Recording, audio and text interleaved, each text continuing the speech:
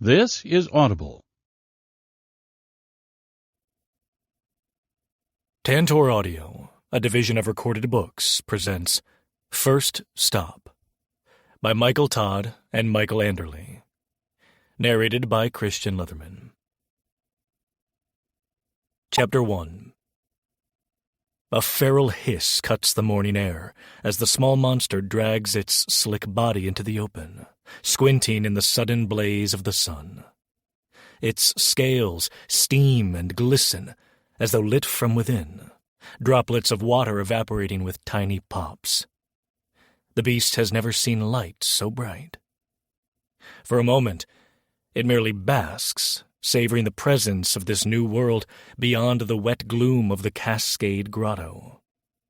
Thick ridges of rock press against the pads of its feet, rougher than the dungeon floors it's used to.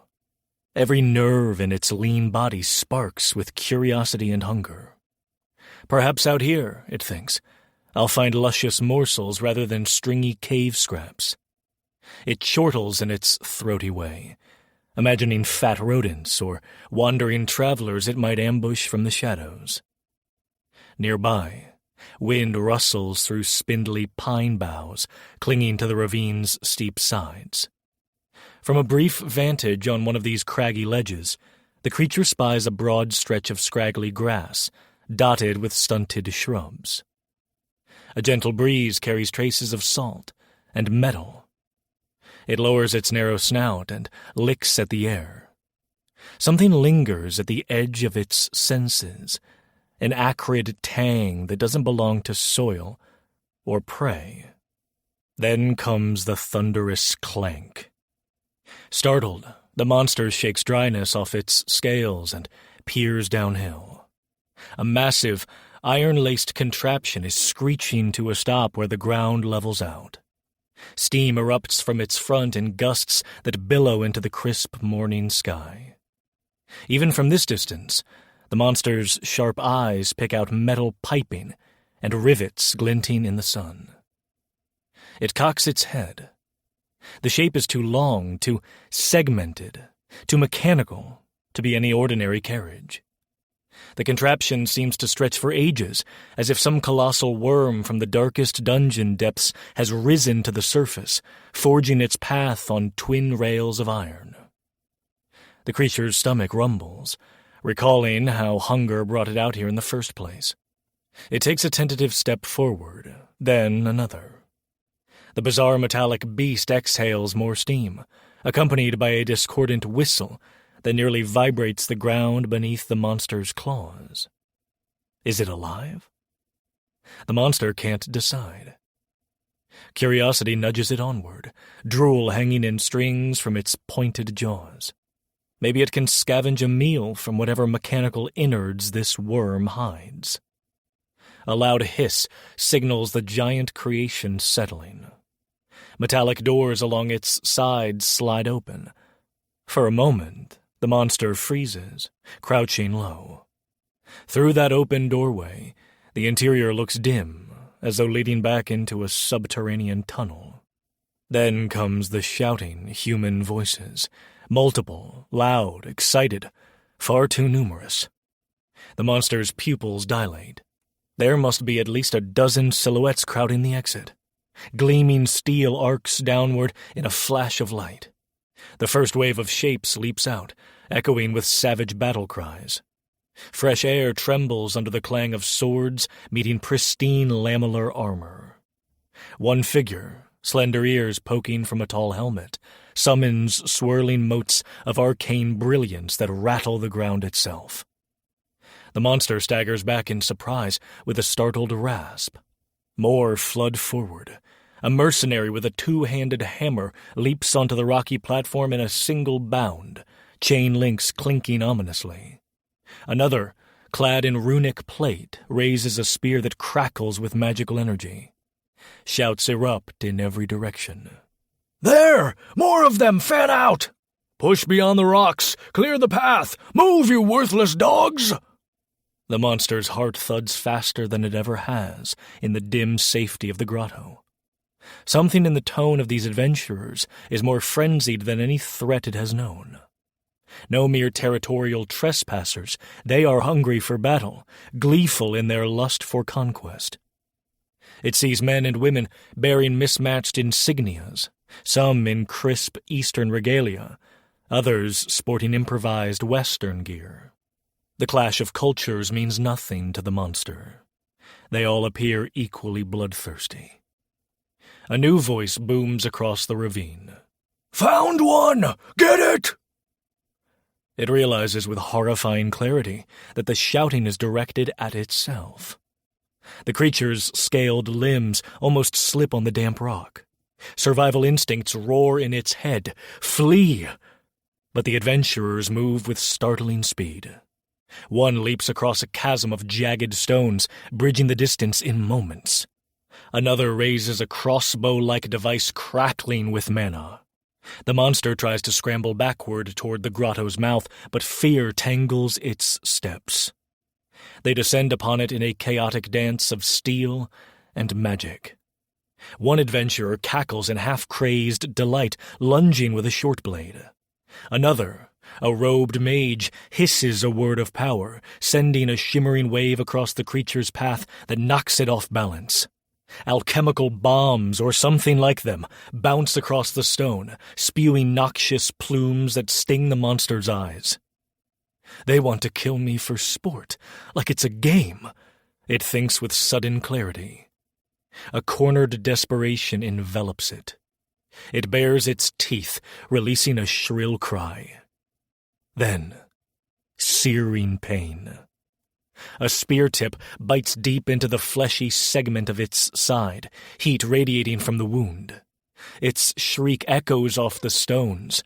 Blood, its own, dark and glistening, pools beneath it. Crawling is useless. The monster's limbs go cold, synergy of the adventurers overwhelming it. With swimming, panicked vision, it sees more metal boots, more chanting, more flickers of vibrant magic. A final hiss rattles in its throat. Its last thought is a numb revelation. This is why the others stay hidden below. Darkness closes in as the monstrous shape collapses against the jagged stone. Meanwhile, the giant metal worm that carried these adventurers belches another cloud of steam. The doors remain wide, revealing a bustling interior jam-packed with travelers, mercenaries, and official soldiers alike. A swirl of frontierspeople step out in ordered ranks, some robed in Eastern colors, others wearing the patchwork styling of the West's security force. Despite the tension evident in their sidelong glares, they move with a quick unity that suggests an enforced collaboration. I am the last one out, letting the frenzied mass sweep ahead while I remain half hidden in my seat. No point in jostling with adrenaline-crazed zealots. My blunderbuss thumps against my back as I stand, thanking the train attendant with a nod. I sling a small travel sack over my shoulder and step onto the ravine platform. The wind tugs at the collar of my coat, bringing with it the sharp tang of recently spilled blood. I swallow hard, ignoring the churn in my stomach. Scattered across the landing area are the results of that ferocious landing party. The bodies of small, scaly creatures lying still, mostly near jagged outcrops. I can't help but grimace. Frontier mania is something I've read about, how adventurers greet each new dungeon zone like a lair of beasts that must be purged for gold and glory. So much for coexisting with the wilderness. A rhythmic stomp of boots draws my attention. Soldiers line up near the locomotive's rear car. A freshly arrived squad from the Eastern Kingdom, decked out in polished chest plates etched with oath runic script. The lead officer, a tall woman with a black lacquered helm, barks an order for them to secure the perimeter. Nearby, a group of Western mercenaries snickers among themselves, leaning on their mismatched pikes. One of them, a lanky man with a star-shaped scar on his cheek, yells toward the Eastern officer. "Don't get too comfy. This stretch is ours." The officer's jaw sets, and she mutters a curt retort about official mandates. I exhale, scanning the chaos as I resettle my glasses on my face. People are streaming all around. Some haul gear, others form search parties to comb the rocky slopes for more monsters. The air sizzles with leftover arcane energy from that mage's earlier display. I almost taste mana on the back of my tongue. Like static. The western settlement's hired blades are gathering in small knots to assess the next steps. Everyone, from the east or the west, is tense, yet forced to cooperate. The route along the bronze line is apparently too vital for either side to yield. They need these rails open, or the trade that flows between their kingdoms will shrivel like a plucked rose in the desert sun. A hiss of the train's brakes makes me edge away from the platform before the next wave of adventurers bounces off. My boots crunch the sparse gravel near the onset of the Cascade Grotto's rocky trails. The noise of triumphant roars and weapon clangs recedes enough that I can pause and collect myself. My task, after all, is not monster slaying. My blunderbuss is for self-defense, not gallant extermination. I'm here for a job. Artifact appraisal. There's a Western broker who insisted I be on this morning's train, promising a healthy reward if I identify certain relics rumored to be hidden in the grotto's deeper tunnels. But I never expected the war drums to be beating quite this loudly. "Oi, soldier!"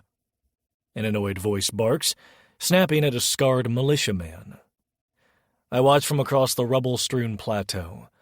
One of the eastern officers, a severe-looking fellow with a clipped accent, confronts the local western captain.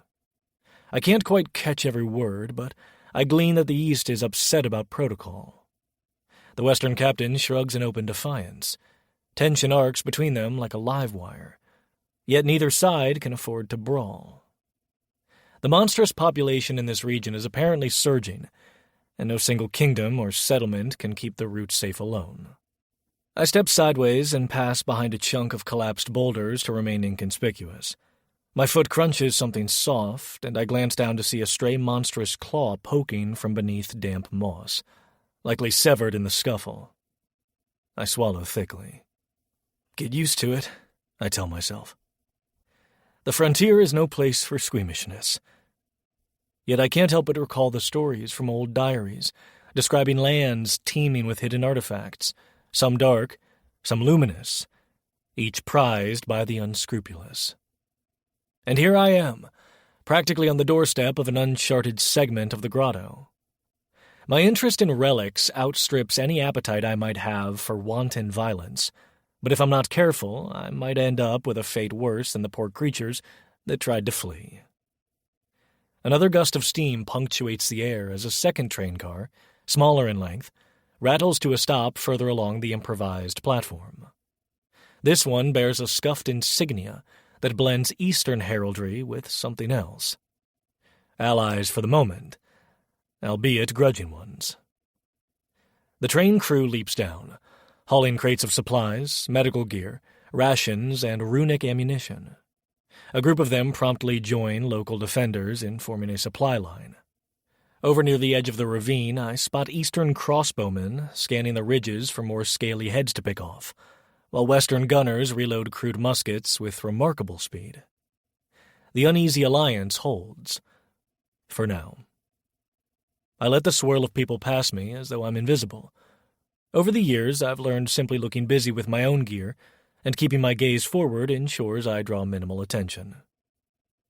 Better to stay plain and unthreatening. The state of my coat and the scuffs on my boots help foster the image of a traveling nobody. Inside, though, my mind spins with thoughts. Should I hurry straight to Mistfall Town or remain here to glean intel? The grotto's deeper tunnels apparently connect to territory overshadowed by larger monsters, more savage than these small reptilian scouts. My contract suggests that's precisely where some relic caches might be found. The idea both excites and unsettles me. A wave of boisterous cheers behind me draws my attention. A ring of mercenaries finishes off another group of monstrous stragglers that crawled up from a crevice. One man raises a chipped sword in triumph. Another lights a smoke, grinning ear to ear. It astonishes me how they treat it like a sporting event. Then again, these folks earn a living by kills and loot, so perhaps it's no surprise. My vantage point gives me a glimpse of at least 5 dead beasts, some amphibious, some reptilian. Poor devils never stood a chance after the train arrived. As the adrenaline spike fades around the perimeter, I hear muffled voices near the cargo car. "You sure the Westerners can hold this sector?" "They'll have to," someone replies. "We can't afford to lose the bronze line. If these monsters keep multiplying, we're all doomed, east and west alike." Their words confirm the rumors that reached me weeks ago. A sudden swarm of dungeon beasts is emerging too close to the tracks, threatening crucial commerce. Tensions aside, the two kingdoms have no choice.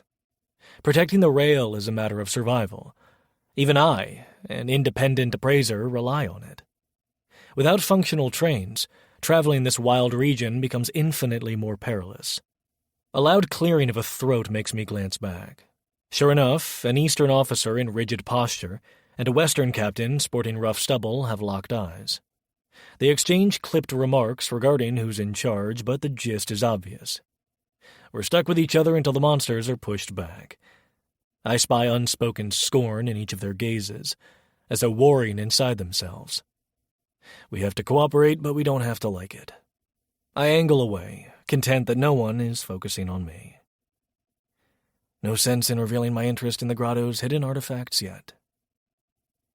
My blunderbuss nudges my spine, comforting in its familiar weight. I'm grateful I managed to scrape up enough mana shards to buy a seat on this morning's train, though I had no clue I'd be stepping into a borderline war zone.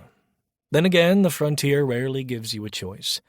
My path diverged from safety the moment I accepted the shady broker's contract. I exhale and sink my shoulders down, forcing calm. Yes, the atmosphere is thick with dread and fury. Yes, I'm now surrounded by armed adventurers hungry for monster blood. But there's also opportunity in the madness. Where there's conflict, there's an upsurge in relic discovery. Dungeons churn out bizarre artifacts under these conditions.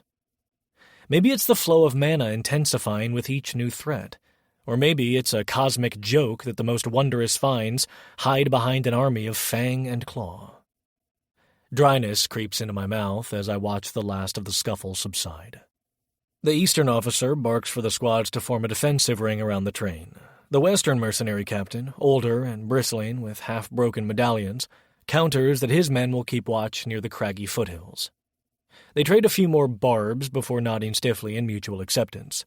The bronze line is too essential to remain vulnerable, and apparently each side has decided it can't do this alone. With clattering steps, soldiers hustle to set up temporary barricades on the far side of the rocky path, driving spikes into the ground. Runners carry fresh quivers of bolts and reload pouches. The scene vibrates with new tension, as if everyone expects more creatures to pop from the shadows at any second. I step quietly along the train's length, letting them scurry about their defense prep. The locomotive belches another plume of steam, the engine hissing, almost alive in its fury. I can't help but reflect on the irony. A monstrous population surge is so dire that even the East and West, who'd normally be at each other's throats, are forced into a cozy alignment, albeit with forced smiles. A single glance at the scowling Eastern official and his Western counterpart is proof enough that this alliance stands on shaky ground. Yet it stands, all the same. As for me, I keep my stance neutral. I'd rather not be recruited into either side's official watch. Better to remain a floating element, able to slip into the grotto after I gather a few leads. A fleeting sense of relief washes over me. At least nobody's asked for my credentials yet. I adjust the strap of my blunderbuss, ignoring the faint ache in my shoulders from the long ride. In the near distance, the corpses of those small reptilian creatures remind me that the frontier spares little mercy, for monsters or men. I rub my thumb over a dull blue mana shard in one coat pocket, half from habit. I've stepped into something bigger than a simple scouting expedition. There's a weight in the air I can't quite name, a hush beneath the clamor that suggests an even greater storm of conflict is brewing. I catch a final snippet of conversation between the Eastern officer and the Western mercenary captain. Something about necessary measures and keeping the trade route open at all costs. It cements their uneasy pact. However grudging, they'll work together for now. And here I am, overshadowed by the steam-huffing train, stepping inadvertently onto a battlefield that wasn't on the ticket brochure. Part of me wants to scoff at the brutality, at the wanton glee in those adventurers who charged out first, but I know better than to judge. If the monstrous population grows unchecked, trade will collapse, along with the delicate economy and the entire frontier's livelihood. Survival demands these desperate measures, or so I remind myself. Finally, I slip away from the fray, hugging the path that curves along the ravine. I see no reason to remain in the immediate crossfire. Let them handle barricade duty. I have my own tasks. Beneath the roar of steam and the flicker of new tensions, my mind steers back to that overshadowed contract.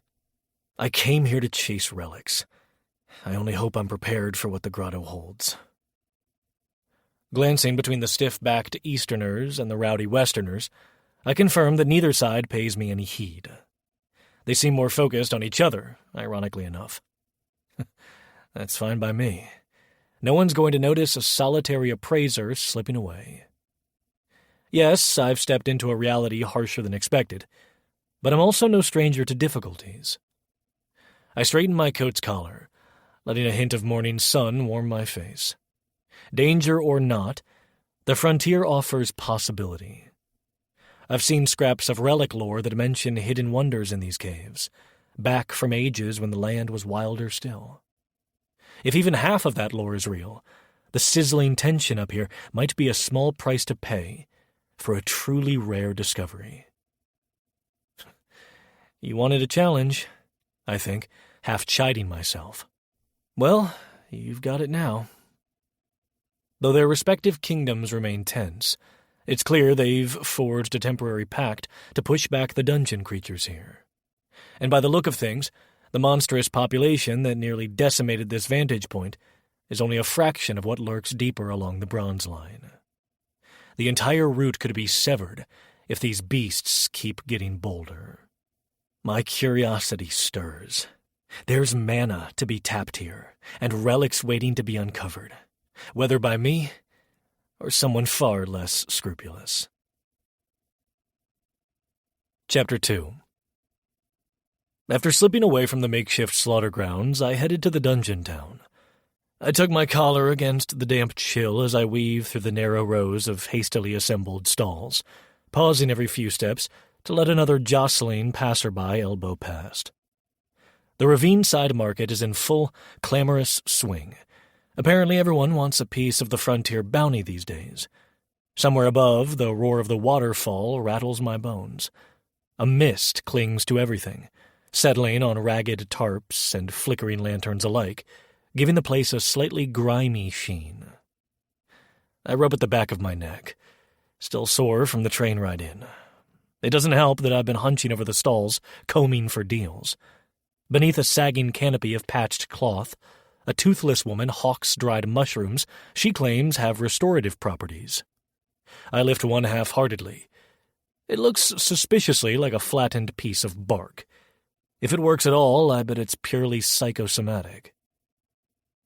2 black shards, she calls in a raspy voice, blowing on her fingertips to stay warm. guaranteed to clear your mind. Hot item for adventurers. I drop the fungus. I'll think about it, I mutter, stepping aside before she can bar me from leaving. Not paying 2 black shards for a maybe. My pockets are already lighter than I'd like, and I haven't even gotten hold of the new ammo components I actually need. I pass an iron rack of half-rusted armor, pauldrons with broken buckles, dented chest plates with suspiciously large claw marks. A bored teenager stands guard, flicking an oily rag at a cluster of gnats. No real bargains there.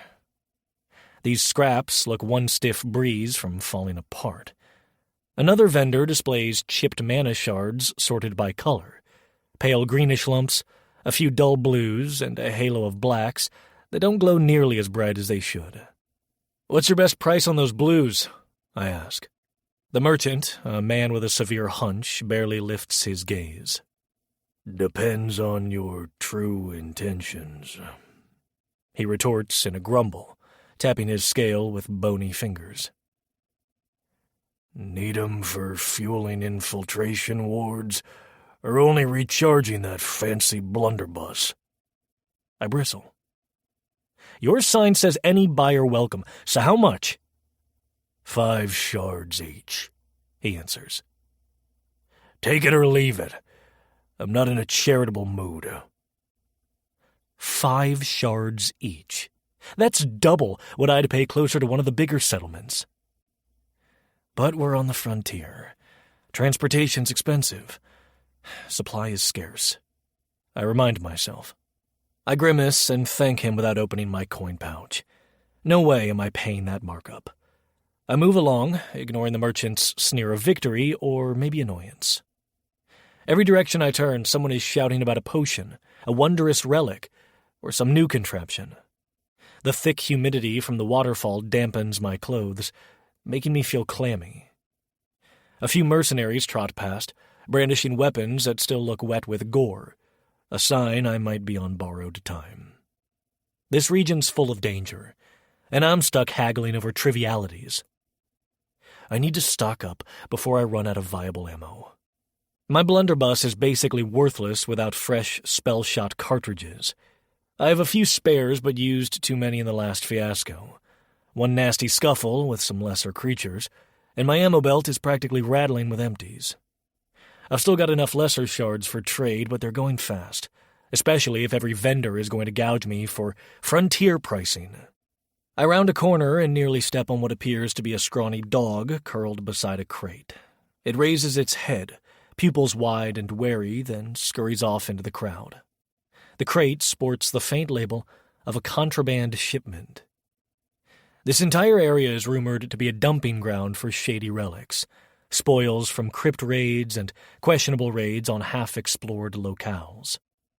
Some are worthless trinkets, others genuine arcane wonders priced to sell quickly. And sometimes, real hazards slip through. I try to quell my budding sense of curiosity. Getting bogged down in illegal relic trade is never wise. But occasionally, if you know what you're looking at, you can score a valuable piece. Maybe even one that will earn enough profit to keep me from sleeping in hovels. I'm scanning the stalls again when a voice cuts through. "Need something lethal, friend? I've got spiked flails, venom-laced crossbow bolts, even a pair of genuine manticore barbs." The man behind the table winks, brandishing a barbed spine caked in dried gore. I wave him off politely. No, my boomstick will do fine if I can find the right ammo. I head deeper into the market where fewer lanterns hang, and the rattling of gear sounds more desperate. Here, the stalls look flimsier, as though slapped together last night.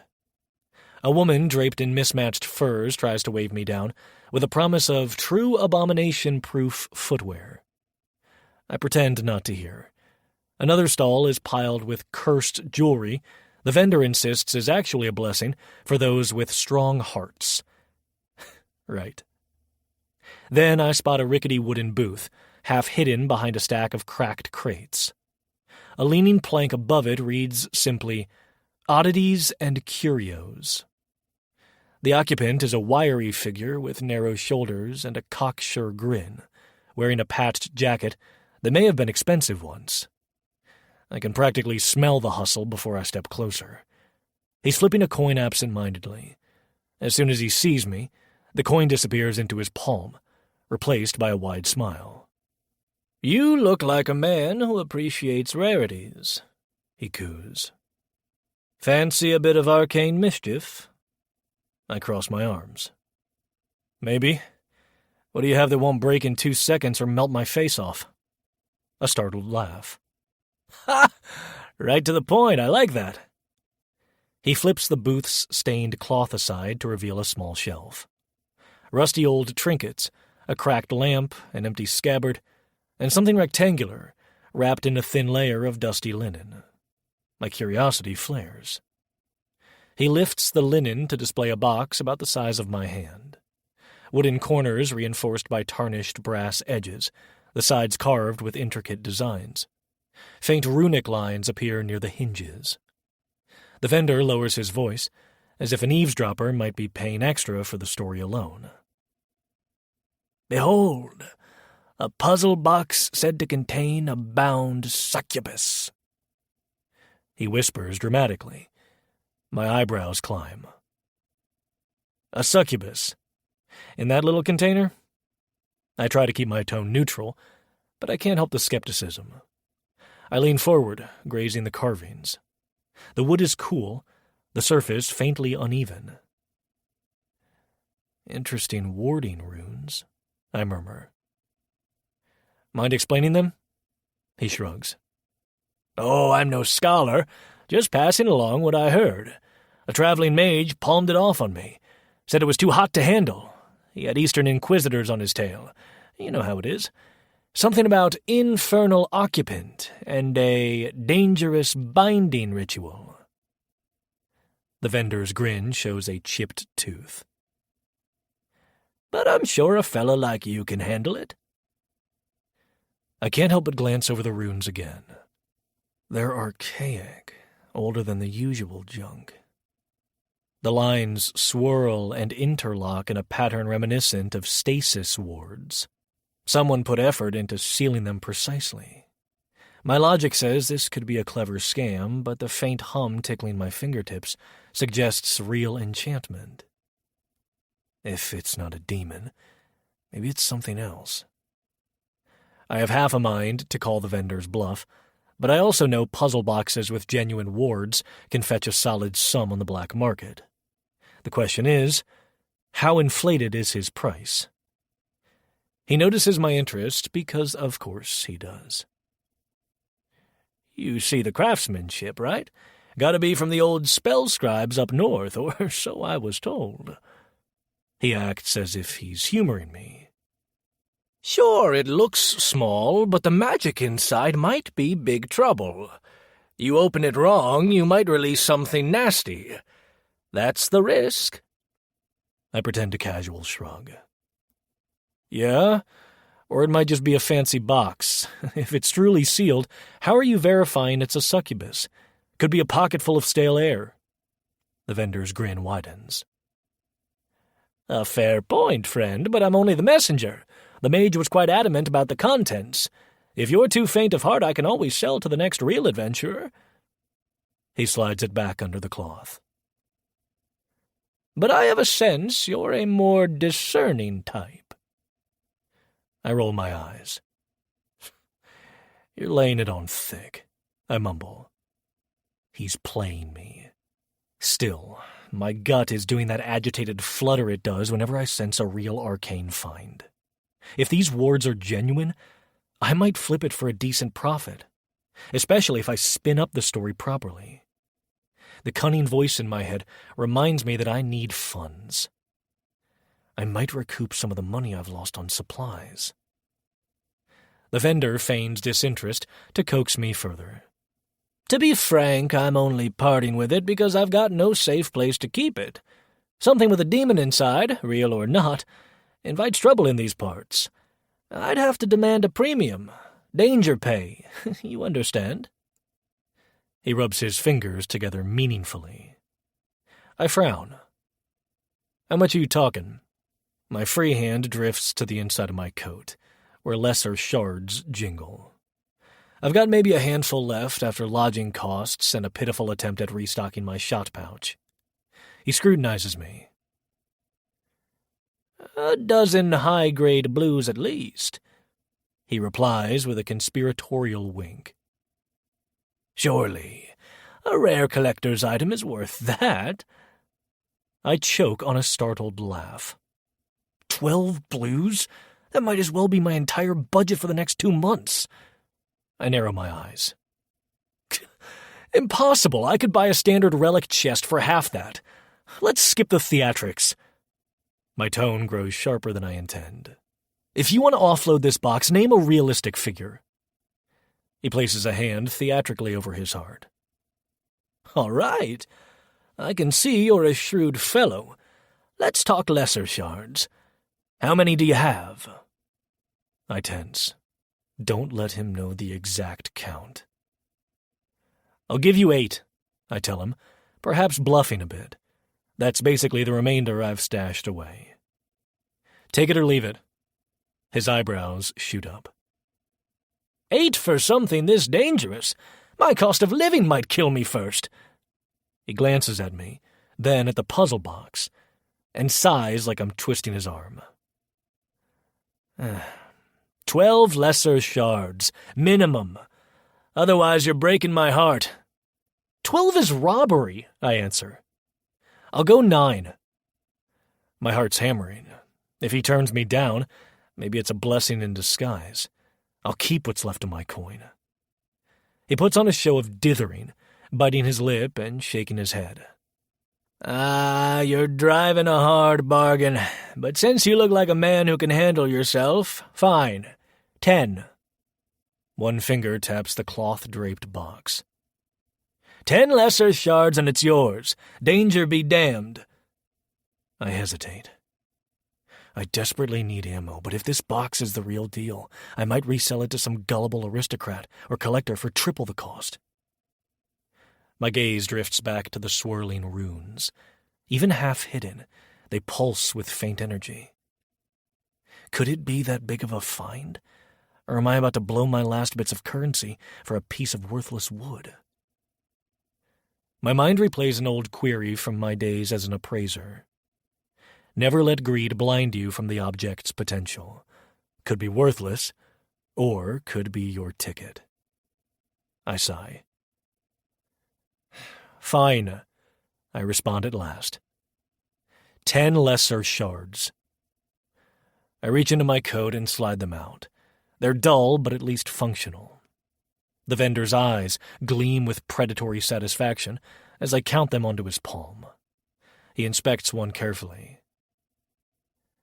These look decent, he remarks, grinning as he pockets them. Pleasure doing business. You, friend, just bought yourself either a priceless treasure or a lot of headaches. He winks and offers a theatrical bow. I'm sure a brave man like you can handle a succubus or whatever else might lurk in there. Yeah, sure, I mutter. My stomach twists with a mix of second-guessing and an odd jolt of excitement. Don't vanish from this market if it turns out you swindled me, I add half-jokingly. I never vanish, he counters, spreading his arms. I only relocate opportunistically. Now, if you want tips on opening it, I can provide counsel. At a small consultation fee, naturally. I snort. I'll pass, I can figure it out. Part of me wants to ask more questions, but I suspect everything he'd say would only be more theatrics.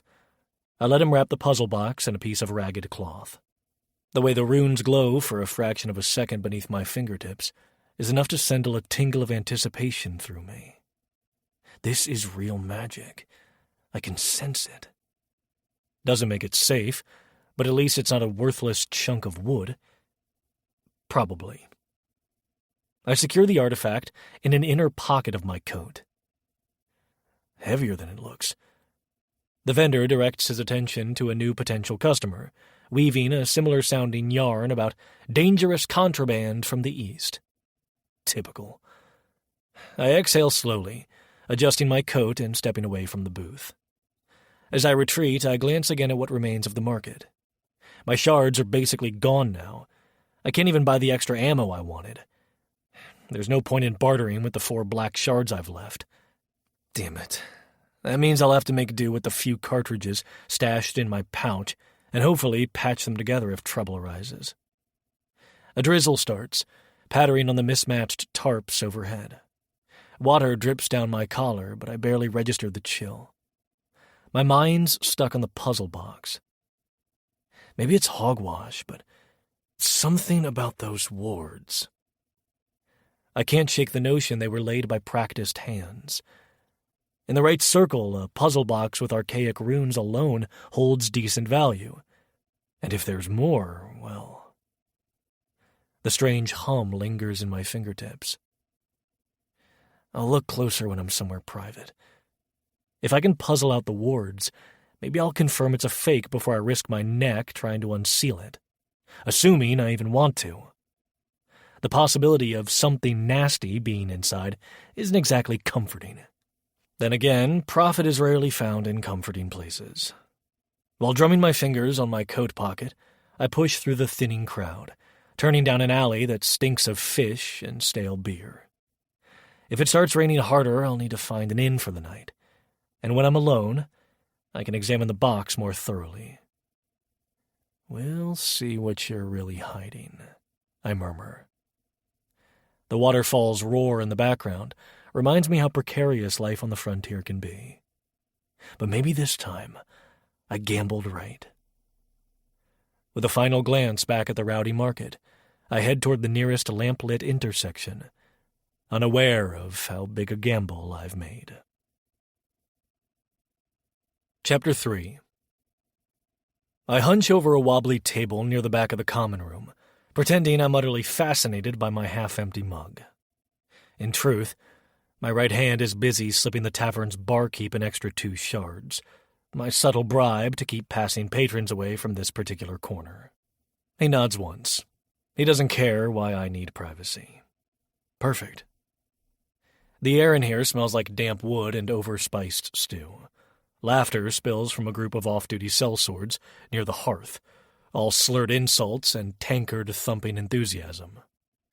A fiddler somewhere in the center of the room is missing half the notes of an old frontier reel, but nobody's sober enough to complain. It's well past midnight, and I'm counting on all these drunken heads to mask whatever might happen in my little corner, should a spark, or something worse, go off. I need the noise to cloak any suspicious flicker of magic. The last thing I want is an inquisitor's noose around my neck. I shift my blunderbuss under the table. The muzzle bumps my shin, making me wince. Yeah, guess I'm on edge. I run my thumb along the puzzle box resting in front of me, letting its etched lines catch the lamplight. After hours of scanning its little runes in my stolen moments of spare time, I'm convinced this thing is real, in the sense that it's locked with some archaic wards far older and more intricate than the typical roadside hustle. The roguish vendor's story, something about a bound succubus, felt like nonsense. Yet I can't shake the faint prickle of enchantment beneath my fingertips. "Don't be an idiot," I whisper. "This might be a worthless trick, or the vendor could have laughed himself hoarse to think I spent 10 shards on a hunk of dusty wood." Still, everything about the puzzle box, the swirling runes, the faint vibrations when I press a corner latch, tells me it's more complicated. My curiosity punches holes in my caution. It's not as though I can simply toss it aside. I can practically taste the faint residue of mana each time I brush my thumb over the carvings. If it's real, and I can break the seal carefully, maybe I can salvage a treasure in there, or at least glean enough knowledge to resell it for a decent profit. My mind hums with half-remembered footnotes.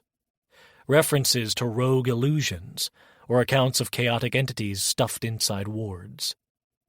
The Eastern Kingdom calls it heresy to dabble in chaos magic, punishing any trifler with swift, lethal measures. I'd prefer not to burn at the stake. So yeah, better I do this quietly, in an out-of-the-way tavern, where everyone is too drunk to notice. After a careful glance around, ensuring no one's paying attention, I extract a small folding knife from my coat pocket. The puzzle box has cunning grooves, half hidden behind filigreed brass edges. A faint scratch across the lid feels newly inflicted, maybe from its last owner's failed attempts. Amateur. I breathe in, ignoring the tang of sour ale in the air, and slip the thin blade under a nearly invisible latch on the box's underside. As soon as metal meets wood, a subtle bzzz pulses through my fingertips. I freeze. For a heartbeat, the entire table vibrates, so faint I almost think I imagined it, except for the flicker of golden lamplight that suddenly clarifies, then dims. Right, I mutter as calmly as I can manage. This is no normal lock. I take a moment to recenter. With my left hand, I slide a half-finished mug forward, hoping it makes me look like another tired traveler. A quick scan confirms the barkeep is distracting a staggering drunk who nearly topples into a bench. The group by the fireplace roars with laughter. Someone must have told a particularly dirty joke. Good. No one's looking this way. I return to the box, rotating it slowly to locate the next seam. The intricate carvings, some swirling vines, others faded symbols, nearly make me dizzy. Are these runes for binding? Or illusions? Possibly both. To be safe, I exhale and push a tiny wisp of my own mana along the contact point. My father always told me messing with unknown relics was a fool's path. Well, guess I never listened too carefully. Click. One hidden panel slides open unexpectedly, revealing another set of carved runes deeper inside. They're older, more angular, definitely not from some run-of-the-mill traveling mage. My blood quickens. This can't be a cheap con. Then again, that might be worse. If it's real, who knows what havoc I'm about to unleash. I lean in, the tavern's ragged torchlight dancing across the wood. Carefully, I trace the etched lines with my fingertip, testing each segment. The lines glow faintly at my touch, then dim. So, there's definitely a binding seal, I murmur. The vendor's lurid talk of a succubus might be nonsense, but there's something in here. And it's definitely not dozing peacefully. The raucous fiddler stumbles into a horrible crescendo, and someone hurls a tankard at the poor guy, drawing jeers. A barmaid gasps, ducking behind the bar. I seize the instant of chaos to nudge the puzzle box open further, pressing a second latch near the top. Focus. Stay methodical. Don't rush or you'll blow your face off. Or worse. My heart thrums, a mixture of fear and curiosity fueling me onward. Biting my lip, I slip the thin blade deeper between the wooden joints. Another quiet click. Then, something behind the panel shifts, like a miniature gear or a pivoting runic disc. The glyphs pulse in recognition. Okay. I slide that piece 3 centimeters to the right. Now to the left. Another micro-click. The swirling pattern looks almost lined up. Come on, I think, stifling the urge to swear. No one would design a box this complex unless it contained something important. My breath catches. The next set of etched lines should align if I push a final groove inward. That might pop the top panel free. But I also recall cautionary tales of magical booby traps. Open the wrong section and you release a lethal backlash. Steady, I whisper. You can do this. A squeaky voice calls from somewhere behind me. Oi, you there! Got a spare coin for a round? A stumbling drunkard picks that moment to reel closer. My pulse spikes. I flick a glance up. The man's eyes are bloodshot, locked on me suspiciously, or maybe blearily. The puzzle box is partially ajar, runic glimmers flickering across its surface. I cannot let him see that.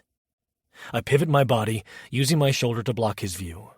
Sorry, I reply gruffly, feigning annoyance. I'm not your almshouse. I let my tone sharpen enough to discourage further prying. The drunkard lingers an awkward second, leaning too close. Then he shrugs, mutters something unintelligible, and ambles back toward the bar. I exhale in relief. The barkeep glances over, cocks an eyebrow, and sees me wave him off. He gets the hint. This corner is mine alone. I turn back. My abrupt jostle almost misaligned the puzzle box's runes. I grit my teeth and realign them carefully. Another subtle tremor vibrates through the table. A bead of sweat trickles down my temple. Tink. A latch rotates. A panel slides open. Then, with a final decisive snap, the top segment detaches, revealing a hidden interior. My breath quickens. The runes inside are older yet, carved with unpredictable angles, worn by time or maybe by some chaotic energy. They swirl in a mesmerizing pattern. The pitch of the fiddler's tune wanes abruptly, replaced by a hush that seeps through the tavern. A weird hush. Coincidence? I swallow. Lucian, you're messing with magic the Eastern Inquisitors burn folks for. But it's too late to back out. I've come this far, and the excitement in my gut defies caution. With the box's top removed, I spy a slender line etched around the interior. Possibly another latch point. I push it gently. The wood groans, shifting in a slow circle, segments moving like gears in a clock. There's no turning back now. The puzzle is in motion. Tiny arcs of magic spark across my fingertips as the final mechanism clicks into place. My eyes widen. There's a reason these wards exist. Suddenly I feel a building tension, like the entire puzzle box is inhaling. My vision picks up a faint swirl of colors, greens, pinks, purples, behind my eyelids. The air around me thrums as if charged. The next moment, a final snap rattles my teeth, and the sides fold outward with an audible whoomp. Light flares, scorching bright at the corners of my vision. Damn! I hiss, clamping the box shut with my hands, but it's no use. A swirl of intense sparks erupts from the interior. The shockwave of raw, chaotic mana nearly knocks me backward. My chair screeches across the floor. I scramble, hooking an arm around the puzzle box to hide the roiling swirl of color from prying eyes. My heart slams. Holy hell, this is bigger than I thought. Panic flares. Someone might notice. But the tavern's background racket covers a lot of the commotion. At worst, there's a sudden flicker of bright glow from my corner. It might draw an eye or two, but hopefully the bar's gloom keeps it subtle enough. Except the air is scorching with raw chaos. I taste copper on my tongue, like I recently bit it. In that wild instant, I sense a presence. A living presence, pushing outward from the swirl of sparks. My first insane thought is that maybe it is a succubus, but no demonic silhouette steps forth. Instead, something smaller, flitting about like an angry wasp, zips past my cheek. I catch a glimpse of rainbow-hued wings. I choke on my breath, nearly toppling my mug. She's definitely not a succubus, more like a tiny, sharp-toothed fairy about the size of my palm. Her wings shimmer in an ever-shifting pattern of colors, like an oil slick on water. She zips around, surveying the table, then locks her bright, impish eyes on me. I can feel the sting of her gaze, hot as a brand.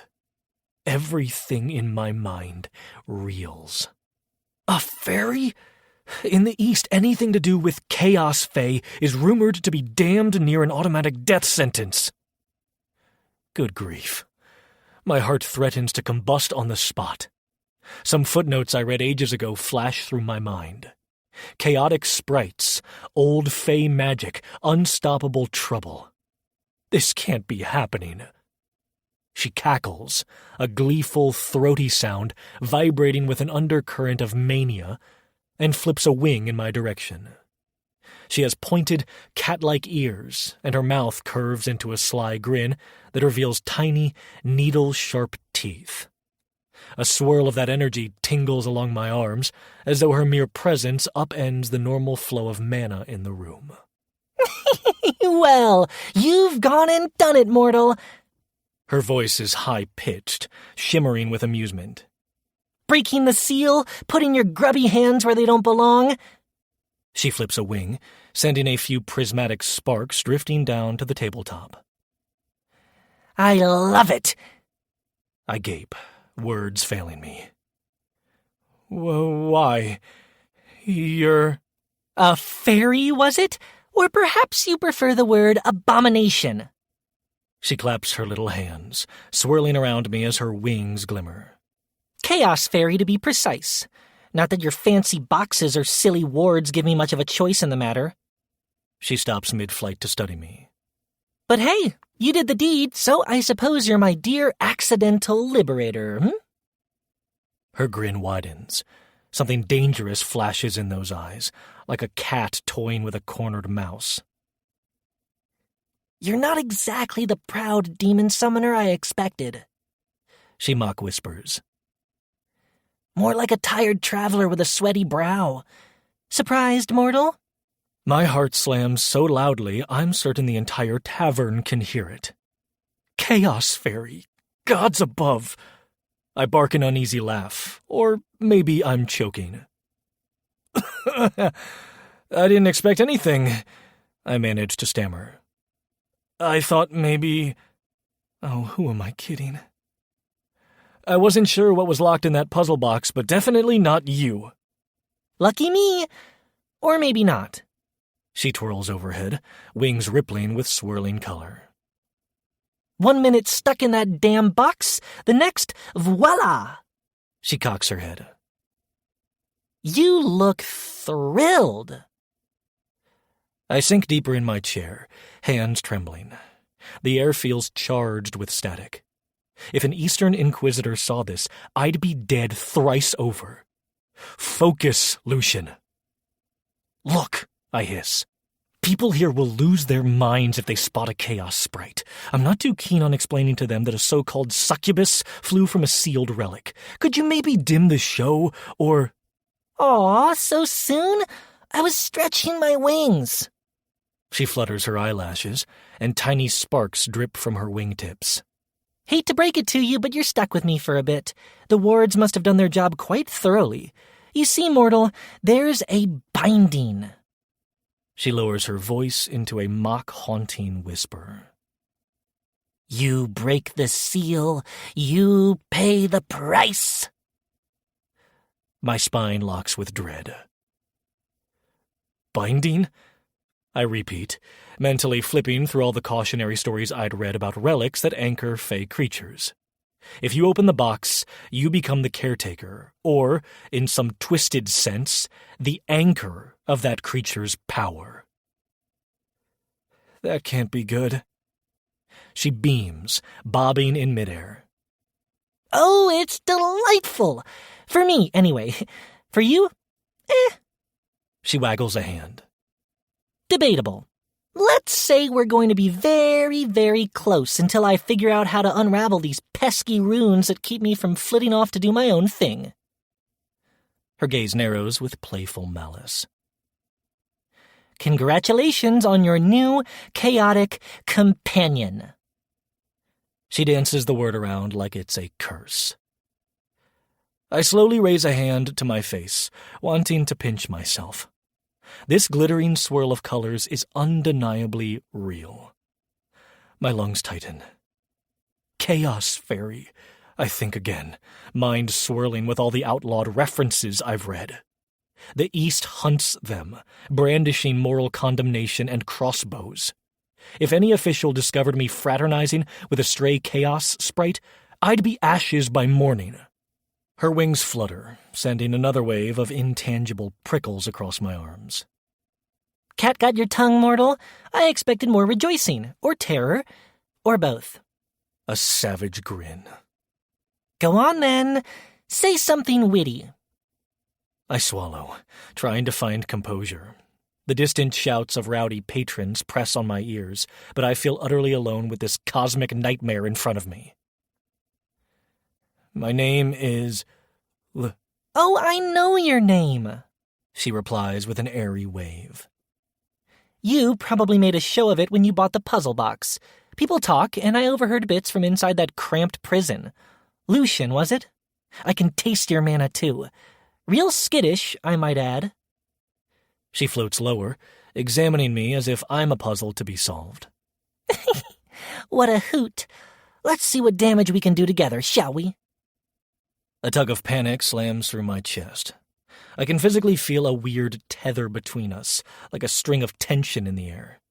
I recall a footnote. Some Fey creations brew a forced synergy with the one who breaks the seal, letting them draw on each other's mana. That might explain the electric tingle ricocheting through my body. My cheeks flush hot. This is insane. All I wanted was to crack the puzzle, maybe find a relic or two, not sign up for a fiasco that could brand me a heretic or see me gutted by mercs. She giggles, oblivious to my swirling thoughts, or perhaps enjoying them. You should see your face, mortal. Priceless. Her voice drops enough that it's almost lost beneath the next wave of tavern laughter. Consider me your brand new headache. The name's Talia, by the way. Nice to finally meet you in person.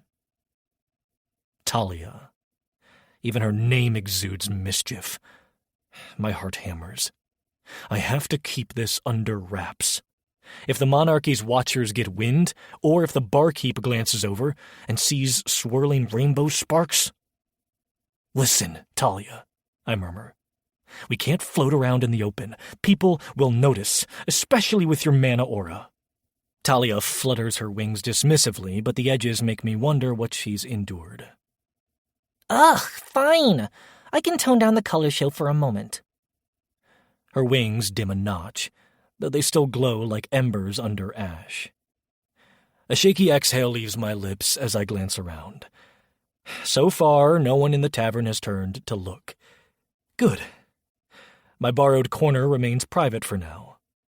The flicker of chaos light is subtle enough not to raise alarms. I'm still in a swirl of shock, though. A fairy zipping around my table, claiming we're bound. The puzzle box sits in pieces, runes still aglow. I sense some unstoppable force has been unleashed. And I triggered it. She leans closer, baring tiny, pointed teeth in a grin. Best keep your voice down, Lucian. We wouldn't want the local militia crowd storming in with pitchforks. I force a tight nod, swallowing the dryness in my throat. Right, I manage. So, next step? Next step? She draws out the words with impish delight. You'll find out soon enough. She cants her head. Oh, and your door to a quiet, normal life? It might have just been nailed shut. Her laughter bubbles up again. In that moment, I realize the final latch on the puzzle box didn't merely open a hidden compartment. It shattered some ancient, delicate binding. I can't unbreak it. Even if I tried smashing the box to splinters, Talia isn't going back in. She's free now, or as free as the wards allow. And I'm the poor soul forced to deal with whatever that means. I slump against the chair, mind spinning. Great, a chaotic hitchhiker, I mutter. She hovers near my face, wings beating softly. Oh, I'm more than a hitchhiker, mortal. We're stuck together, like it or not. We're going to have so much fun! She cackles, scattering little sparks across the table's dark surface. I can only stare as Talia flits around. So this is what I get for a night's curiosity. She regards me with glowing eyes, tapping a tiny foot in the air. You've officially done it, accidental liberator. Her voice oozes sweet mockery. Buckle up. As I sit there, dumbfounded, A swirling prismatic haze pulses around us. Light glitters on the shards of the box's intricate panels.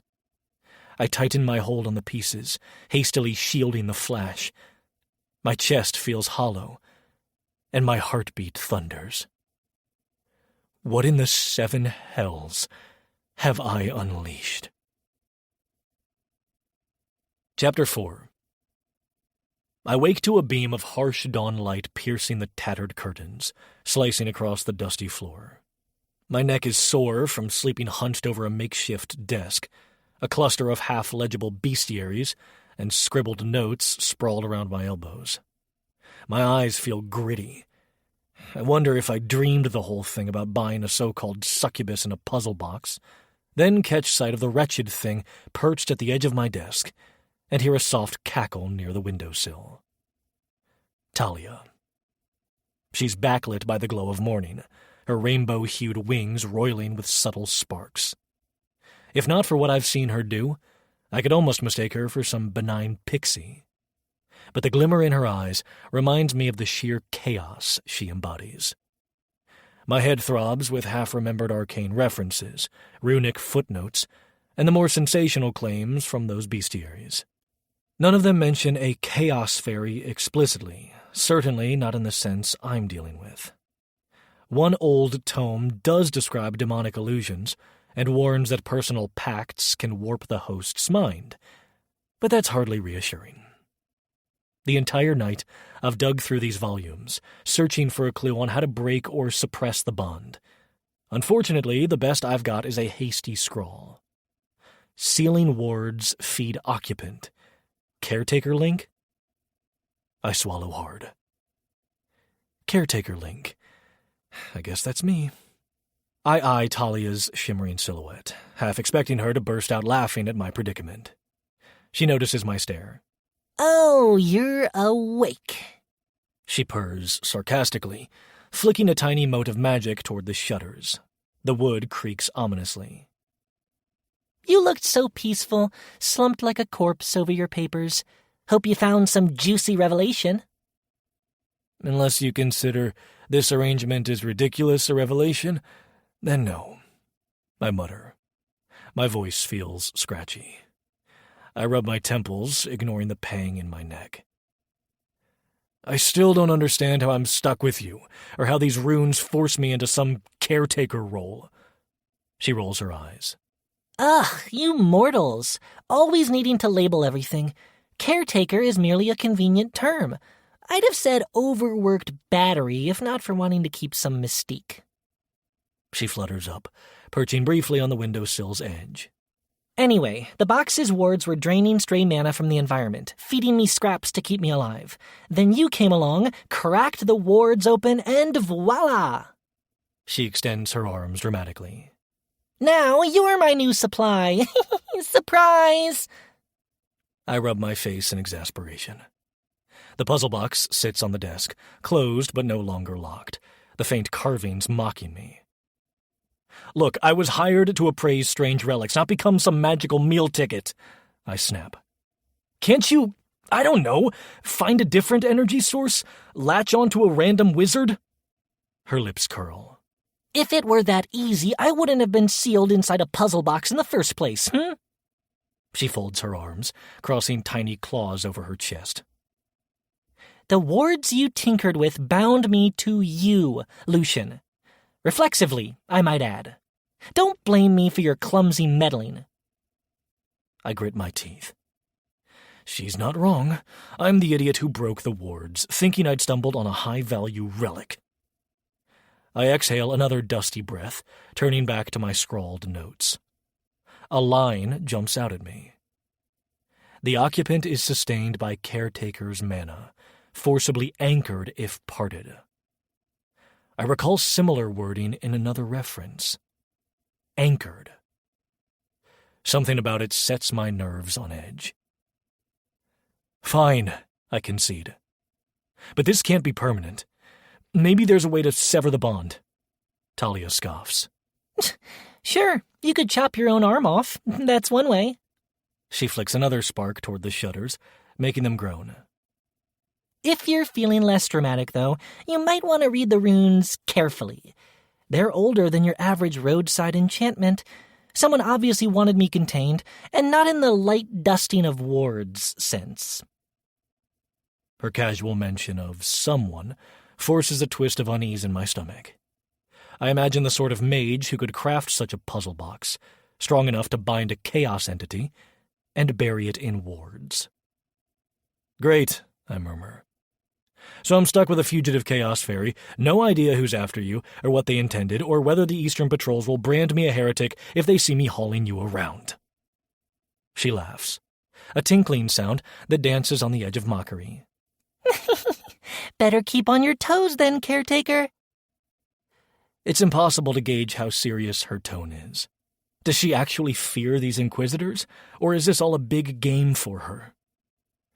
I push my notes aside in frustration, catching a glimpse of my reflection in the dusty mirror across the room. I look tired, skin sallow, eyes red. Well, maybe I can just ditch the box and walk out of here. The notion tempts me for the 100th time since last night. Without giving Talia advanced warning, I grab the puzzle box, stand, and stride to the door. I crack it open, aiming to fling the thing outside. I'll toss it in the alley, let some other fool discover it. A sudden, piercing pang stabs my chest. It's so sharp that I gasp, dropping to one knee. My breath hitches like I've been punched in the solar plexus. The puzzle box nearly slips from my fingers. Pain throbs along my ribs, black spots dancing in my vision. Ah, Talia drawls. There it is, the recoil. Didn't you read the part in your notes about anchoring? She flutters closer, arms still folded. Her grin is infuriatingly smug. If you try to abandon the relic, the bond punishes you. Ejecting me from your life isn't some casual toss out the window, mortal. My pulse hammers in my ears. At last, the stabbing recedes enough for me to gasp a proper breath. Holy hell, I manage. That felt like my chest was on fire. She shrugs, drifting around me in lazy circles. It's the ward's leftover insurance. They feed me, but you can't break off while they're still tethered in place. She cocks her head. Though, if you want to keep testing your pain threshold, be my guest. I smack the door shut with a trembling hand, cursing under my breath. No thanks, I rasp. I get it. Grimacing, I carry the puzzle box back to the desk. My chest continues to ache. So, I really can't dump this cursed thing. I set the box down and slump into the rickety chair. I notice I'm sweating, even though the room is chilly. Could be the looming panic. So, the bond is enforced, and you get to leech my mana along the way? A trace of wounded pride flickers across her face. I require mana to survive, only enough to keep from slipping into oblivion. It's not exactly leeching. She stares at a cracked floorboard, scowling. Blame the fool who sealed me that way. It's basically an archaic life support system. I exhale a slow, measured breath, trying not to let fear dominate. My bestiaries mention various forms of demon binding, but chaos fairies? Nothing. All right, I manage. Great. Let's see if I can actually direct that flow, or if it'll keep sapping me until I turn into a husk. A sly grin tugs at Talia's lips. That's the spirit. Mutually beneficial, or so we can hope. Why not test it out? Let me sip a sliver directly. Call it an experiment. Her suggestion makes me bristle. Everything about her grin says this might be a terrible idea, but it's worth doing anyway. And yet, better to figure out how deep this link goes. I gather my nerve, bracing myself for possible disaster. Fine, I mutter. How do we do that? Talia's grin widens. Concentrate on pushing a small amount of your energy outward, like when you channel a spell shot into cartridges, but direct it at me. She hovers in front of my face, wings faintly glowing. I'll help. Don't pass out. Don't pass out, she says so casually. Sure. My heart thumps as I try to recall the feel of channeling mana to power my blunderbuss. I close my eyes, inhaling. Push a single spark.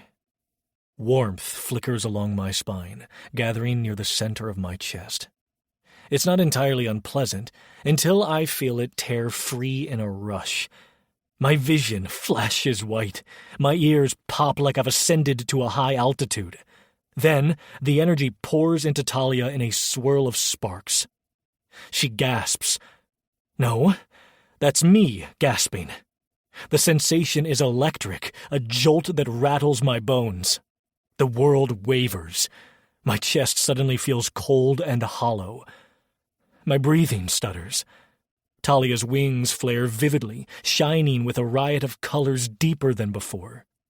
She looks momentarily stunned, then exhales an ecstatic laugh, a ripple of delight crossing her face. The leftover magic crackles around us, rattling the rickety furniture and stirring stray papers off the desk. You taste... Oh, wow! She actually shivers in midair. I forget how potent a living bond can be. Haven't felt that in ages. My stomach churns, queasy from the abrupt drain. I set one hand on the desk for balance, the other clenched against my side. Feels like I sprinted up a cliff. Sweat streaks my brow. Gods, I croak. I felt... Did I just sense your emotions? She gives me a crooked grin. Oh, that's part of the bond. A faint echo. Think of it as partial empathy. You let me siphon your mana, and I get a whiff of your inner state. Also, I might have let you glimpse a fraction of my delight.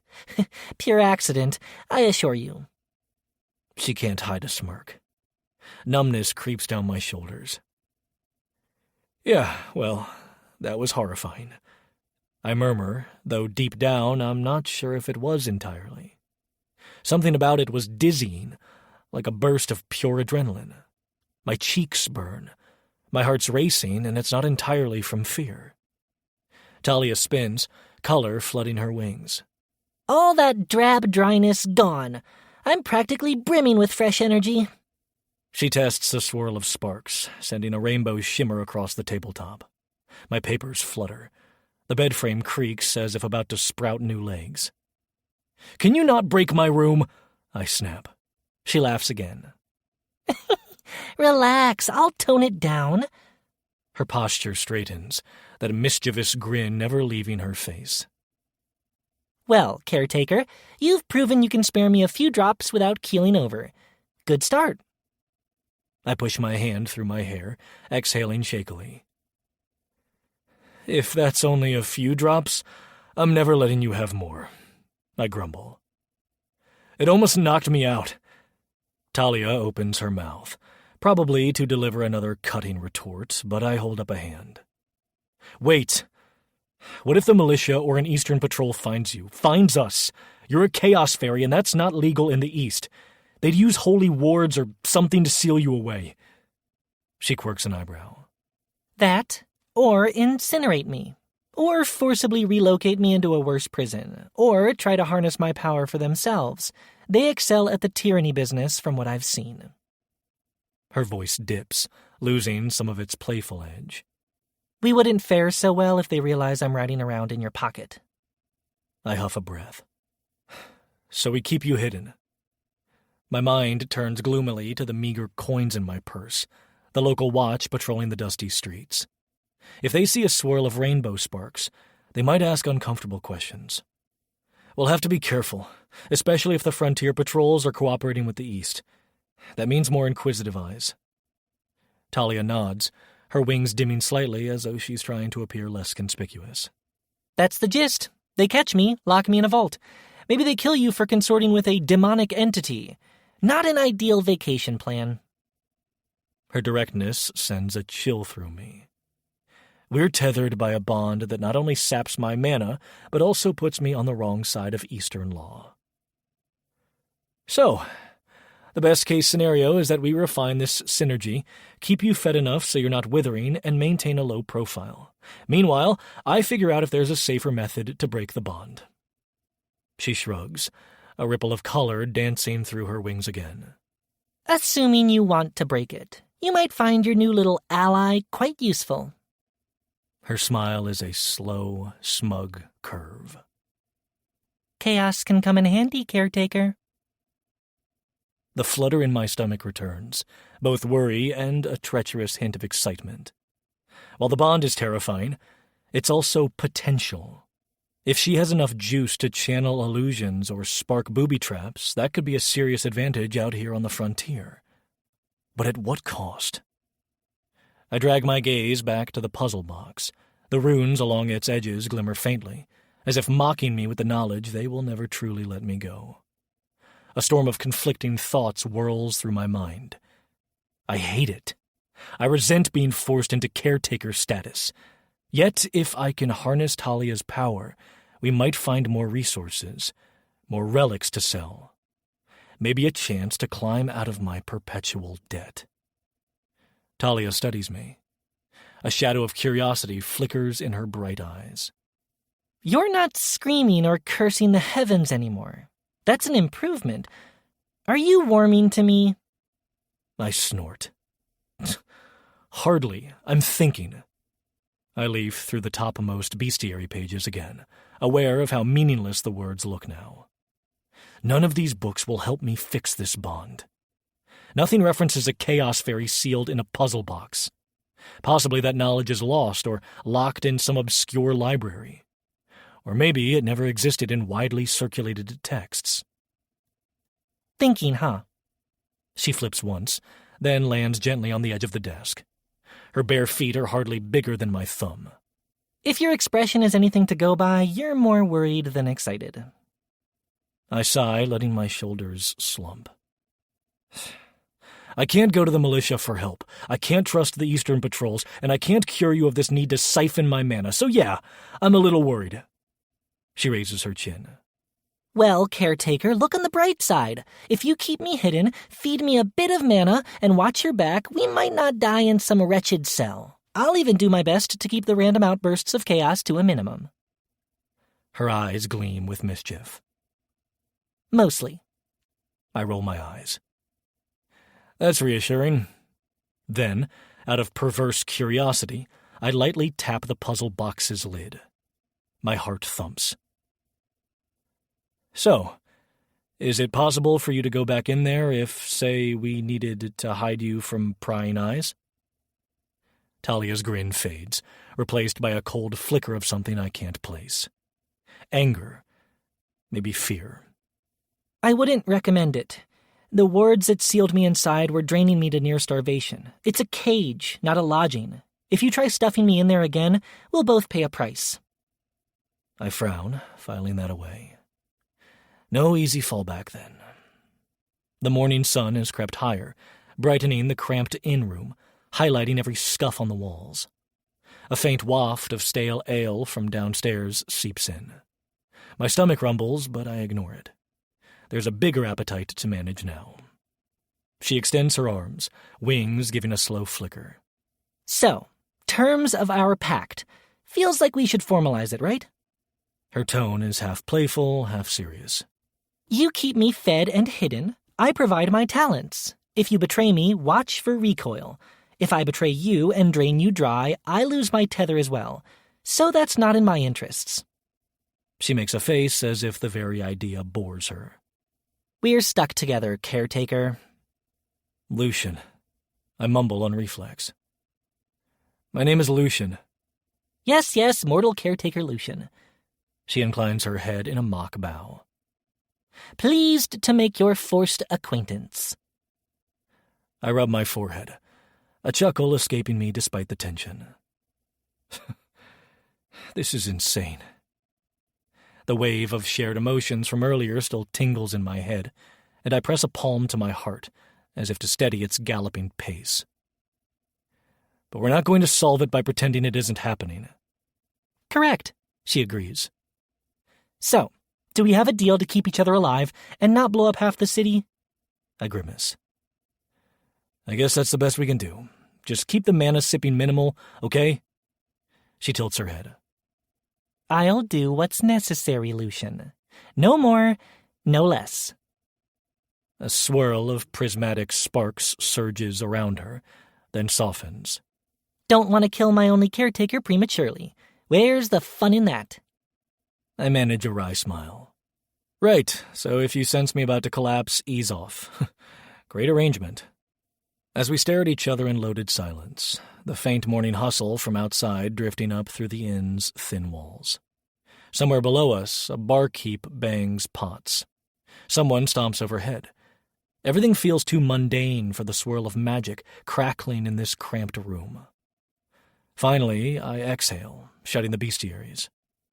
Let's hope we don't get ourselves arrested or burned at the stake along the way. She laughs softly. We might, but look on the bright side. Her eyes meet mine, bright with mischief. At least you won't be bored. I can't suppress a resigned snort. I guess if I wanted a quiet life, I should have stuck to normal relics with fewer demonic stowaways. My fingers graze the puzzle box's carvings one last time before I shove it aside and stand. The lingering ache in my chest reminds me not to repeat the experiment of throwing it away. We'll iron out the details as we go. For now, let's survive. Talia's wings shift, scattering a swirl of sparks that settle like embers. Survival first, She murmurs.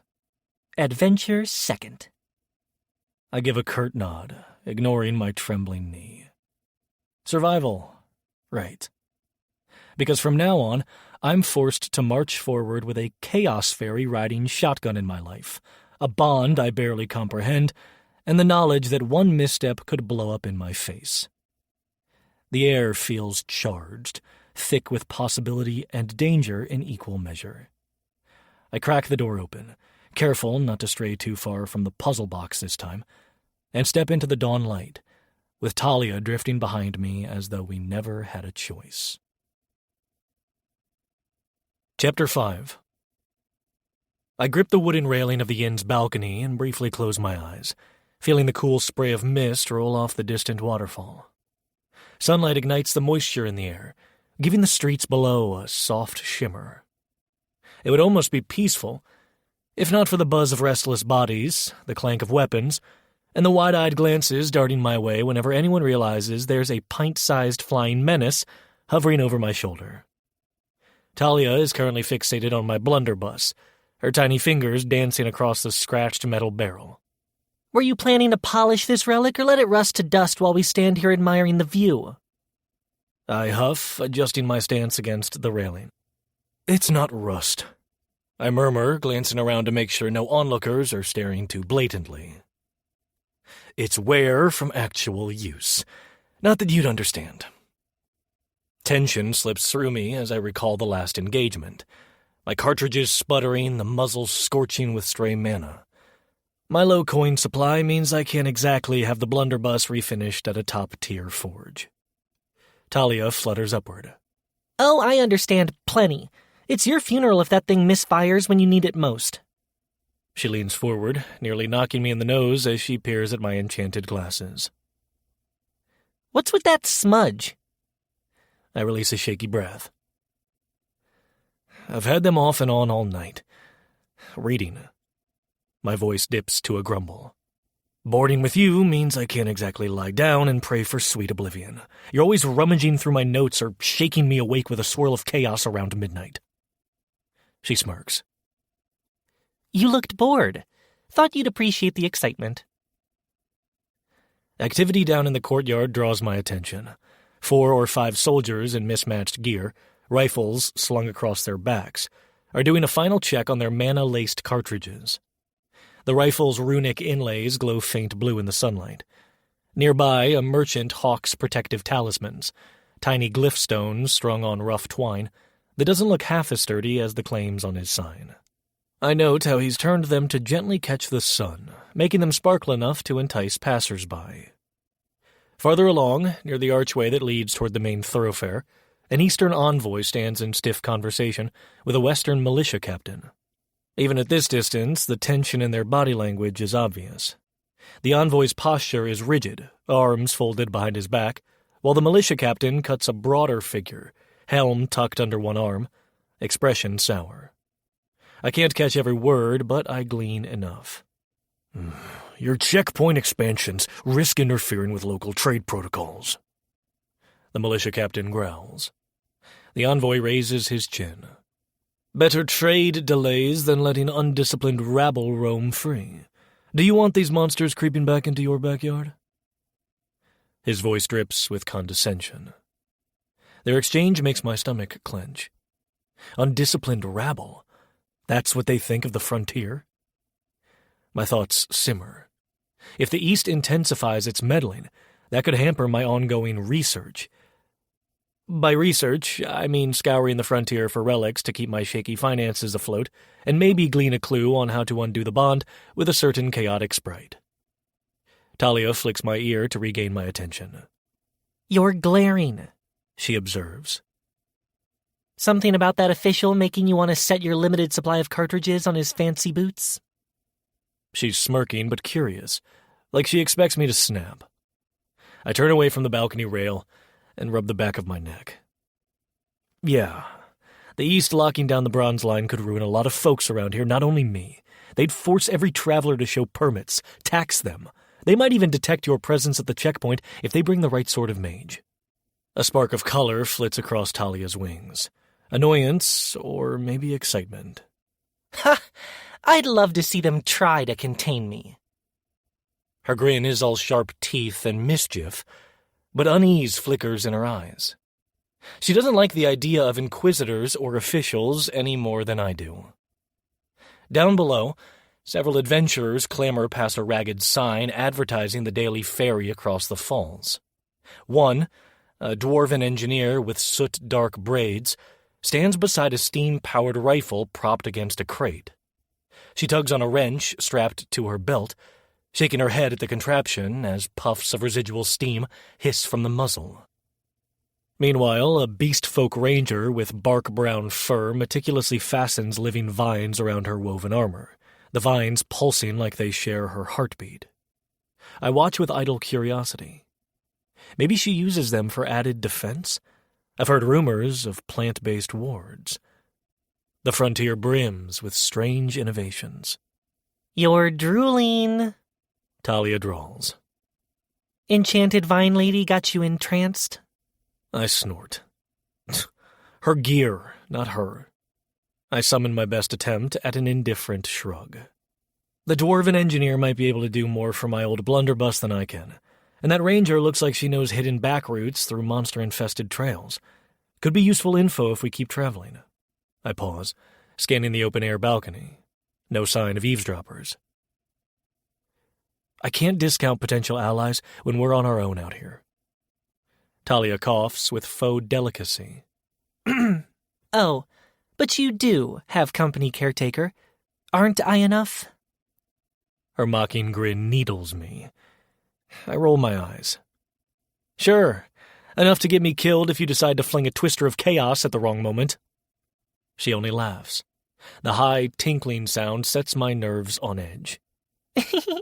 I promise no fatal twisters. At least, not fatal for me.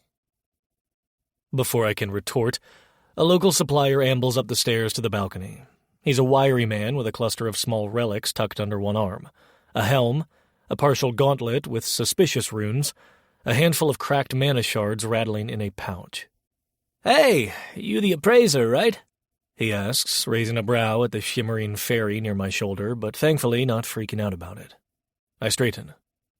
"That's me." Talia crosses her arms in midair, wings beating slowly. Excellent. A moment of commerce. Don't forget my cut, mortal. I bite back a groan and focus on the supplier. "What do you need?" He spreads his items on a makeshift cloth on the balcony floor. "I got these from a brine claw nest. Nasty fish things. I think some might be worth a bit, but I'm not sure what's junk or what's valuable. If you help me figure out what's legit, I can knock off, say, a quarter of the cost of the traveling gear you asked for. Deal?" I kneel, squinting at the helm. It's crudely etched with what looks like watery runes, but on closer inspection, the lines are random grooves carved by brine-encrusted claws. The gauntlet piece has a faint swirl that might be an actual ward, but the runes are so worn they're impossible to parse. With a sigh, I slip off my glasses, polish them on my coat, and lean in again.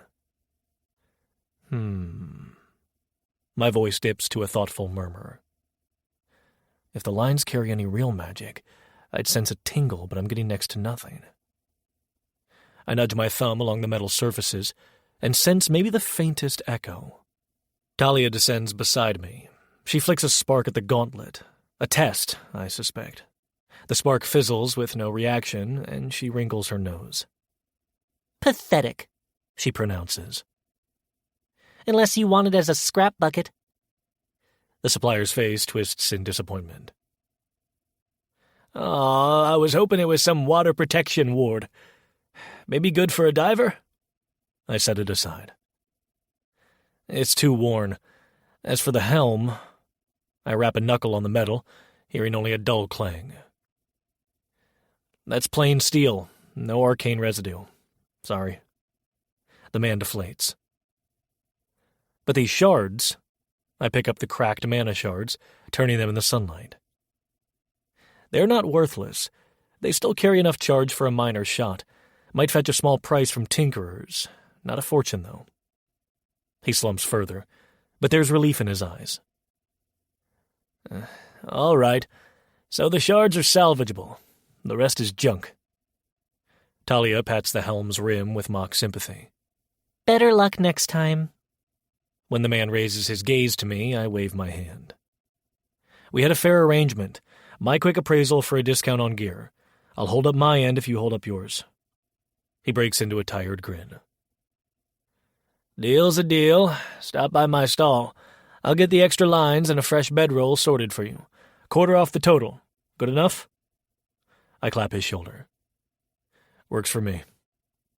With a nod of thanks, he gathers his relics and hurries downstairs. I exhale, rubbing the back of my neck. Not the largest windfall, but every discount helps. I'll need decent supplies if I plan to push deeper along the bronze line. The next stops are rumored to be more savage, and more potentially lucrative for a relic hunter like me. So, Talia stifles a fake yawn. You done? I'd rather not spend all day playing merchant's assistant. I stare out over the bustling thoroughfare. The eastern envoy is still below, scribbling in a ledger while the western militia captain paces in agitation. Townsfolk give them a wide berth, obviously uneasy about tensions flaring. Soldiers shift on their feet, a few scowling our way for no reason, I can guess. Probably best if we're gone before the east stirs even bigger trouble. Yeah, I state. Let's get the gear, then get moving. We have a stop in Mistfall soon, and beyond that, I trail off. I can't help feeling the faint stir of possibility. This forced partnership might be my best chance to find something big, something that can keep me on this side of alive. Or maybe even figure out how to manage the bond with Talia without turning either of us into wanted criminals. Beyond that, we continue until I'm restored to my rightful grandeur. Talia teases, flipping her hair in a miniature swirl of rainbow sparks. And you can scrounge coin in the process. Not the worst arrangement, caretaker. She flashes me a razor grin. I shoot her a sidelong glance, debating some witty comeback, but then the dwarven engineer's steam rifle hisses especially loud, and she curses. My gaze snaps to the dwarven woman, who whacks the rifle's side with the handle of her wrench. She glances up and meets my eyes, offers a short nod. Maybe she saw me eyeing her contraption. Maybe it's an invitation. If you need your weapon looked at, come talk to me. I store that in my mind. Dwarven mechanics out here are known for their knack with hybrid technology. Nearby, the beastfolk ranger runs a calming hand over the living vines wrapped around her torso like partial armor. I notice a tuft of moss sprouting at her shoulder. She meets my gaze for a second, then returns to knotting the vines in place. I sense quiet confidence in her, Someone who probably knows hidden game trails and monster lairs. Could come in handy if we run into certain roadblocks in the wilderness. Might be wise to keep them in mind if I need help beyond this town. I inhale the crisp morning air, letting the fresh, mist-laden breeze wash over my nerves. My gear bag is half-packed inside the inn room. I only need to pick up the additional supplies from the local merchant stall. Extra rations, a new bedroll, water-resistant pouches, the sorts of things that might keep me alive in a pinch. Then we can press on. Maybe slip out before noon and avoid any run-ins with that envoy. Talia drifts close, her wings brushing my shoulder. Feeling sentimental? She asks, though there's an edge of mockery to it. Not exactly. I keep my gaze on the swirl of adventurers below. New day, new direction. Same old uncertainty. She cackles. That's the spirit. Uncertainty is the spice of chaos. Her tone sobers slightly. All right, caretaker. Let's see if we can both get what we want, I nod, pushing away from the balcony rail. We make our way down the creaking steps into the bustle. The stench of overcooked meat and stale ale clings to the first-story corridor of the inn, but I only half notice it. My mind is already skipping ahead to Mistfall. I recall a rumor about labyrinthine passages behind the waterfall, relic-laden tunnels. Possibly a monster infestation that keeps casual treasure seekers at bay. That means opportunity and danger in equal measure. We squeeze past a few rowdy sellswords, and by squeeze, I mean I slip through. Talia angles herself overhead, arms folded, glaring at anyone who tries to jostle me. It never fails to amuse me how a being barely the size of my palm can intimidate burly adventurers merely by fluttering high and letting crackles of color flick around her wings. At the inn's exit, a pair of off-duty militia chat about the route deeper into the Bronze Line. I catch mention of monster sightings near the next station, urgent calls for more patrols. They hush up when I approach, but bits of their conversation stick in my head. Tighter checkpoints, more inspections. That means less freedom, more risk for me and Talia. Better to keep ahead of them before they clamp down. I slip outside, the bright sun forcing me to squint behind my glasses. Smoke from a blacksmith's forge lingers in the breezeway as I cross to the merchant's stall. The wiry supplier from before stands by, rummaging in a trunk. He spots me and gestures with a toothy grin. "Ready for your gear, friend?" "Indeed." I plant a hand on the table. "You said a quarter off. I'll take that bedroll, the flint kit, 2 water-resistant packs." I peruse the shelves. "And 2 days' worth of rations. All under your discount, right?" He nods, pushing the goods forward, then frowns at his abacus. "Should come to... well, your discount knocks off a bit. Let's say I'll keep it under 15 shards total." I count out the shards, slightly painful but necessary. "Fair enough, thanks." A quick handshake seals it.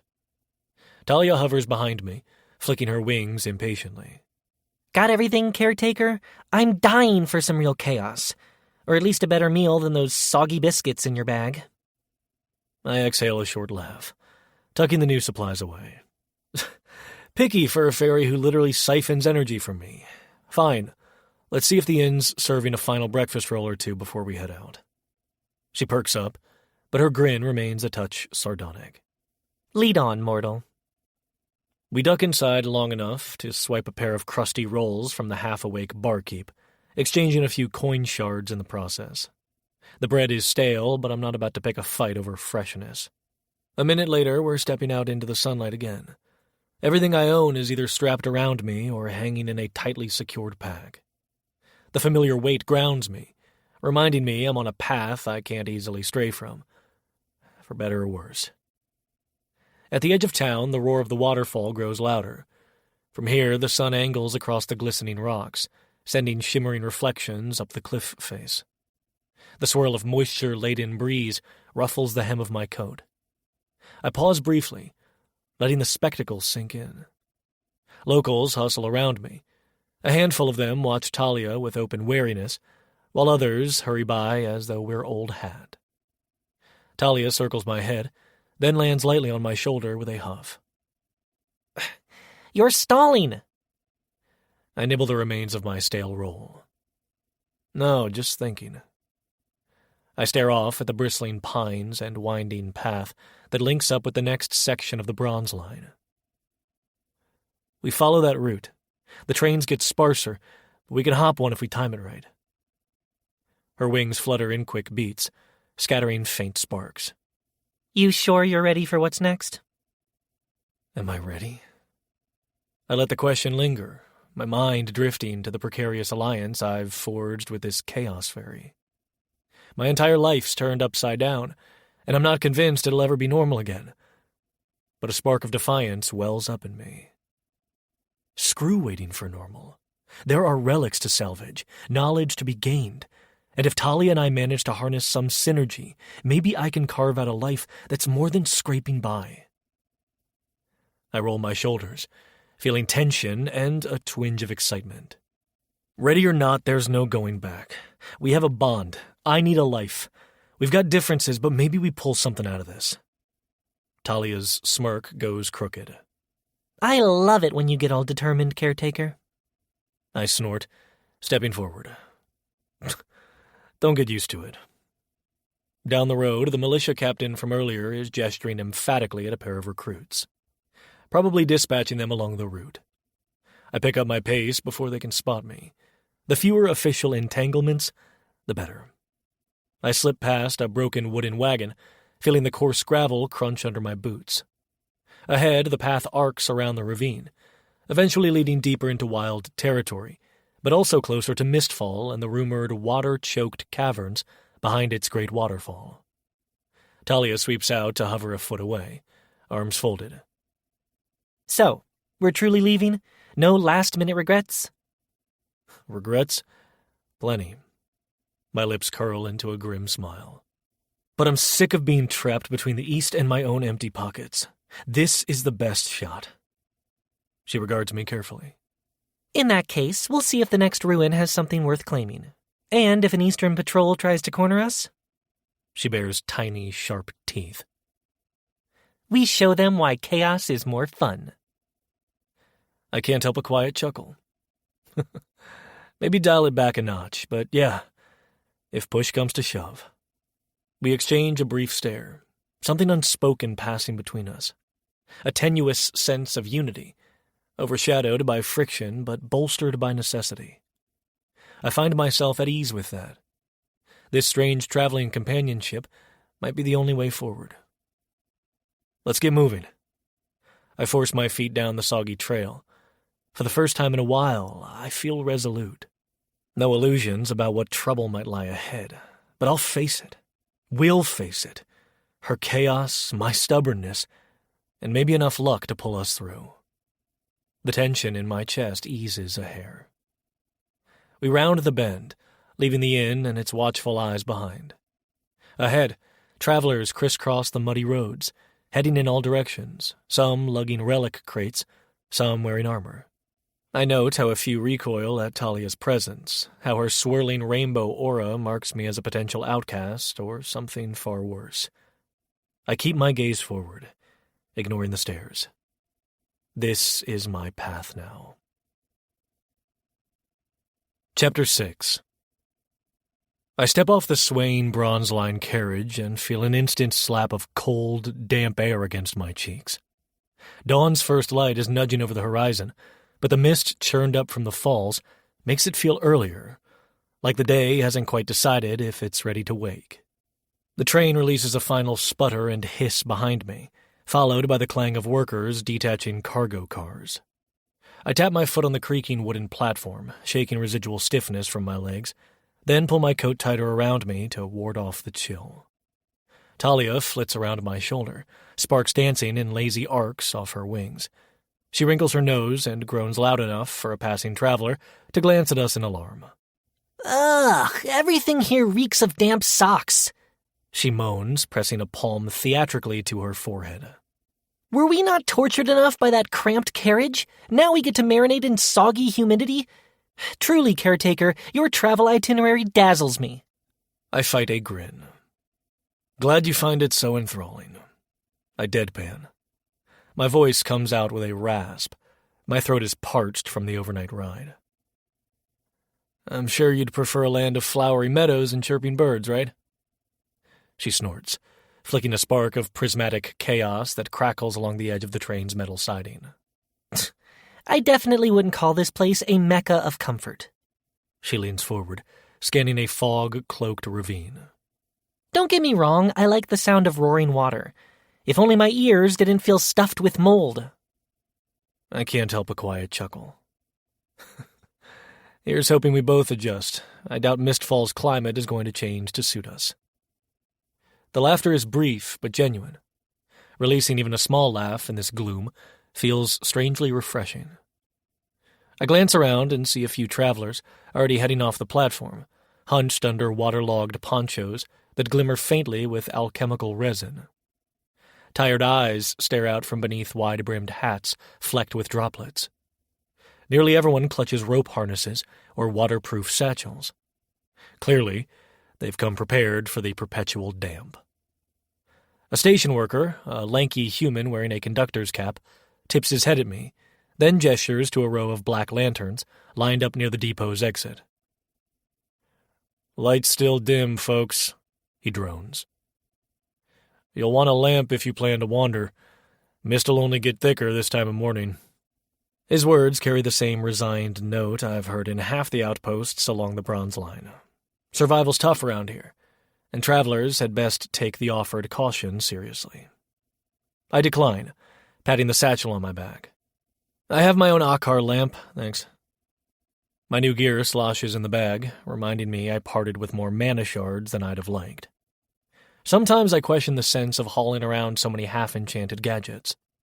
But in a place like Mistfall, where slips and falls might be as deadly as a monster's jaws, I'm not about to regret purchasing an enchanted lamp and rope. Talia flutters closer to my ear and whispers, "Don't forget you owe me half the rations next time we pick up a meal. My share, caretaker." I huff, adjusting the strap of my pack where it digs into my shoulder. "You don't even eat them," I point out. "You feed off my mana." A trivial detail. I still want half, just to watch your face when it tastes stale. I roll my eyes but let her comment slide. At this stage, it's simpler to nod and move on than to bicker. Besides, I sense we're drawing enough attention already. A few porters who'd been unloading crates from the train eye the hovering ferry with open distrust. One crosses himself in a half-remembered warding gesture. So much for a warm welcome. Here on the frontier, folks have grown accustomed to oddities, but a swirling chaos bean can still raise eyebrows and stiffen spines. A dog-eared notice flaps on a rickety bulletin board near the station exit. The crest of the Eastern Kingdom is pinned there, an eagle with a crowned sword, all polished arrogance. Beside it is a listing of potential local hazards in the region of Mistfall. The text is partially smudged by water damage, mentions of slippery ledges, amphibious threats, and unauthorized relic trafficking. My lips tighten. Even out here the East is meddling. I tear my gaze away and step off the platform. The path winding toward the heart of town is dotted with wooden planks that serve as makeshift stepping stones over puddles. The entire settlement seems perched precariously near the ravine's edge, half the buildings braced with crossbeams hammered into soggy ground. I spot windmills in the distance, creaking silhouettes turning slowly, their motion harnessed to mana-driven pumps that drain water from the lower parts of Mistfall. They look ancient, patched with scrap metal and rusted rods, but they're still spinning. It's a functional testament to frontier ingenuity. As I navigate another muddy patch, Talia hovers near my cheek. "You sense that?" she whispers, her tone suddenly alert. "There's a faint hum in the air, like leftover pulses drifting out from behind that massive waterfall." I pause, leaning forward so she can perch on my shoulder. My vision drifts to the swirling mists rising from the falls. Even at this distance, The noise is thunderous, a relentless roar that makes it hard to hold a conversation without shouting. "Yeah," I murmur. "Suppose that's the grotto. This entire place is built around it." She flutters her wings in excited pulses. Chaos lingering in the water? Or maybe some monstrous fish with a penchant for biting ankles? "Probably both," I reply dryly. My mind flicks to the reason we came here. For rumors of aquatic relics, maybe a chance to scrounge enough valuables to offset my ever-dwindling coin. And maybe I can make sense of that pearl lead I'd read about. I keep that thought to myself, not keen on fueling Talia's mania for diving headlong into danger. Further down, a small militia outpost stands with a tattered roof. Rainwater drips off the corners, collecting in shallow buckets. 2 guards lean against the outpost's rail, each wearing a motley arrangement of leather and plating hammered together with runic rivets. One has a rifle across his lap, its mana shard socket flickering weakly like a dying candle. Short on supplies indeed. The second rubs his temple, glancing at a posted roster pinned near the door. From here, I can make out the name Captain Stone Peak in large lettering. "Morning," I offer, raising a hand as I pass. My greeting is met with a curt nod, though the guard manages a half-hearted tip of his helmet. The other guard squints suspiciously at Talia. She meets his gaze with a smirk, one fang visible beyond her lips, and I quickly look away before anything escalates. "Know where I can find some, lodging?" I venture. After a night spent dozing in the rattling carriage, I'm ready for a real bed, or at least a dry corner. The guard with the rifle shrugs. "Few inns near Boulder Gate Market by the falls. Not sure what rooms they've got left. Lots of out-of-towners these days." "Thanks." I note the strain in his voice, the drawn lines around his eyes. He looks exhausted. No wonder with the local militia on its last legs. Overhead, a wooden sign creaks in the breeze, listing local warnings in bold paint. "Danger! Slippery rocks. Keep clear of cliff's edge." The frontier's attitude is definitely fend for yourself. I proceed along the muddy thoroughfare.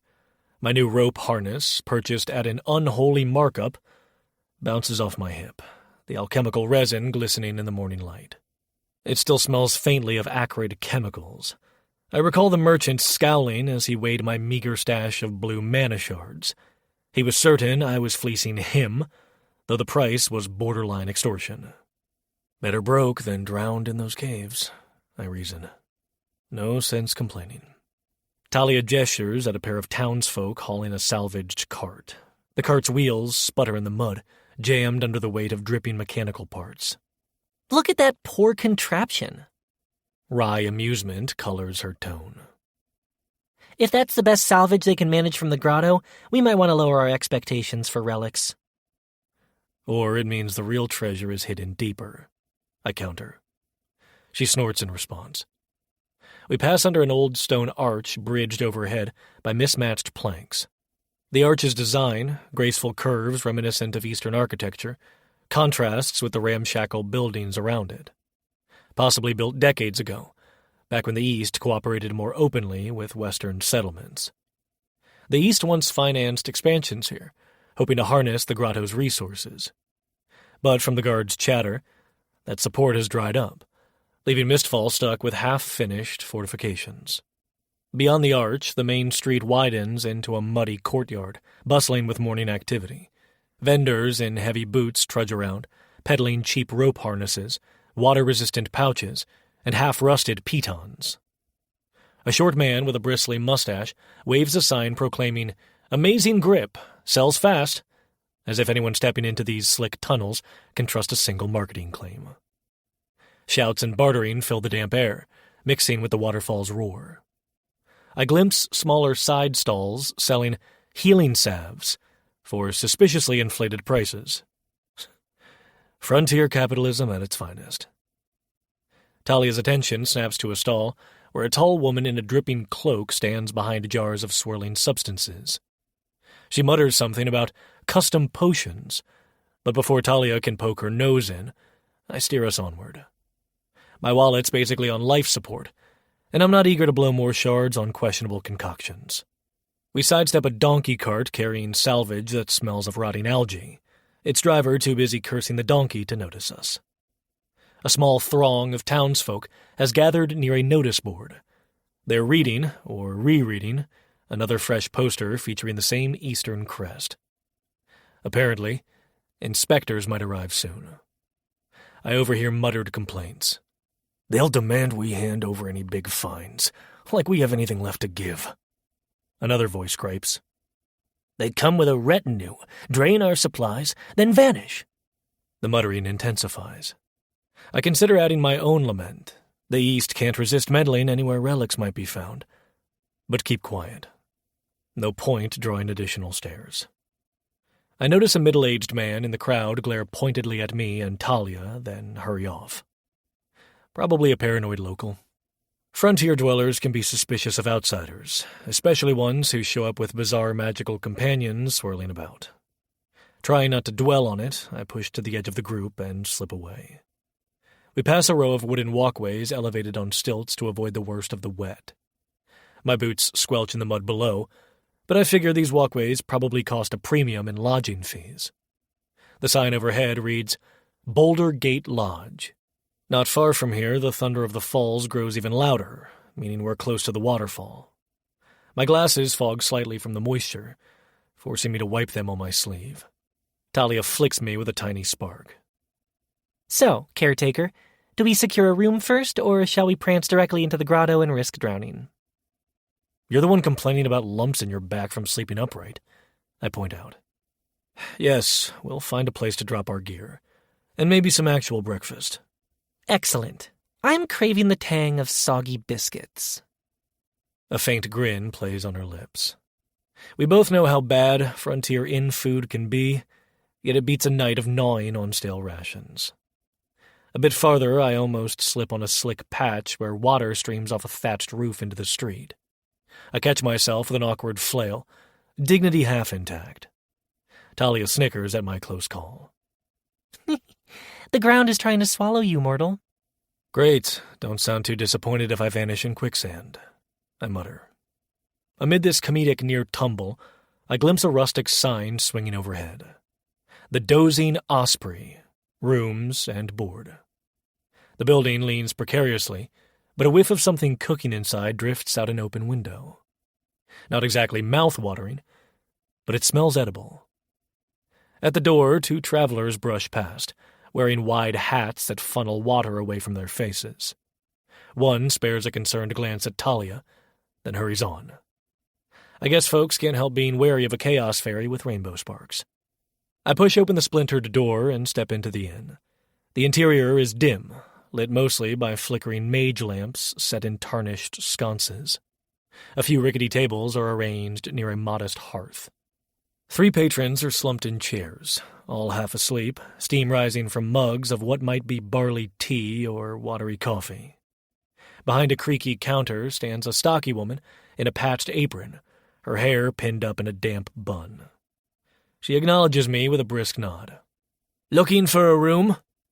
"If you've got one." I remove my glasses to wipe them again. "We don't need anything fancy." My gaze flicks to Talia, as I say we, but the innkeeper doesn't react beyond a long look at the swirling sparks around my shoulder. "Single privates, 6 shards a night, plus an extra if you want fresh linens," she replies flatly. I try not to grimace. "I can handle that." There go the last of my small shards. "We might only be here a few days." A pause. "And, we may be back and forth from the grotto." She wrinkles her nose. "Lot of risk-takers passing through lately. Fine, but if you track in leech vines or mud crabs, you pay extra for cleaning." I manage a short laugh, rummaging in my satchel for the shards. "Deal." This frontier innkeeper might be blunt, but at least she's up front with her rates. Transaction done, she hands me a wooden key with the number 4 carved in it. "Up the stairs, turn left, last door on the right. Watch the leak near the railing." I mutter thanks and move to the stairs. Talia glances theatrically at the dripping banister overhead. Charming place, she remarks dryly. We climb anyway, stepping carefully around the puddle. Our room is small and plain, barely enough space for a narrow bed, a rickety chest of drawers, and a single shuttered window. Still, it's not collapsed, and the roof only drips in one corner, which is an improvement over some places I've stayed.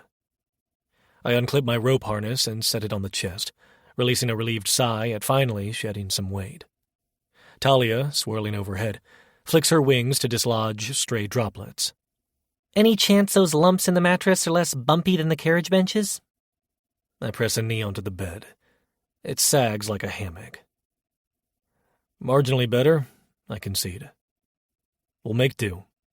Satisfied enough, I rummage for a dry cloth to dab at my face and neck. My eyes wander to the single window, streaked with condensation. The roar from the falls penetrates even here, a distant heartbeat of mistfall.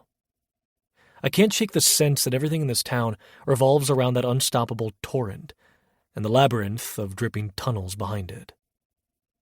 Talia's mention of leftover pulses nags at me, too. The grotto might hide exactly the kind of relics we need to keep afloat, or it might be a watery tomb waiting for unsuspecting adventurers. Eventually, I gather enough drive to head back downstairs, half hoping for a warm drink. I fish out an extra shard to pay for what passes as breakfast. The innkeeper sets a wooden mug of bitter tea in front of me, plus 2 discs of something that might once have been bread. As Talia hovers by my shoulder, I nibble gingerly. The bread is stale, but edible. She offers a mocking, Bon appetit. But I ignore her sarcasm. From the corner of my eye, I notice an adventurer, mud caked on his boots, slumped in a chair. He meets my gaze with watery eyes. "You from the east?" he rasps. I stiffen. "No, just passing through." He gives a slow nod, not pressing further. "Watch yourself in the grotto," he mutters. "Damn fish freaks tried to yank me into an underwater trench. Lost 2 companions." There's an undertone of subdued trauma in his voice, and it reminds me that despite the comedic veneer Talia and I put on our travels, real danger lurks in these caves. "I'll keep that in mind," I reply. "Thanks for the warning." He shrugs, turning back to his tea, expression hollow. I don't pry. We all have our ghosts out here. I finish my meager breakfast in silence. Then, deciding there's only so much gloom I can endure indoors, I stride back into the morning light. The sun is a hazy disk behind the waterfall's mist, and the humidity has only thickened. More travelers bustle along the muddy tracks. I catch sight of a uniformed militia patrol trudging by, runic rifles slung at their backs. They talk in low voices about Captain Stone Peak's orders. The name from the posted roster. He's apparently in charge of coordinating defenses here, and of reporting to the kingdom whenever their inspectors drop in. Not the easiest job in the world, I imagine. Talia follows my line of sight and snorts. He'll love seeing me flutter around. Bet he has a special rule for chaos sprites. Confiscation or immediate ejection. She half laughs, half sighs. I brush off her concern. We'll keep a low profile. Although the irony of traveling with a swirling neon sign of chaotic energy isn't lost on me. Still, we can manage, if we stay discreet and focus on the grotto. Another wave of distant thunder from the falls pulses through the ground, as if reminding me of our next objective. I pass a series of precarious steps carved into the ravine's stony slope. They descend toward a lower level of the settlement, where I spot a cart carrying salvage from the grotto. People unload twisted scrap metal glistening with algae, more junk than treasure, from what I can see. But I also notice a faint shimmer of runic lines on one chunk of twisted plating, suggesting it belonged to a piece of arcane machinery. Not worthless if you know the right buyer. My heart thrums with a flicker of excitement. Where there's salvage, there might be relics that haven't been destroyed or waterlogged beyond recognition. Talia senses my sudden interest and cocks her head. Thinking about rummaging through the soggy scraps? Maybe, I admit. Let's not get ahead of ourselves. First, we confirm if the grotto is as lethal as rumor says. Then, if we want to delve, we do it carefully. She scoffs. Careful delving? How dull. Didn't you pay extra for that fancy harness? Let's see you use it, unless you enjoy paying insurance to a watery grave. A small smile touches my lips. Maybe her idea of caution is different from mine. But I nod in agreement. Caution has kept me alive thus far. Take it slow, see what we're up against, and only then do we risk the deeper tunnels. The roar of water grows as we approach an overlook near the edge. A flimsy wooden rail lines the perimeter, and I peer past it, seeing a swirl of mist that obscures the bottom entirely.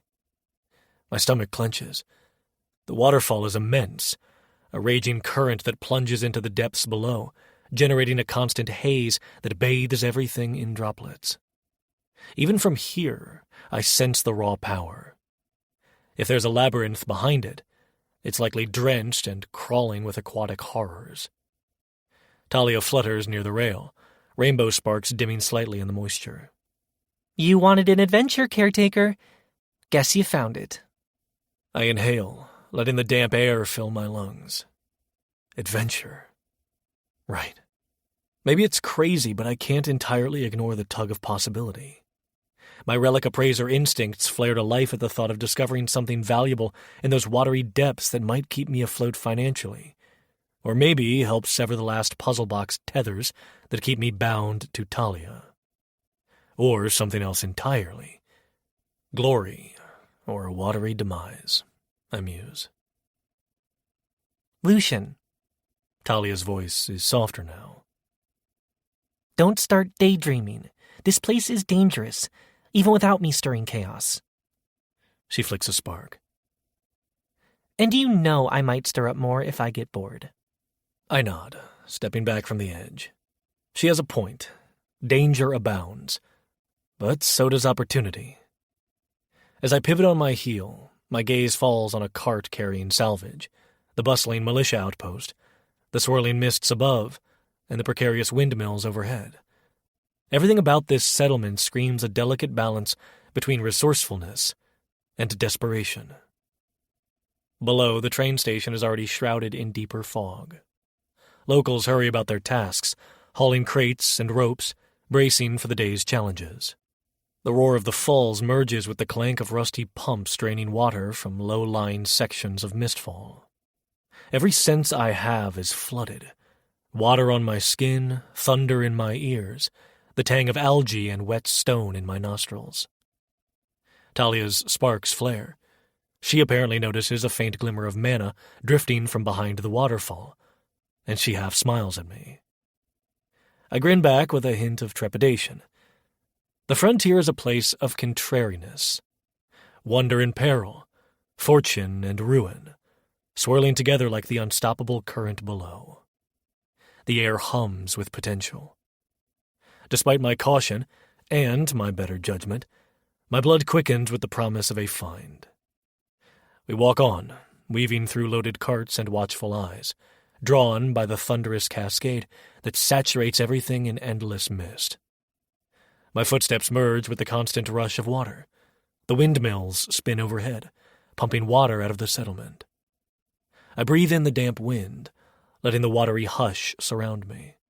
Talia hovers at my ear, uncharacteristically quiet. In that silence, I sense the intangible potential that drifts on every vapor trail. Mistfall might be bleak and overshadowed by the looming threat of the Eastern Kingdom's meddling, but it's also alive with possibility. Tension coils in my muscles, half thrill, half dread, as I stare into the hazy sunrise gleaming off the roaring cascade. It's an unspoken promise of both glory and danger. Chapter 7. I push open the tavern's creaking wooden door and step into a swirl of warm lamplight, heavy with the smells of soggy timber and stale ale. It's a welcome change from the chill mist clinging to Mistfall this evening, even if the stale odor makes my nose twitch. Rivulets of water drip from my coat cuffs, forming small puddles on the warped floorboards as I force the doors shut behind me. Outside, the roar of the waterfall is ever present, like a dull roar in the back of my mind. Inside, the tavern is chaos of a different sort, gruff voices and the scrape of chair legs over damp wood. A sign behind the bar reads, "The Thirsty Kestrel," the paint peeling so badly it's almost illegible. I glance around for a free seat. A handful of adventurers sit at the nearest table, each in various states of exhaustion, their gear strewn about like trophies of survival. One man's helmet is dented as if from a heavy blow, and another's cloak sports muddy rips down the back. They look tired but alive. Always a good sign. Carefully, I edge past them and find a relatively empty spot near the bar, setting my bag on a stool so I can shrug off my soaked coat. Talia flutters out from the collar of my shirt, releasing a dramatic sigh as if she's been suffocating in there. You'd think you'd have found a less clammy place to collapse, caretaker, she grumbles, rolling her tiny shoulders. This entire settlement smells like old fish. I exhale in amusement. At least she's consistent in her complaining. You know, the alternative was standing outside in that freezing waterfall spray, I reply. I figured you'd appreciate a real roof. Talia hovers up to eye level, crossing her arms. Define real. These timbers look like they've been floating in a swamp for a decade. As if to prove her point, she points to a support beam with a suspiciously spongy patch near the base. Her too loud commentary earns us a glance from a passing patron, his eyebrows shooting skyward when he notices the small, sharp-toothed fairy. I pat the bench beside me. We'll make do, but keep it down, will you? I'd like to gather information without half the place deciding we're a traveling freak show. She smirks, but settles onto the rim of my mug as I flag the barkeep for a drink, some thick local ale that smells a bit sharper than I'd like. Oh, I'll keep something down, she purrs, flicking a tiny spark onto the wood. But if they start acting paranoid, I claim no responsibility for their boring stares. I close my eyes briefly, hoping for patience. Old floorboards creak behind me at the same time I catch a whiff of fried fish. I turn and glimpse a plate of battered fillets traveling by on a serving tray. My stomach growls. Maybe I'll risk one of those questionably fresh dinners later, I muse. For now, I'm more interested in the chatter, particularly any mention of the Cascade Grotto or relics hidden behind that waterfall. Gas lamps clank overhead, sputtering dimly in the draft from outside.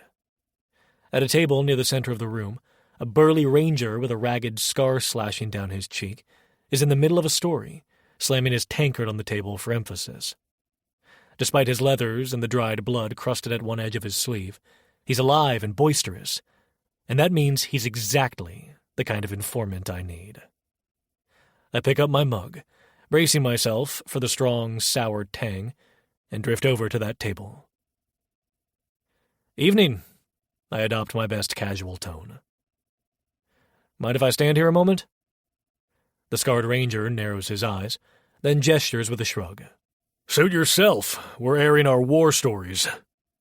He tips back the last of his ale, foam clinging to his thick mustache. You look new to Mistfall. Let me guess, heard you can make your fortune delving behind the falls? Something in his voice suggests he's used to seeing rookies end up battered or worse. I nod. Sure, something like that. My name's Lucian, by the way. I try to keep my face neutral, not wanting to come off too eager. I'm wondering if you've heard any talk about interesting relics in the grotto. Interesting relics, he snorts. Ha! That's one way to put it. Nearly got my leg chewed off by those fish-faced bastards. Brine claws, the locals call them. Ornery, amphibious freaks that worship some old watery totem down there. He leans forward. Let me tell you, they're strong swimmers. Two of them latched onto my ankles, tried to drag me into a whirlpool. I had to jam my hunting knife into one's eye to break free. Talia, perched on the rim of my mug, snickers softly. Huh. That's what he calls interesting. She flicks an iridescent spark, which fizzles and dies as it hits the wet tabletop. I throw her a warning glare. Then, to the ranger, I hazard, "Sounds like you ran into quite a crowd. So, not random monsters, but something organized? Maybe protecting something?" The ranger shrugs, swirling the dregs of ale in his mug. "Could be. There's rumors they hold ceremonies around a so-called Pearl of Resonance." He waves a hand vaguely, like he's half convinced it's nonsense. "Supposed to sing with arcane vibrations or some such. Me? I saw no fancy pearls, only toothy fish people and swirling currents. But some folks swear it's real." My pulse quickens. So there really is a pearl rumored to amplify spellwork. "Have you seen anybody come back with a piece of it? Or even a shard?" He shakes his head. "No, but the last group that bragged about searching for it never returned." Then he slaps the tabletop with a scowl that crinkles the scar on his cheek. "Thanks for reminding me." He glances around. "I might have joined them had I not been bedridden. Lucky me, right?" Lucky indeed. I sip my own drink. Bitter and sour, not exactly pleasant, but it warms my throat. "I appreciate the warning." The ranger gives a gruff nod. "I've said my piece. If you want to throw yourself into those watery halls, at least bring a guide who knows the currents. Otherwise, you might end up fish chow. Cheers to that." He knocks back what's left in his mug. I murmur thanks and step away before he can elaborate further on half-chewed limbs. My appetite for fish fillets? Vanishing. But I can't let my squeamishness override the chance to claim a relic that might solve half my financial woes, or maybe help me reinforce the bond with Talia in a less lethal way. One relic like that could give me an edge out here, I think, draining the last dribbles of my subpar ale. I drift toward another group, a cluster of off-duty rangers huddled around a crooked table. Their conversation is loud enough to carry, delivering complaints about the blasted Eastern inspectors, who keep demanding monster hunting reports in exacting detail, while offering a grand total of 0 assistance. One ranger, a woman with a braided ponytail, bangs her fist on the table in frustration. "We lose half a squad, send word upstream for resources, and get told to fill out more forms. Meanwhile, we're patching gear with spit and prayer." I consider inserting myself, but Talia spares me the trouble by piping up with her usual flair. "The East is so good at burying folks in parchment. I bet they'd tax the fish if they could." Half the rangers turn our way, startled at the sight of this tiny fairy with an attitude. She stares back, unrepentant. "Between fish lizards and bureaucrats, you guys must never get a day off." One of them snorts and raises a mug. "Aye, we sure don't. Name's Jessa," she states. "You new in town too?" "Lucian," I reply, inclining my head. "And this is Talia. We're passing through." I keep it vague, unwilling to detail our predicament. "I hear your frustration. Not easy to keep these threats at bay when you're short on backup." Jessa's lips quirk in a humorless grin. "You got that right. The monarchy hides behind their precious declarations, leaves us to do the real dirty work." She gestures to her off-duty comrades, who nod in shared bitterness. "If you're planning to poke around the grotto, watch out for the brine claws. We've wrestled a few from our fish nets, nasty little devils. They'll jab you with bone spears or slash with webbed claws if cornered. Don't let them drag you underwater." The thought of sinking into a swirling torrent with a fish beast latched onto my leg conjures a distinctly unpleasant mental image. I press my lips together. "Thanks for the tip." She waves a dismissive hand. "Be sure to log any sightings you have. Some of us do pay attention to those records, even if the East doesn't. It helps us get a sense of how big the nest might be." Her gaze flicks to Talia with faint curiosity, as though she's never seen a chaos fairy. "And, watch that one. She's bright." Talia sniffs. "Bright and entertaining. You should be happy I'm gracing your dreary settlement." Jessa laughs, a single abrupt bark, then goes back to her companions, who resume grumbling about paperwork piling up. I turn away, half laughing. That was smoother than usual, I note to myself. Talia sways like a show-off performer, wings sending tiny arcs across the scuffed floor. See, caretaker? She retorts with a smug grin. I can be downright charming. Let's not push our luck, okay? Before Talia can fire back, a new voice cuts through the tavern's din. Lucian! Heard that name drift over from the bar. That you? I pivot to see a dwarven woman with dark braids and a sooty bandana leaning against a table piled with battered metal tools. A faint swirl of steam rises from what appears to be a small mechanical apparatus at her side, a contraption shaped like an oversized gearbox with pipes jutting out at odd angles. A dwarven guild medallion dangles from a chain around her neck. She lifts it with 2 fingers, giving it a little wave. Name's Bryn Lockwood, she announces. Folks out here like to call me Steam Hand. She offers a half-grin. I pilot a steam-driven cargo rig for the Bronze Line, at least when it's running. Heard you're poking around for that watery relic. I step closer, intrigued by the hiss of her mechanical device. Talia, perched on my cup, eyes it with blatant curiosity. I might be, yes, I answer. The grotto has a reputation for dangerous terrain and apparently fish-lizard brutes, but I suspect there's something more valuable inside. Satisfied, Bryn nods. She flips a spanner in one hand, spinning it like a toy. I'm stuck here a few more days for engine repairs. My rig's boiler decided to rattle itself half apart crossing the last pass. She chuckles ruefully. I spent half the morning hunting spare parts. If I can't whip it back into shape, I'm stranded in good old Misfall. I can't say the damp is exactly comfortable. I agree. Bryn laughs. No kidding. My clan thrives in the mountains, not in a soggy gorge. Still, it pays the bills. She sets the spanner down, then jabs a thumb over her shoulder toward the window, where a swirl of mist drifts past. The silhouette of a squat mechanical vehicle is visible, half hidden in the gloom, steam piping from an exhaust funnel. That's my baby, when she's working anyway. But you, without a proper guide or some real knowledge of the grotto's layout, you'll have a tough time. The labyrinth behind the falls is unforgiving. Talia leans forward. I do love how everyone says unforgiving, as if the rest of this land is sunshine and daisies. Bryn's gaze flickers to Talia with mild amusement. I've heard talk of a chaos sprite flitting around. Guess that's you, aye? A grin stretches across Talia's face, all sharp teeth. Guilty as charged. Makes sense. Bryn turns back to me. Anyway, if you're set on diving in, watch for the swirling undertows that run beneath the main tunnels.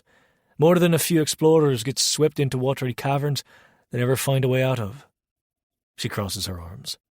A friend of mine tried scouting deeper channels last month, found what looked like a collapsed shrine. She never made it back. A small shiver grips me. Collapsed shrine? Could that be linked to the Brine Claw's worship site? Bryn raises a shoulder. Possibly. Or maybe a chunk of old architecture. Bottom line, it's deadly. Don't go in half-cocked. Take rope, a belaying harness, anything to keep from being pulled underwater if you slip. I've seen enough folks who think they can handle a bit of current and end up... She snaps her fingers. Gone. I nod solemnly, grateful for the cautionary counsel. Appreciate the heads up. If I come out of that place in one piece, maybe we can talk shop about that boiler. I dabble in mechanical stuff.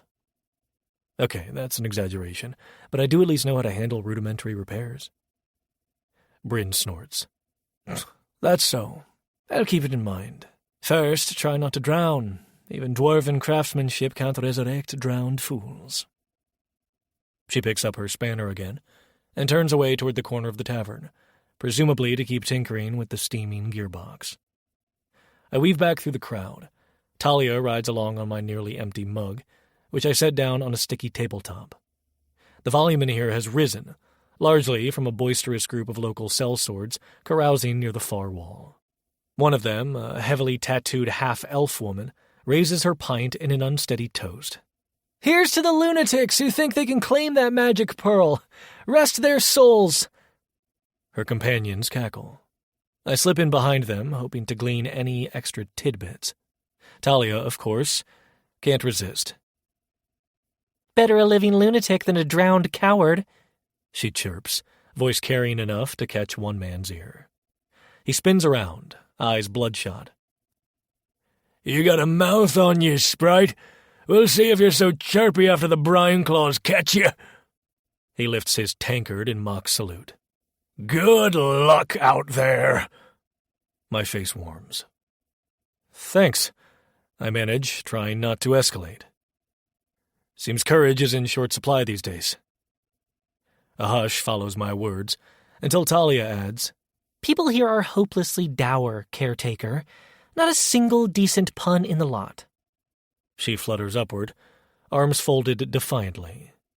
A superstitious-looking patron nearby, an older man with a thin shock of gray hair, nearly topples his stool as he jerks away from Talia's fluttering glow. He clutches a small warding charm so tightly his knuckles bleach white. "Chaos! I knew it!" he mutters. "Bad omens, that's what you are." I grimace, wanting to avoid a scene. Taking a slow breath, I set a placating hand on the table. "Easy there." I quietly glance from him to the rest of the patrons. No one's summoning demons. He doesn't seem reassured, but he doesn't leap at me either, only mumbles something about fairy hexes. A few other patrons watch with mild apprehension. I produce my best winning smile, admittedly not all that convincing. "We're simply new in town, same as many others. If there was anything to worry about, I'd be screaming first." That earns a faint chuckle from the half-elf sellsword. The tension recedes a fraction, leaving only the usual tavern rowdiness in its wake. Talia, seemingly bored with the old man's fear, lands on my shoulder, sighing theatrically. I blow out a breath of relief. We definitely don't need a bar fight. "Focus on your goal, caretaker," Talia murmurs. "We don't want half of Mistfall deciding to chain us up." Too right. I clear my throat and steer my attention to the rest of the room. The crowd is loosening up again, though I catch a few more glances from people who've belatedly noticed the Chaos Fairy perched on my shoulder. Best to keep the conversation rolling. So I call out, "Anyone else know about the Pearl of Resonance?" The mention of that relic name grabs instant attention. A tall, wiry adventurer stands up, nearly knocking his bench over. He slams his mug on the bar, ale splashing. "Aye! The damn fish lovers got some fancy pearl! Or so they say." He casts me a crooked grin. "You plan on fishing it out yourself?" A half-dozen gazes turn my way. The scarred ranger from earlier arches his brow in amusement. Bryn raises her voice from her station. "He's at least asking the right questions." Jessa, the off-duty ranger, lifts her mug. "If the pearl's real, you'd better be ready for a fight. Brine Claws won't give it up easy. And those caravans?" She whistles.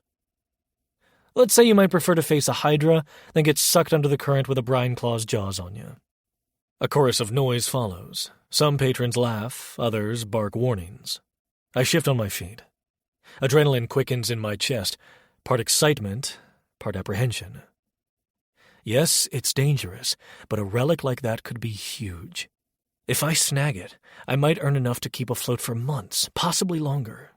At the same time, picturing fish monsters with spears hooking me underwater isn't exactly reassuring. Talia decides it's her moment. She flits off my shoulder and does a small twirl in midair. "I've no interest in letting my caretaker get turned into fish bait," she declares with theatrical flair. "But if it means bagging something that sparkles with arcane magic, count me in." Her bravado actually draws a round of chuckles. The half-elf sellsword lifts her pint again. "That's the spirit!" she yells. "Don't forget your rowboat!" Someone else calls out, "And your coffin!" More laughter. Soon, folks are banging their mugs on the tables in half-drunken encouragement. The mood shifts, as if the entire cavern has decided they like the idea of a fresh fool diving into the grotto. It's morbid, but also oddly supportive, like they treat this as an entertaining drama. I can't resist a lopsided grin. Well, from what I hear, we'll need all the luck we can get. But thanks for the vote of confidence. More stomping of boots, more claps on the back. The place pulses with a unifying energy, everyone caught up in the spectacle. Even the superstitious patron stops glowering and mutters something about, "Maybe they'll do it." The ranger from earlier raises his half-empty tankard in a solemn salute and calls out, "To the pearl! If it doesn't get you killed, that is." A ragged cheer echoes across the old beams. I swallow, feeling the push and pull of possibility. This might just be the push I need. Or it might be the last. But there's no turning back. I glance at Talia. She's perched on the table, wings shimmering with a faint prismatic glow, grinning with mischief and fierce determination. The final wave of rowdy laughter and hollers swells louder, rolling against the tavern's driftwood walls. Everyone's raising a glass or mug, cheering on a hunt for a legendary relic in deadly waters. So, under the guttering lanterns and the roar of half-drunken encouragement, I stand in the center of the battered tavern, dread and excitement knotting my stomach. My next steps may be madness, but each face around me reminds me that fortune favors the bold. Or at least makes for a rousing story when the ale flows. Chapter 8. I slip out the tavern's back exit, the wooden door creaking behind me as the humid air of mistfall clings to my jacket. The midday sun filters through the perpetual haze rising from the waterfall, casting dancing shadows along the damp alley. My boots sink into the muddy ground with each step, and I stifle a groan at the chill moisture seeping through the worn leather. So much for thinking I'd get a chance to dry off here. Talia hovers above my right shoulder and sniffs at the mist. You do realize this waterfall humidity will be the death of me, caretaker? Couldn't we negotiate a quest in a nice desert for once? I chuckle. If we could, we'd likely find ourselves roasting in some sun-baked canyon instead. You'd be complaining about scorpions or sand, or the dryness giving you split ends. She crosses her tiny arms with a flashy swirl of color. Split ends? I'll have you know my wings are a testament to resilience. I'd still rather that than soggy socks. She slips closer, glaring at a trickle of water running down the alley wall. Besides, we're only in Mistfall because you hear the grotto's rumored relics might fetch decent coin. I'm not seeing a desert's easy dryness in that plan. I shrug. And you're only here because of that puzzle box bond you keep reminding me about, so let's not pretend we have better options. Before she can lob another jab, I crane my neck, scanning the alley for the so-called guide who wanted to meet me here. The tavern's back exit is about as discreet as we'll get in this settlement. Besides, someone insisted we avoid gawkers while hashing out business. Thorn Wilder, I recall from the rumor mill. He's apparently the best bet I have for navigating the Cascade Grotto, if I don't want to go alone and risk turning into fish bait. But his reputation is shaky at best. My gaze falls on the crates stacked against the opposite wall, likely leftover salvage from other relic hunters. A faint metallic odor lingers in the air, not entirely drowned out by the waterfall's roar. The boards look warped. Everything in Mistfall appears permanently damp. Too bad none of that salvage is actually worth anything. I tug my jacket tighter. Talia flicks an iridescent spark that lands on a crate and crackles out harmlessly. I loathe waiting, she announces in a sing-song lilt. Let's hope he shows soon. I'm bored enough to conjure illusions on those crates to amuse myself. I open my mouth to caution her, again, about drawing attention, but a sudden hiss from behind makes me spin. Lucian Kaelmar, calls a voice, smooth as polished steel. You do pick the most scenic alleys. A figure steps around the corner, moving like he owns the space. Sleek horns curve back from under a tattered hood, their tips faintly glinting in the haze. He's of average height, but there's an undeniable grace to his stride, like a performer about to command a stage. My first impression is that he's smug, too sure of his own charm. A closer look reveals the features of a tiefling. Subtle ridges along his jaw, a slight sulfuric tang in the air, and a quick flash of a pointed tail under that hooded cloak. Thorn Wilder, I presume. I keep my voice neutral and catch Talia's wings flaring a fraction, rainbow sparks dancing more vigorously. She does not trust illusions, and tieflings are rumored to dabble in them with ease. He dips his head in a mock bow, letting the edge of his hood slip back so we can see a braided strand of hair near his temple. "At your service," he replies. "Though, from what I hear, you need my services more than I need yours." A nearby militia soldier, presumably on break from patrolling the ravine's edge, spots Thorn's horns and wrinkles his nose.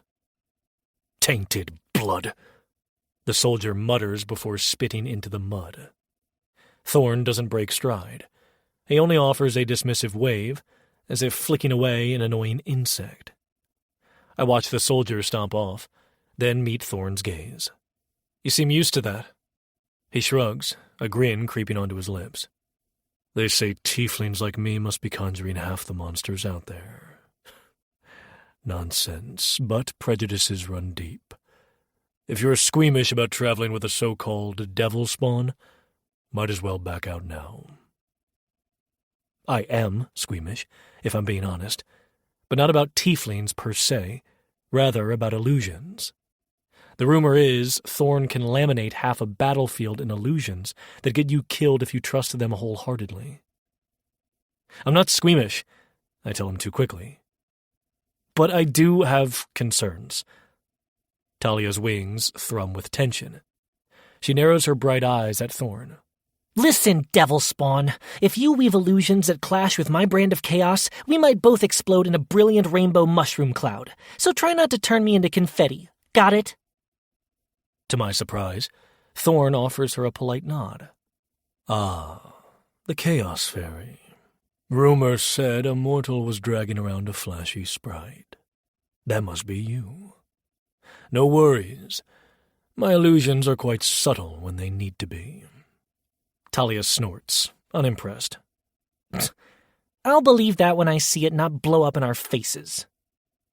I rein in a sigh, turning back to Thorn. "Look, another group suggested you know the grotto's layout well enough to get in and out in one piece. If that's true, I'm willing to pay a share. But I hear your last partner regrets ever trusting you." He raises a shoulder with a casual shrug. "Ah, regrets. Some folks can't handle a bit of improvisation." A flicker of something passes across his features, too quick for me to read. Then he extends a hand, palm up, as though making an offer. "Nevertheless, I propose 30% of any spoils. And yes, I have partial maps." 30%? I echo, frowning. I'd hoped to push for an even split, but I sense he's not the type to budge if he knows my alternative is the underwater labyrinth alone. "That's steep." He arches an eyebrow. "Better than going in blind. I hear some of those amphibious horrors drag unprepared adventurers right into swirling currents. You do want to avoid a watery grave, yes?" I grit my teeth, wishing I had some leverage. The Cascade Grotto is notoriously treacherous. Slippery ledges, hidden passageways behind waterfalls, plus those fish-faced creatures I keep hearing about. And the real reason I'm going is the rumor about aquatic relics. If Thorn's half as competent as they say, I probably do need him. I was thinking more along the lines of 50-50. He laughs, the sound echoing off the dripping walls. "Clever. But your knowledge is a fraction of mine. Plus, I'll handle illusions. Rumor says you have a less-than-stellar sense of direction in labyrinths. No offense." He slides a step closer, leveling me with a cunning look. 35%. And that's me being kind. 35? Wait, look, I was the one who... Talia releases a theatrical groan. Ugh, caretaker, are you really going to barter all afternoon? Cough up the spoils so we can get on with it. I'm suffocating in this soggy alley. I suppress a flash of annoyance. She's the one who complains about not having enough to eat, but now she's willing to cut our share of the spoils? Still, I'd rather not stand here bickering until the soldier decides to run me off. My best guess is negotiating is only going to drive Thorn's price even higher if I show desperation. So I put on my calmest face. Fine. 30%, take it or leave it. He pretends to weigh the option, his horns tipping in a show of mock deliberation. That's a mite low, he drawls at last. But I'm feeling generous, so done. A hint of triumph courses through me. At least I stuck to 30. I tear a corner from one of my notepads, scrawl a small contract of sorts with a pencil stub, and hold it out. Thorn glances at it with mild amusement. A written agreement. My, you are a formal one. He humors me, pressing the scrap against the tavern wall to sign it. Then he extends his free hand. I shake his hand, noticing the faint heat to his skin, like he's running several degrees hotter than the average human. Thorn's gold-flecked eyes glitter with an unreadable expression. Pleasure doing business, he states lightly. Now, since we're official partners, let's see what you can do. Talia flutters between us, scowling. Hold on, buddy. We want to glimpse your precious map first. No sense in us strolling into a trap if it's only a blank page scribbled with doodles of horns and skulls. With a grin, Thorn slips a tattered notebook from a hidden pocket and flips it open. The pages crackle with the distinct sound of water-resistant coating.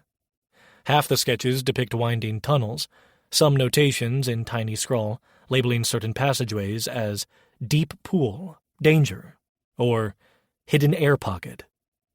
But I spot wide swaths of blank space. You call this partial? You're missing entire corridors. He tilts his head. Of course. The grotto sometimes shifts after heavy rainfall. Sections flood, others get exposed.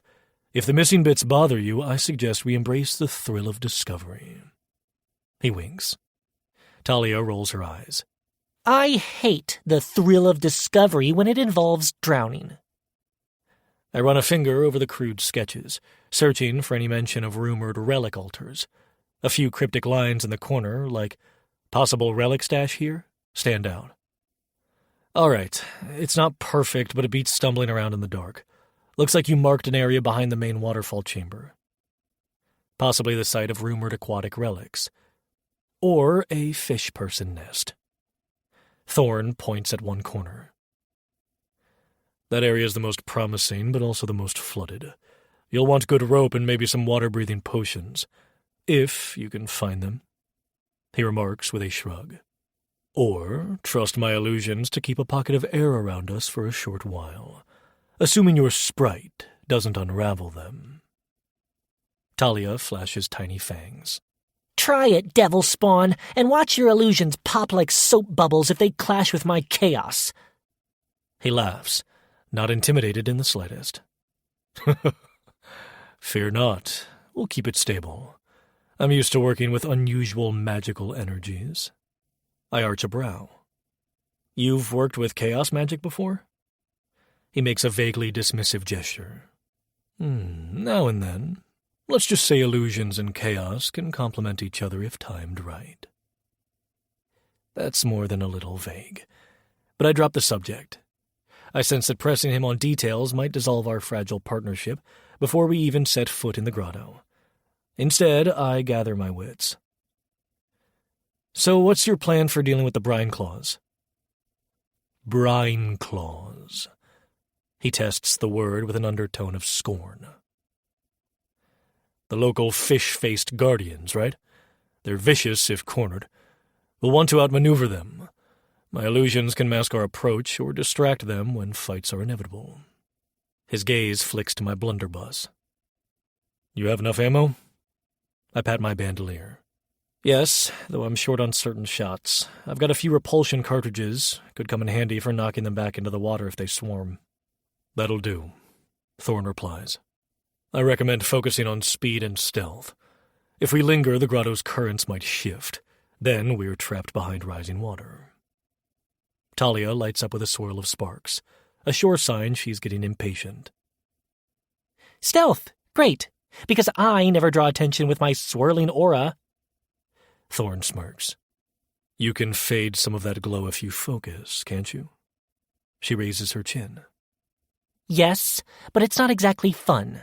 I can't conjure many illusions if I hush my aura. If you see me flickering, that means I'm stifling my chaos for your convenience. He chuckles. Duly noted. A flashing neon fairy might hamper our infiltration approach. A breath escapes me. Let's keep the bickering to a minimum. Time is ticking, and if we want to get behind the falls while daylight's still decent. Thorn cuts in, finishing my sentence with a flourish. Yes, I know. But first, let's settle one thing. I said 35%. You demanded 30%. We compromised. Or so you think. My gut tightens. Look, you agreed to it. He grins wide, revealing unnaturally sharp cuspids. I stand by what I signed. I only hope you won't cry foul if I find something spectacular and see fit to claim it under the terms. Talia's eyes narrow. He's already scheming. I can see it in that pointy grin. I wave a hand as though fanning away the tension. We don't have time for tangling with Thorn's sly remarks. I'll make sure we keep an eye on each other's finds. Let's not tear each other apart, or no one profits. A beat passes. He inclines his head in agreement, then glances up at the tattered strip of sky overhead. The waterfall's rumble intensifies as the afternoon flares bright. The soldier from earlier reappears at the alley's far end, expression sour. Fine. Let's get moving. He closes the waterproof journal, tucking it securely into an inner pocket. My eyes catch a glimpse of a small dagger strapped to his belt, likely more for close quarters scuffles than grand heroics. I trust you bought rope? I nod. 2 lengths, each enchanted to resist fraying in wet conditions, plus climbing hooks. We're set. He glances at Talia. Any special demands from our glittering friend? She scowls. Stop calling me friend, for one. But she flicks her wings in a half-relaxed gesture. Just try not to trap me in some illusion that sucks up my mana, or I'll blow it up. He pretends to shudder fearfully. Ooh, duly noted, mighty chaos sprite. I rub my temples, bracing for the swirl of tension these two will generate. Then I catch the soldier's glare, and I realize we're attracting more attention standing here than I'd like. The last thing we need is more of Mistfall's militia poking around or listening in on our talk about relics. We should go. I'm sure people are curious why a tiefling and a swirling spark ball are chatting with me in a back alley. Thorn tips his head in agreement. I know a path that'll take us along the ravine edge, under some precarious ledges but away from prying eyes. We can slip behind the main waterfall without dealing with the usual lines of amateurs. Talia raises a brow. Amateurs who might see you. I bet you prefer to keep your illusions hush-hush, so no one catches your bag of tricks. Everyone has secrets, he replies. Shall we? I shift on my feet, aware I'm signing on with a man known for shady deals. But I can't proceed alone easily, especially if the grotto's as lethal as the tavern losers brag. Even Talia, for all her chaotic magic, can't guide me through swirling underwater corridors by herself. This is the lesser evil. All right, I reply. Let's do it. We have an agreement, remember? He raises a clawed finger in a mock toast. Indeed we do, friend. Show me the rope and I'll show you the best route.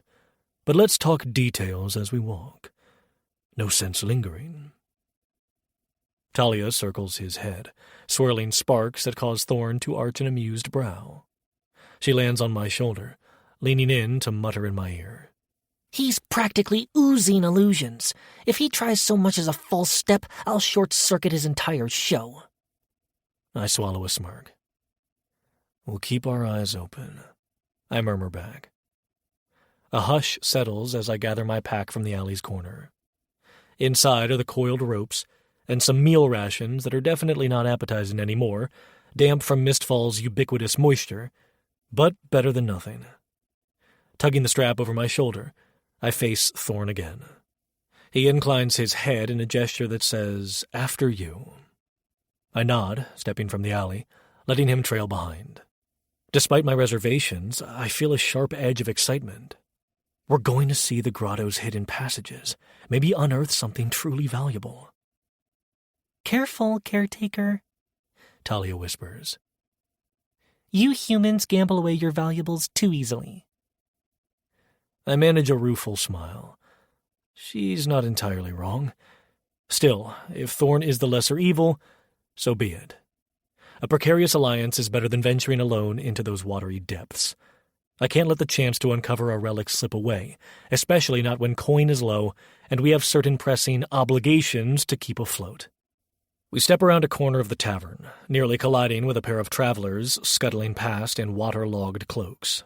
They pause long enough to scowl at Thorn's horns, but after his lazy grin, they hurry away. One mutters something about tieflings crawling out of the woodwork. Thorn lifts his hood higher, ignoring them. The tension in the back of my neck tightens. People's suspicions might make this expedition trickier. Thorn carries himself with too much confidence to be rattled, almost as though he thrives on suspicion. "So, Mr. Kaelmar," he states in a mild tone, "did your source mention an underwater chest or some gem in that far corner of the grotto?" I stare at him, startled. "How'd you know?" He spreads his hands. "You wouldn't hire me unless you believed there was something more valuable than the usual run-of-the-mill salvage. Locals might search for random relics in the open caves, but you're after something bigger, right?" Talia sniffs. He's irritatingly observant, caretaker. Maybe we should muzzle him. Thorn flashes a grin at her. "Muzzles are for canines, not tieflings. Rest assured I keep secrets well. For a price. Doesn't matter what you're after, so long as I get my portion." I sigh, battling the urge to wrestle him about the specifics. "Let's keep any rumors we've heard to ourselves until we see the layout. I'm not paying extra for your hush money." "Relax," Thorn drawls.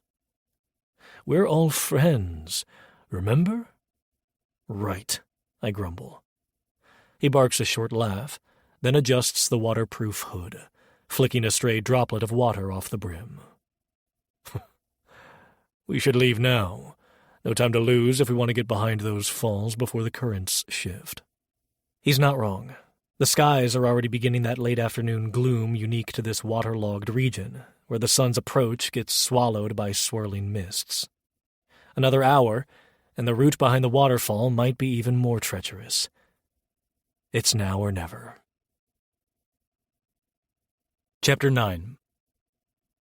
We approach the jagged rock ledges, each step threatening to skid out from under me as the ground grows slick. The perpetual spray from the waterfall blasts sideways, soaking us in a near-constant drizzle. Mistfall has never felt more appropriately named. Thorn moves nimbly, as if his boots never slip, and a petty part of me suspects he's using a subtle illusion to keep his footing stable. I can't quite see it, but tieflings have a knack for illusions, and he's no exception. As if reading my mind, Thorn taps the toe of his boot on a narrow outcrop. "Watch your step, Lucian. Or, slip and vanish into the ravine. Up to you." I'm too busy focusing on not dying to provide a witty comeback. My heartbeat thuds in my ears. Behind us, the thunder of water intensifies, so loud it's impossible to maintain normal conversation. Talia attempts it anyway. I'd criticize your balance, caretaker, but that might distract you enough so you pitch over the edge. Her tone is half teasing, half concerned. My boots skid on a patch of algae, but I recover quickly, gripping a protruding rock. "Thanks for the moral support," I mutter through clenched teeth. We traverse a stubborn bend in the path, forced to edge around a slippery boulder. Thorn shouts directions, though the waterfall drowns out half of what he says. He points above me, then gestures to a small rock shelf, maybe 10 paces up. I grit my teeth and follow his lead, each step accompanied by treacherous sliding. My adrenaline spikes when the path narrows to barely the width of my foot, the spray from the falls hammering my shoulder. Beneath me is a near vertical drop. One false move, and I'm a red smear on the rocks below. Don't look down. Talia sounds suspiciously like she's enjoying this. I resist the urge to retort that she can fly. She doesn't have to worry about plunging to her doom. Thorn halts at a ledge, water streaming around his cloak. He rummages in his pack and pulls out coil after coil of rope, the lengths treated with a faintly shimmering substance. "These are waterproofed," he shouts. "Should help us descend the next section. Too risky to rely on climbing with bare hands." I nod in agreement, pressing my body flat to the rock face. My breath comes in ragged gasps, the mist condensing on my eyelashes. Thorn secures one rope around a sturdy spur of rock, tests it, then tosses the rest of the coil down the far side. The waterfall's roar becomes deafening as we move closer to the actual cascade, the thunder of gallons of water pummeling the ravine's base. We secure ourselves to the rope. Thorn slides down first, controlling his pace with practiced ease. I follow more cautiously, my knuckles whitening from gripping the rope so hard. The water hits me in bursts. Sometimes it's little more than a gentle spray. Other times it's a sudden onslaught that nearly tears me off the rope. Talia flits overhead, occasionally disappearing behind a swirl of fog. A few yards down, I glimpse Thorn pausing on a mini-ledge below. The rope trembles as I keep descending, boots scrabbling against wet stone. A particularly strong gust from the waterfall blinds me for a second. I cling to the rope, heart hammering. The rock face is slick, but Thorn's rope holds firm, its shimmer repelling some of the moisture. Still, every inch feels precarious, and I can't shake the image of my hands losing grip. Suddenly, a flash of unexpected color darts across my line of sight. I blink water from my eyes. There in the mist is a swirl of pale bluish light, almost like a ghostly bubble. It flickers, then is gone. Talia zips closer, her wings glimmering. Saw that too, caretaker, she mutters. Residual fey illusions, maybe. Feels old. I shiver. My next inhale tastes of damp air and raw nerves. Could we have illusions drifting around out here? Thorn mentioned these tunnels behind the waterfall might have leftover energy from a prior incursion. Before I can dwell on it, Thorn calls up to me. "Hurry! Or do you want to keep dangling there all morning?" His voice is faint but urgent. I grip my teeth and drop another few feet, boots slogging against the rock. At last, I find stable footing on Thorn's ledge. My muscles burn from tension, but I exhale in relief. Talia settles on my shoulder, her tiny chest heaving from exertion despite not climbing in the same sense. Her chaos sparks flare, then fade as she absorbs ambient mana from the swirling fog. A flutter of dizziness grips me. My vision goes hazy at the edges, my sense of balance flipping. I grab Thorn's shoulder to steady myself. Talia mumbles an apology, her voice subdued. She did mention channeling raw mana can create feedback for us both. Oops, didn't realize the saturation was that heavy here, she murmurs. Sorry, caretaker. I blink to clear the vertigo. Thorn arches a brow at me. "You two all right? Looks like you were about to faint." "I'm fine," I reply. "Talia's feeding again." "Ah." Thorn doesn't press further. He's seen little bursts of connection between us. He gestures to another length of rope, crossing along a narrow ridge. "We keep going downward, another 100 feet or so, possibly more if the water levels shifted." And how many times have you done this descent? I ask, swallowing dryness. Twice, maybe, but not in such heavy mist, he shrugs. We'll manage. That doesn't inspire confidence, but I nod. After flicking moisture from my eyelashes, I follow him, each step a precarious negotiation between gravity and slick stone. Our progress is slow, but Thorn's rope lines keep us from plummeting. The pounding of water intensifies as we near a swirling pool. Thankfully, Thorn directs us to skirt around that churning whirl. We continue inching down, passing a small overhang that blocks some of the fall's direct fury. Behind it, Thorn motions for me to join him. There's barely enough space for the two of us to stand without being battered by the water. Talia hovers overhead, her wings sending droplets flying whenever she flutters in annoyance. Take a moment! Thorn raises his voice to combat the roar echoing around us. The next section is the final drop. Should land us on a rocky outcrop behind the main curtain. Then we slip into the grotto itself. I force a shaky smile. And when we're inside, we magically dry off? Thorn snorts. Don't hold your breath, but it'll be less drenching, yes. Talia chimes in. Well, it can't be more drenching, unless you're planning to dive directly into a whirlpool for fun. My arms and legs ache, but I steel myself for the last descent. Thorn's voice echoes again. You see that faint crack in the stone? We'll be heading through there when we're done climbing. It's tricky, but it opens into an actual path deeper behind the falls. Following his pointed finger, I spot a dark fissure at the bottom, half veiled by the waterfall's curtain. Even from here, the opening resembles a crooked grin. Lovely. I fix the rope around my waist again, letting Thorn lead. My pulse races at the knowledge that if something goes wrong, I'll tumble into the swirling white below. But what choice do I have? I came here searching for the rumored Pearl of Resonance, and my own damn word that I won't run from this chance. We brace ourselves. Thorn slides down first, water raging around him. He's a silhouette in the spray, horns glinting with stray droplets that catch faint flashes of light. Talia zips after him, sprinkling sparks along the rope, though I can't tell if she's messing with him or trying to help. Then it's my turn. I grip the rope with damp fingers, swearing under my breath, and begin. Every muscle in my body trembles with tension by the time my boots collide with the final ledge. My chest heaves from the exertion, my hair plastered across my forehead. Thorn is only a few feet away, motioning for me to move aside as I unclip from the rope. Water drains off my coat in steady trickles, pooling around my ankles. I hazard a look around. We're standing on a relatively flat slab of rock pressed flush against the backside of the waterfall. Liquid sheets pour over the edge a few yards away, leaving a veil of translucent water that filters the morning light in a dreamy, distorted pattern. A few steps beyond that shimmering barrier looms the fissure in the cliff face, the one Thorn indicated. It's narrower than I expected, about chest-high for me.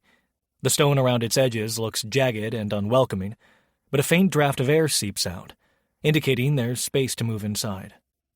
The constant roar of the falls fades a fraction here, muffled by the slab overhead and the swirling water curtain. My ears ring from prolonged exposure to thunderous noise. Talia glides down, her wings dripping. She shakes off excess water in a flurry of prismatic droplets, then eyes the fissure. If we can actually fit, she mutters. Thorn, you said it would be a comfy entry. That looks more like a wild boar's hidey hole.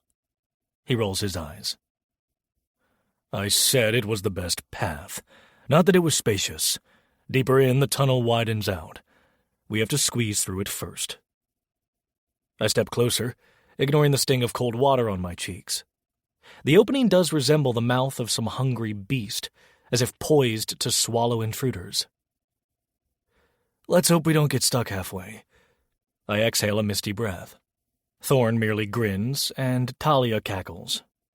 After drawing near, I wedge my shoulder into the fissure.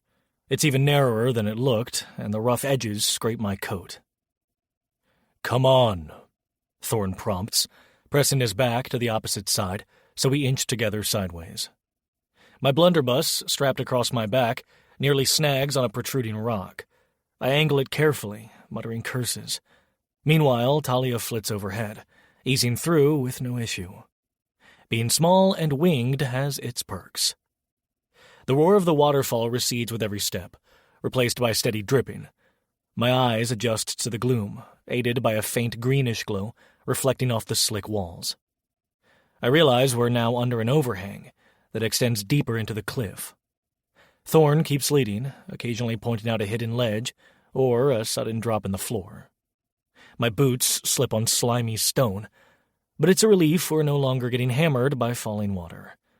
10 or 15 paces in, the crevice opens into a crude tunnel, wide enough for me to stand upright. The walls shimmer with patches of luminescent moss, casting an eerie, corpse-like glow. I swallow a rising sense of unease. The light dances on the walls, playing tricks on my tired eyes. Shadows shift in corners that might not be corners at all. Talia flutters near a patch of glowing moss, sniffing. Ugh! Tastes bitter. But there's definitely leftover mana swirling. You sense it too, caretaker? I pause, taking a quiet breath. There's a faint tingle in the air. Yeah, feels like static, or something half-formed. Illusions, maybe. A trickle of dread stirs in my gut. If illusions roam free down here, we could lose track of each other fast. Thorn adjusts his hood. A while back, someone tried to harness fey magic in these tunnels. Some stories say a few ephemeral portals never got fully sealed.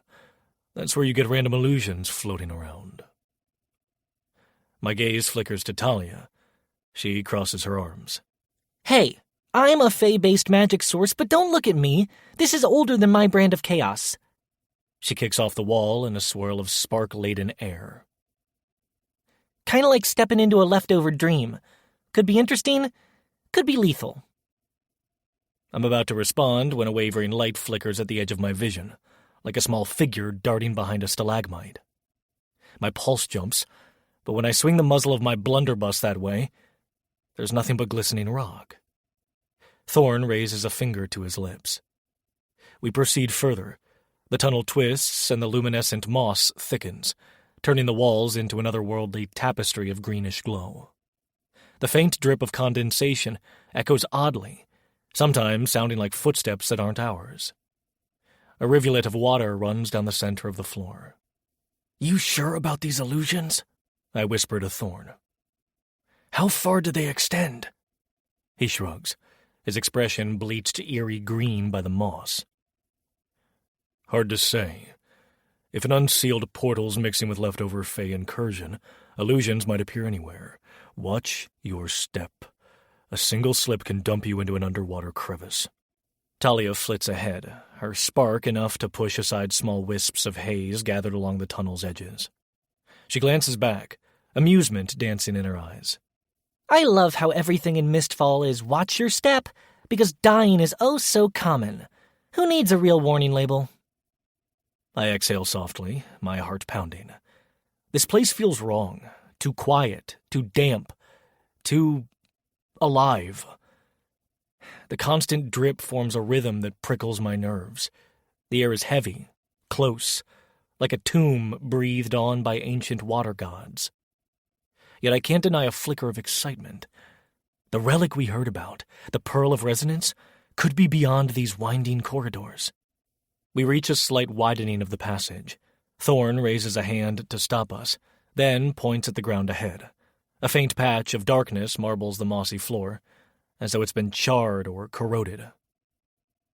"Watch out," he murmurs. "That's no ordinary stain. Could be acid residue from something." "Have I mentioned how much I love acid-spewing monsters?" I whisper back with a grimace. "Truly a highlight." Talia cackles. Acid, illusions, watery death, a day in paradise. Let's see if we can add some exploding fungus for added flair. Thorn smirks, then creeps around the dark patch, beckoning me to follow. I do so, stepping gingerly, mindful of any sudden dips. The next corridor slopes downward.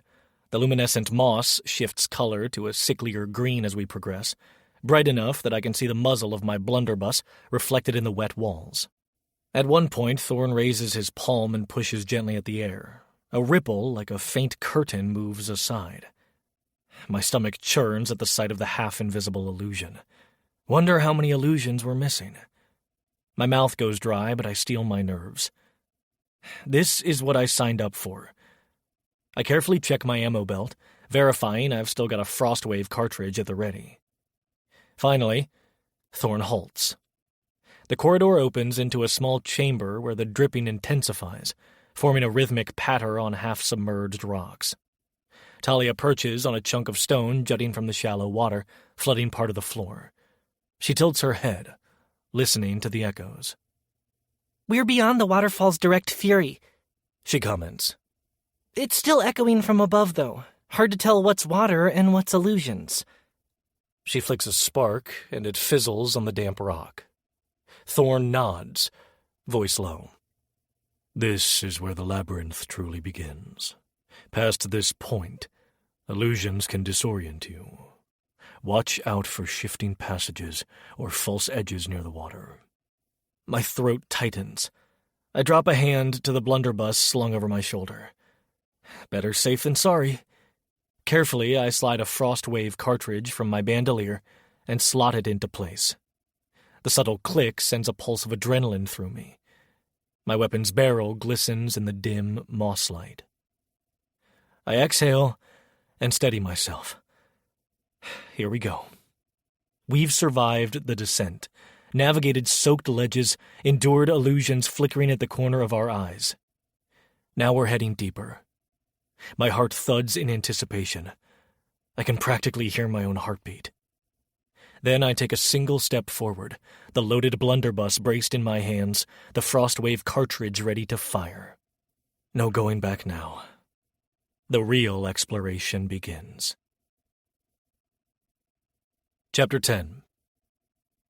We've been slogging through these wet tunnels for what feels like half the day, and my calves are screaming with every step. Water drips incessantly from jagged stalactites, plinking off rock ledges and stirring up the stale grotto air. The mist clings to me, seeping under my collar and trickling down my sleeves. Even Talia, perching on my shoulder whenever the passage narrows, grumbles about the humidity crashing into her chaotic aura. Our guide, or rather reluctant partner, Thorn, presses ahead with an infuriating grace. He's navigating a series of submerged stepping stones as if he rehearsed every move, black cloaks swirling around his lithe frame. I catch a brief flicker of his tiefling horns when he turns. A moment later, a droplet of water from a low-hanging spire splashes onto his hood, and he hisses. He's not as unflappable as he pretends. The perpetual damp of this place frays even his smug composure. That little consolation brightens my mood. "Mortals, you're all impossible," Talia mutters near my ear. "You do realize if we spent these hours in a nicely dry ruin, we wouldn't be up to our waists in cold cave water. My wings are so soggy, I could use them as dish rags." I bite back a retort, giving her a flat look. Trust me, I'm not thrilled about this either, but Thorn's blasted map said the next corridor dips below water level. We've got no choice but to slog if we want to find the rumored relics. Truth be told, I'd rather be perched on a warm bar stool at the tavern we left ages ago, but I'm here. Clouded motivations, soggy socks, and all. It's been hours of trudging through winding tunnels, some chest deep in water, others peppered with slippery boulders. In a pocket of dryness a while back, Thorn had asked to check his waterproof journal, flipping through incomplete sketches while lighting a small, sputtering lantern. He pointed to the path leading deeper beneath the main falls, cautioning us that beyond the next bend, the flooded corridors were rumored to be guarded by unpredictable amphibious monstrosities. He'd used the words fish-faced brutes, but I recall the local term, brine claws. As we continue forward, the cavern gradually widens. The watery floor transitions from shallow puddles into a broad, rippling pool. Gnarled stalagmites rise like the teeth of a monstrous creature waiting to devour foolish adventurers. A faint, echoing drip resonates through the chamber, pinging off ancient stone. I can taste the damp in the back of my throat. Thorn halts suddenly at the water's edge, and I nearly collide with his back. "Hold up," he murmurs. He extends one arm, indicating that I should stop. His other hand tightens around his black dagger, half concealed in the folds of his cloak. The air smells of algae and something else. Something musky. Maybe reptilian or fishy. Goosebumps prickle along my arms. "What is it?" I whisper. He crouches near a half-submerged rock, pointing at a cluster of footprints in the muddy shallows. They're bipedal, three-toed webs splayed wide, with trailing claw marks in the slick sediment. My stomach turns at how fresh they look. "They're definitely not human," Thorn remarks. "And I'd wager they're part of a patrol." Patrol, Talia snorts. Fish face is running a tight perimeter. Adorable. I wonder if they wear little hats and bark orders. I grimace, ignoring her sarcasm. If these are the rumored brine claws, that means trouble. "I remember reading these fish-like creatures are zealously protective of their nesting grounds," I mutter. "Locals said they're not random monsters, they're mutated guardians that revere some ancient water entity." Thorn straightens, tucking away his dagger for the moment. "We'd best assume they've got a shrine or something deeper inside. If that's the route we need to take, we'll be intruders in their sacred place." A cynical smirk tugs at his lips. "I'm guessing they won't greet us with a polite conversation and a handshake." "I wouldn't mind a handshake that leaves our heads attached," I quip. "You sure we can't find an alternate route?" "Possibly."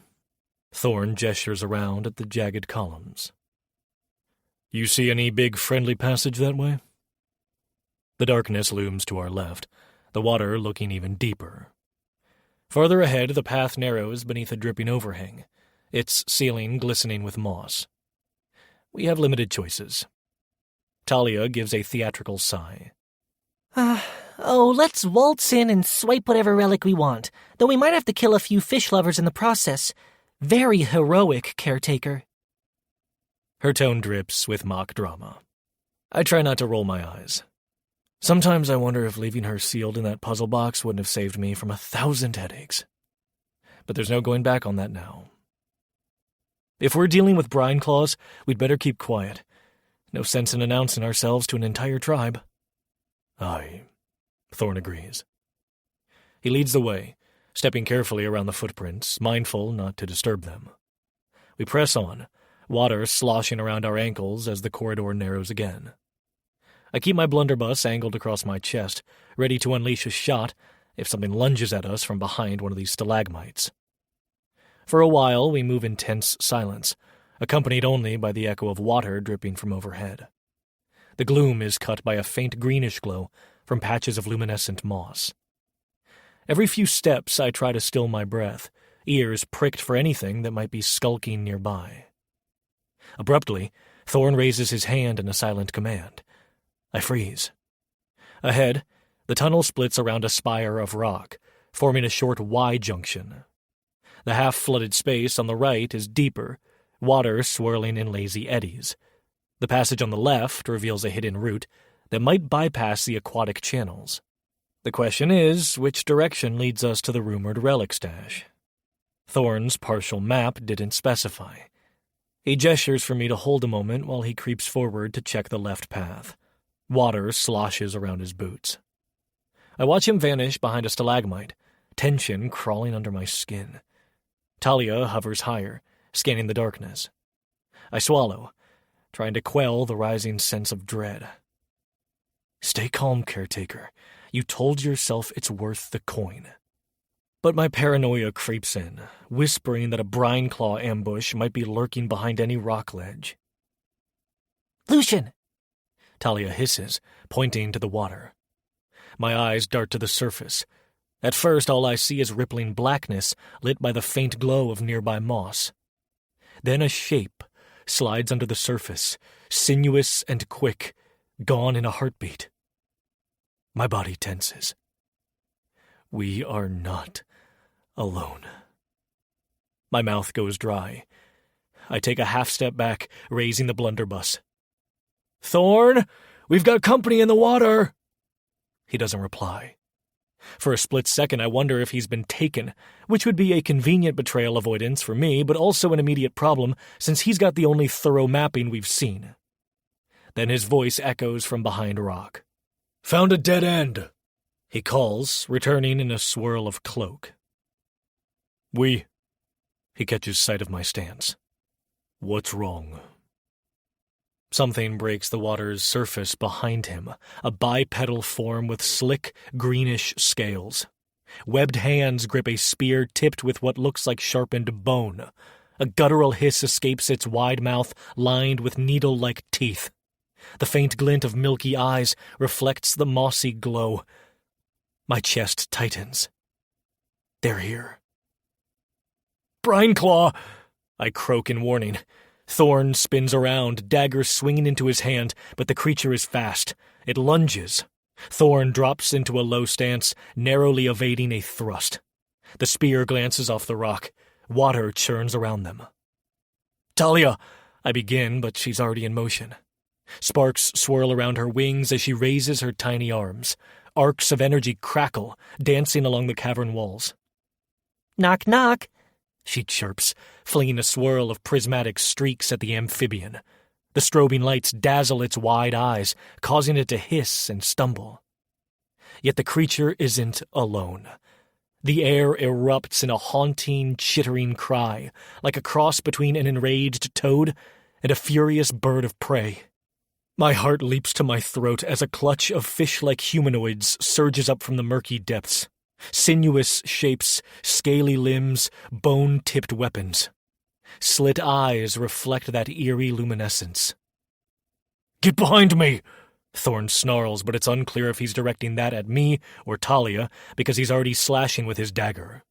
Two brine claws advance, brandishing slender spears carved out of some aquatic beast's bones. My instincts scream that we're outnumbered. We need a big move, or we'll be skewered in this slimy corridor. I brace my blunderbuss against my hip. The water laps at my thighs, threatening to undermine my balance. Better not slip. With a sharp exhale, I load a repulsion blast cartridge. The runic symbols on the shell glow faintly as I slide it in. Talia, keep them disoriented! I shout. She cackles in response, unleashing a fresh barrage of sparks that swirl overhead in bright rings. The flickering colors cause the lead brineclaw to falter, watery black pupils shrinking. Thorn takes advantage. There's a flash of steel as his dagger carves a savage arc across the fish-like creature's chest. A guttural shriek echoes, water splashing in a frenzy of scaled limbs. But more are coming from the deeper area to the right. I pivot, breath hitching as I spot at least 3 shapes lunging, bone spears raised. They move with an ungainly combination of swaying hips and sudden bursts of speed, aquatic bodies adapted for these tunnels. My finger tightens on the blunderbuss trigger. A thunderous boom reverberates in the cavern, and the recoil slams into my shoulder. The repulsion blast unleashes a shock wave that ripples through the water, sending 2 advancing brine claws sprawling backward into the darkness. The water churns in a violent swirl, ripples echoing across the surface. A high-pitched reverberation rings in my ears from the shot, but it's dwarfed by the guttural howls of the amphibians. Hell yes! Talia whoops, cartwheeling in midair. Sparks shoot off her wings in bright arcs of color. The disoriented brine claws stagger, trying to regain their footing in the roiling water. Thorn leaps forward, cloak swirling around his horns, and plunges his dagger into the belly of one. Scaly arms flail, knocking Thorn's hood halfway off, revealing the sharp ridges along his tiefling jaw. Keep them off me for another shot, I call, hurriedly fumbling for another cartridge. My hands are wet and shaking with the residual adrenaline. Another monstrous shape surfaces near me, its bone spear jabbing wildly. With a yelp, I duck aside, feeling the spear's tip scrape my coat. Water splashes into my face. My eyes burn from the briny stench. Talia swoops past, a vortex of swirling motes gathering in her tiny palms. Here, big fishy, she taunts, flicking her wrist. A barrage of sparks collides with the creature, momentarily short-circuiting the instincts in its beady eyes. It staggers sideways, giving me an opening to aim.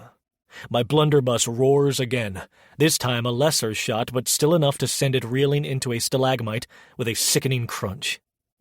Yet the chaos of the battle thickens. One scaly guardian hisses and dives beneath the surface, leaving only bubbles and ripples to show its path. In the gloom ahead, more silhouettes stir, drawn by the commotion. My pulse skitters, and I realize I can't tell exactly how many brine claws remain. Thorn tears a second spear aside with a flourish of his dagger, but a third amphibian lunges in from behind, raking at his cloak. The fabric shreds, revealing a sliver of his tail, dark and sinuous. He utters a harsh curse in some infernal dialect, spinning around to retaliate. The fish-like warrior leaps backward, hissing in triumph, a shred of black cloth dangling from its claws. "Lucian!" Thorn shouts. "We can't let them swarm. Find cover behind that column. Force them into a bottleneck." I sputter in acknowledgement, stepping carefully toward the nearest stalagmite. I press my back to the cold stone, water swirling around my waist, and try to keep watch for any brine claw creeping up from behind. Occasionally, Talia's swirl of sparks lights the cavern like a strobe, revealing glimpses of writhing, scaled bodies. My heart hammers. They might keep coming until we're spent. Another amphibian leaps from the darkness, spear aimed at my center mass. Instinct screams. I clutch the blunderbuss, hardly having time to aim before yanking the trigger. The shot blasts me backward, my shoulder colliding with rock. The recoil smashes a jolt of pain through my collarbone, but the creature is flung aside, landing with a wet thud. Near the main cluster, Thorn weaves with uncanny agility, delivering rapid slashes to any fish face that dares approach. His cloak flares in watery arcs, though now it's torn and half hanging from one shoulder. Rivulets of water and gods know what else soak him from head to toe. His usually smug grin is replaced by a scowl of grim focus. Talia flutters overhead like a neon dragonfly, her laughter both exhilarated and unnerving. "Dance, fishies! Dance!" she cries, conjuring illusions of flaring lights that swirl around her in mesmerizing patterns. One brine claw pauses, entranced, only to receive Thorn's dagger to the gut. A strangled hiss escapes it as it collapses, greenish blood swirling in the churning water. Suddenly, a sharp yank on my ankle nearly topples me. My blunderbuss almost slips from my grasp as I'm pulled down. I glance behind me. Another brine claw has surfaced, clawed hand locked around my boot. Its eyes glow with a fierce, unnatural glint. Gasping, I pivot, smashing the butt of the blunderbuss against its arm. It snarls, refusing to let go. My own panic flares. If it drags me under, I'm finished. Talia zips in with a burst of color. "Let him go, you slimy turd!" She unleashes a small but concentrated bolt of chaotic energy, striking the brine claw's forearm. The shock sends spidery arcs of light dancing over its scales. It jerks, loosening its grip. I seize the moment to pull free and slam my knee into its side. The creature coughs out a strangled croak before sinking into the swirling water. I clamber upright, panting, arms shaking.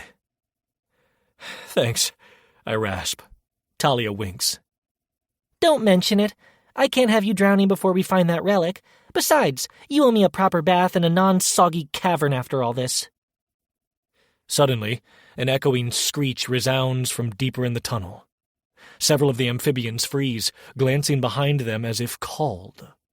Then, as swiftly as the ambush began, the rush of scaly bodies starts receding. Two fish-like warriors flop backward into the murky water, retreating into the gloom.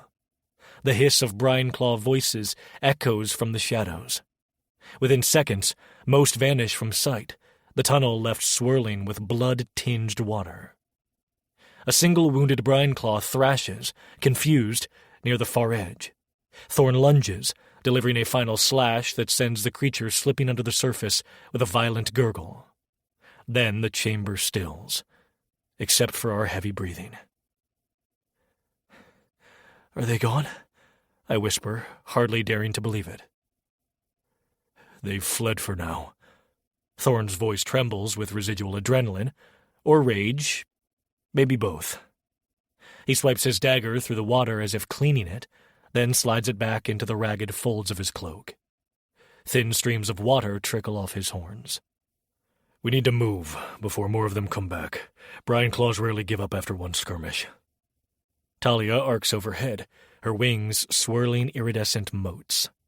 That was exhilarating, caretaker. Did you see the way that last spear almost skewered your precious behind? She cackles, though there's a trembling undertone to her voice, as though even she can't fully shrug off the brush with death. I ignore her jibe, stepping carefully around the floating remains of a shattered spear. The cavern stinks of brackish fish and something metallic, presumably blood from one or two unlucky amphibians. I'm soaked but alive. My blunderbuss hisses a faint wisp of steam from the shot's discharge. Check if any of their gear is salvageable. Thorn presses one hand to his cloak, feeling where it's torn. His horns glisten with droplets. My eyes trace the shredded fabric, noticing a shallow scratch on his forearm too. We might find something worth a few shards, he adds curtly. Then, as if remembering his role, he arches an eyebrow. If you're up to it, that is. I nod, stepping among the debris. One half-snapped spear tip, carved from bone, rests on a nearby rock. Threads of algae cling to it. Might be good for alchemical reagents, I murmur. I scoop it up, ignoring the slimy feel. If there's a chance it can be sold or used as an improvised material, it beats leaving it behind. Talia flits around, grimacing at the murky water swirling with silt and blood. They sure left in a hurry. She glances at Thorn's torn cloak. Tough break, devil spawn. Guess you won't be winning any cloak pageants soon. He answers with an unamused snort, though relief flickers in his gold-flecked eyes. Don't worry about my cloak. Worry about them returning. We'd better move quickly. But he's panting, chest heaving, adrenaline still coursing through him as the tiefling tries to sound composed. I wade through the swirling water, ignoring the lingering tension in my spine.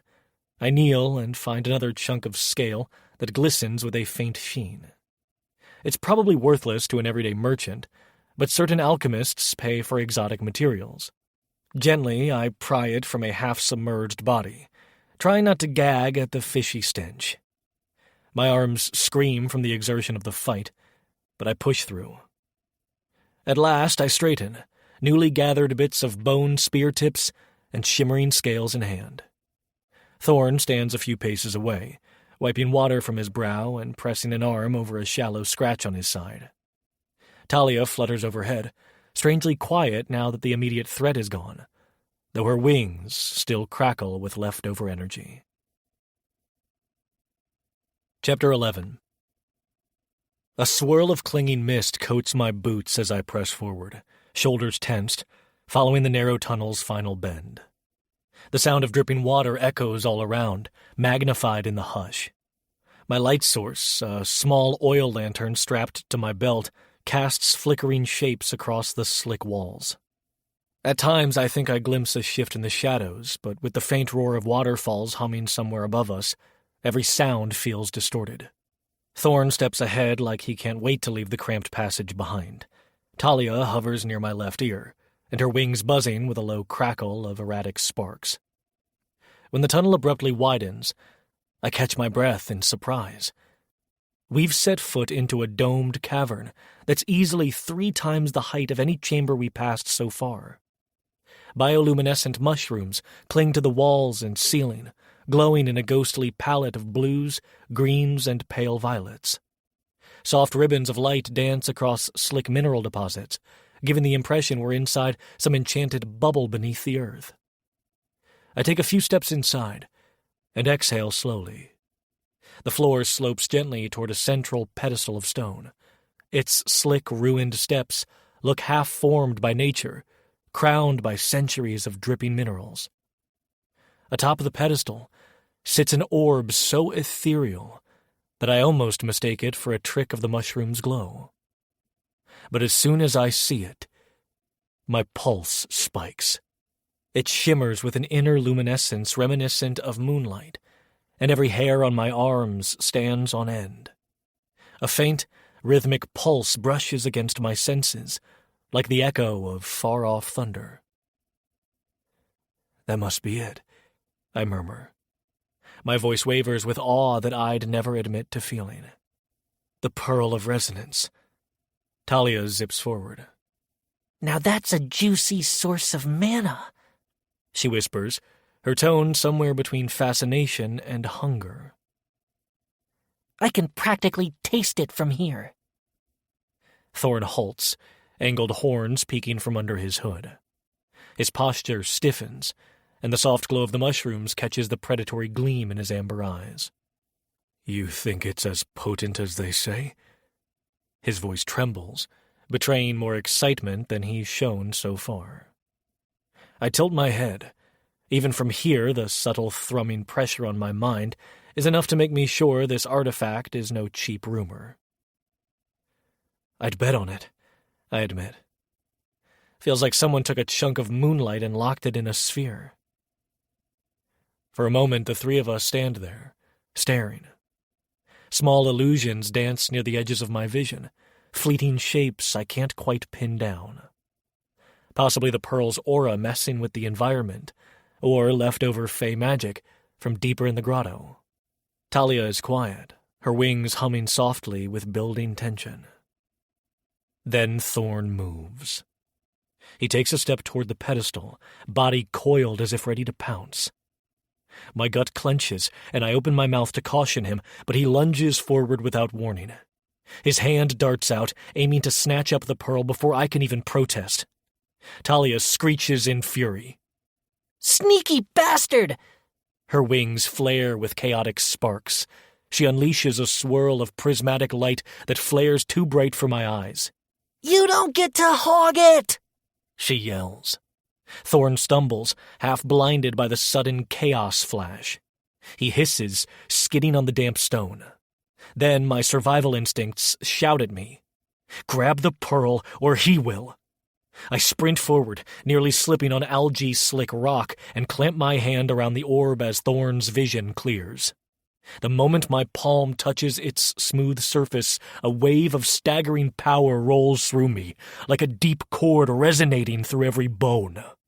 Warm and cold at once, it's a shock that sends my heart hammering. My mind reels with a sudden influx of images, swirling water, half-seen figures, the echo of my own voice calling out in panic. Is that me drowning? I wrench my gaze from the orb to the cavern around us, and realize illusions are blooming out of thin air.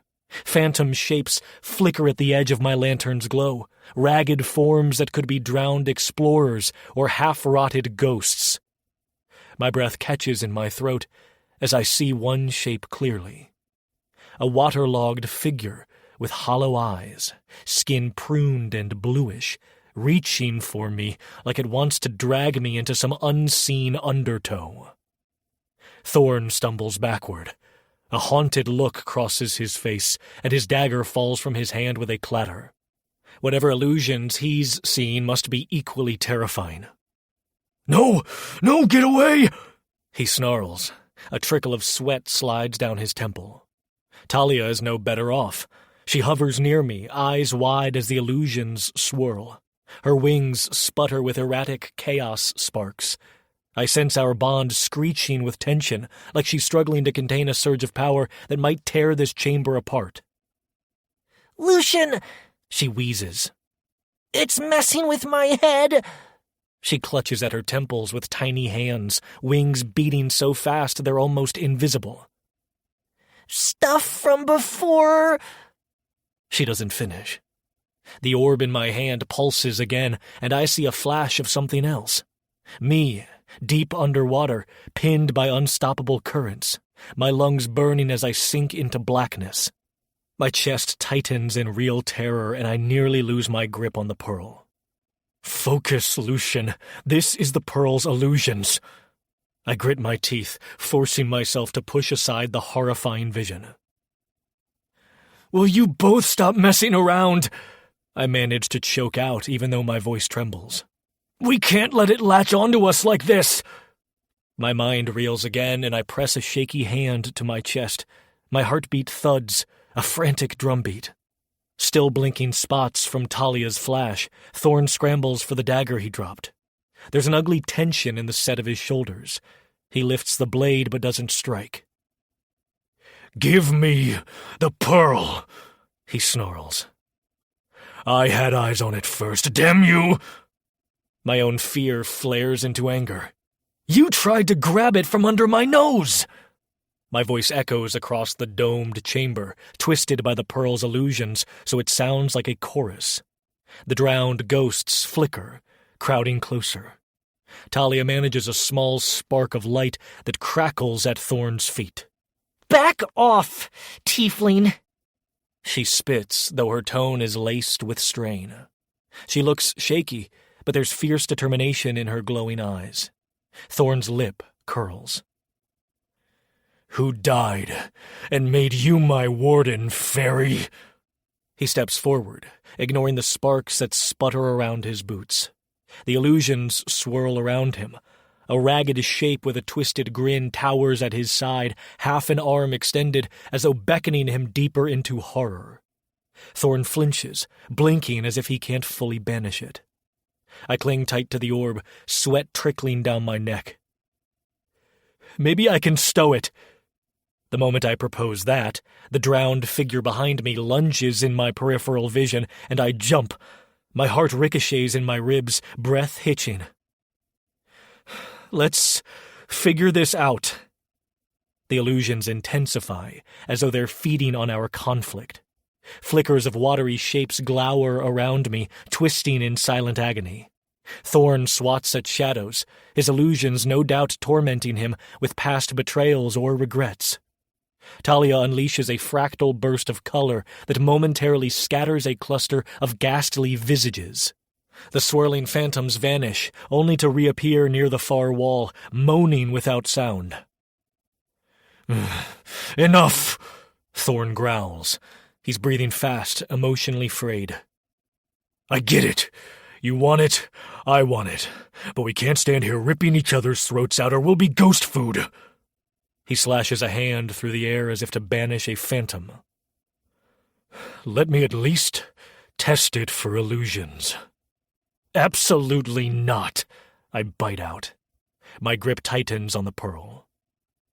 "No one's testing anything while these nightmares crawl up our spines."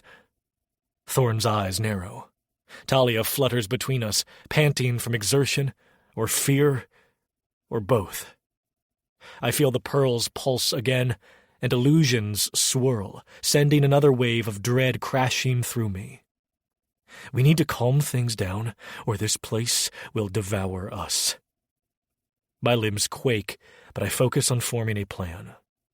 I rummage through my soaked belt pouch and pull out a scrap of enchanted cloth used to protect delicate relics from moisture. It isn't perfect, but maybe it can muffle the pearl's aura. My hands tremble as I wrap the orb. The subtle thrumming dampens a little.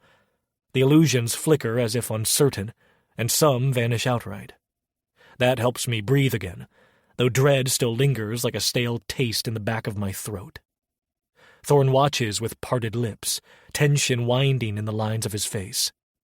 Then he sighs, pressing a trembling hand to his brow. "Fine, but we can't carry it out when every corner might morph into some undead fish lizard's tomb. Not if we're all seeing ghosts and daymares." He casts a reluctant glance at Talia. "Chaos magic might break illusions.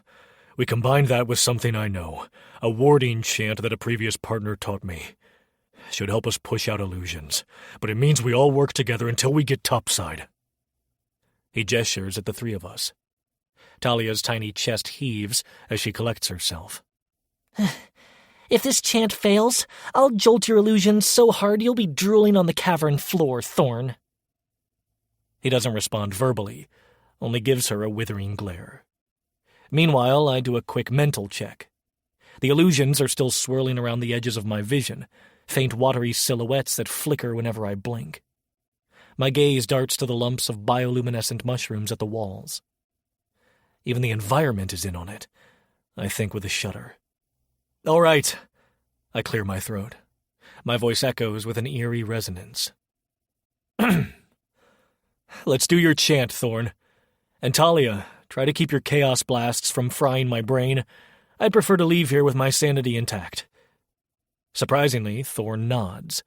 He steps closer, lips pressed tight, as if tamping down fear. I can only recite it in an old dialect. You two repeat the rhythm, I guess. The chant is about forcing illusions to scatter. Don't blame me if it does nothing. I'll handle the illusions that cling too stubbornly. Talia mutters, glancing around the gloom. Another pair of drowned apparitions shimmers across the chamber, flickering in and out of existence like a stuttering lantern. We form a ragged circle near the pedestal. My chest is still tight, every exhalation shaky. Thorn begins muttering low syllables in language I don't recognize, some archaic tongue that dances on the edge of hearing. He closes his eyes, voice resonant despite the tension.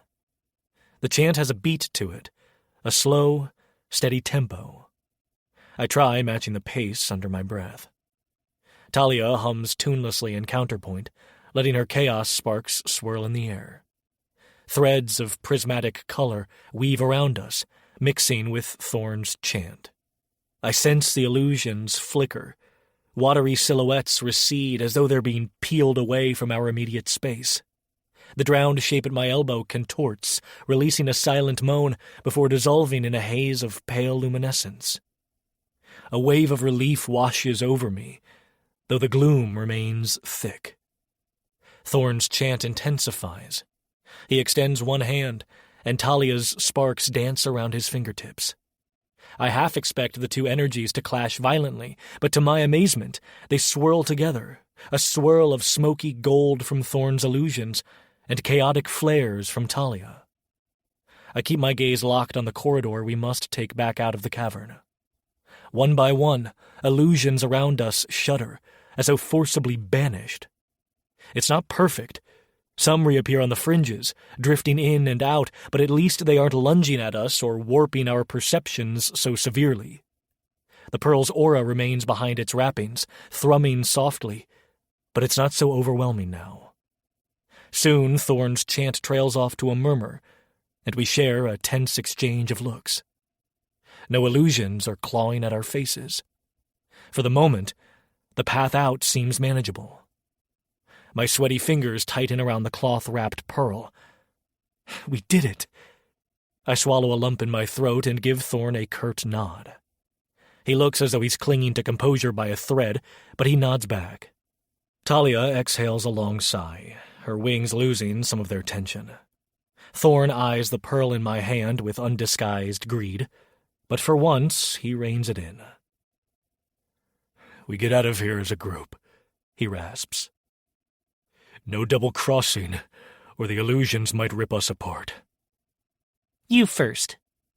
Talia points with a spark-spitting fingertip. Her defensive posture suggests she's ready to blast him if he tries anything. He curses under his breath, but he shuffles past us to take the lead. I keep the pearl clutched to my chest, half expecting it to spark another wave of illusions at any moment. Every step we take, I catch small flickers along the periphery, vague, watery forms torn between vanishing forever or returning to haunt us. The mushroom's glow warps occasionally, distorting into trembling shapes that fade as soon as I blink. At least they're not fully attacking now. We pause at the domed cavern's threshold, near the narrower path that should lead us back up. Thorn glances over his shoulder. If any illusions start messing with your depth perception, yell. The last thing we need is to fall off a ledge or walk into a pit. I rasp a humorless chuckle. Oh, how thoughtful of you. He answers with a withering look, though the hostility is dampened by shared exhaustion. I guess we're all feeling the brush with madness. My grip on the pearl has me imagining a subtle weight shifting in my hand, as if the orb itself is breathing in time with me. I try not to dwell on that. We'll worry about the pearl's deeper mysteries when we're out of this damned grotto. For now, survival is top priority. A faint moaning sound skitters across the walls. An echo or an illusory whisper. Thorn inhales sharply. Talia stiffens, but no immediate menace appears. We resume walking, single file, navigating the slippery ground with caution. The tension among us hums almost as tangibly as the pearl's power. When the path narrows, Thorn lovingly keeps his dagger out, and I keep my lantern angled to light the floor. Talia hovers at my side, knuckles still aglow.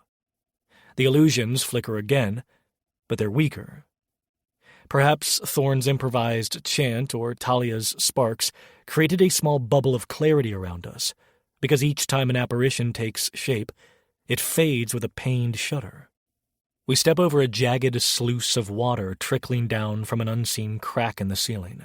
One last reminder that this entire labyrinth is carved by endless flowing streams. The water glimmers in the lantern light, and I catch a faint reflection of my own face. Eyes too wide, hair plastered to my forehead, skin pale as if I've stared death in the eyes. Which, in truth, I did. At last, the corridor straightens, the arch overhead lower. I take it as a sign we're nearing one of the earlier chambers. The moaning illusions die away to the faint drip of water, and Thorn coughs, wiping sweat from his brow. None of us say anything about the pearl for a moment. We keep moving, hearts hammering. Then, in the hush, Thorn mumbles, "We'll talk about that artifact after we're safe."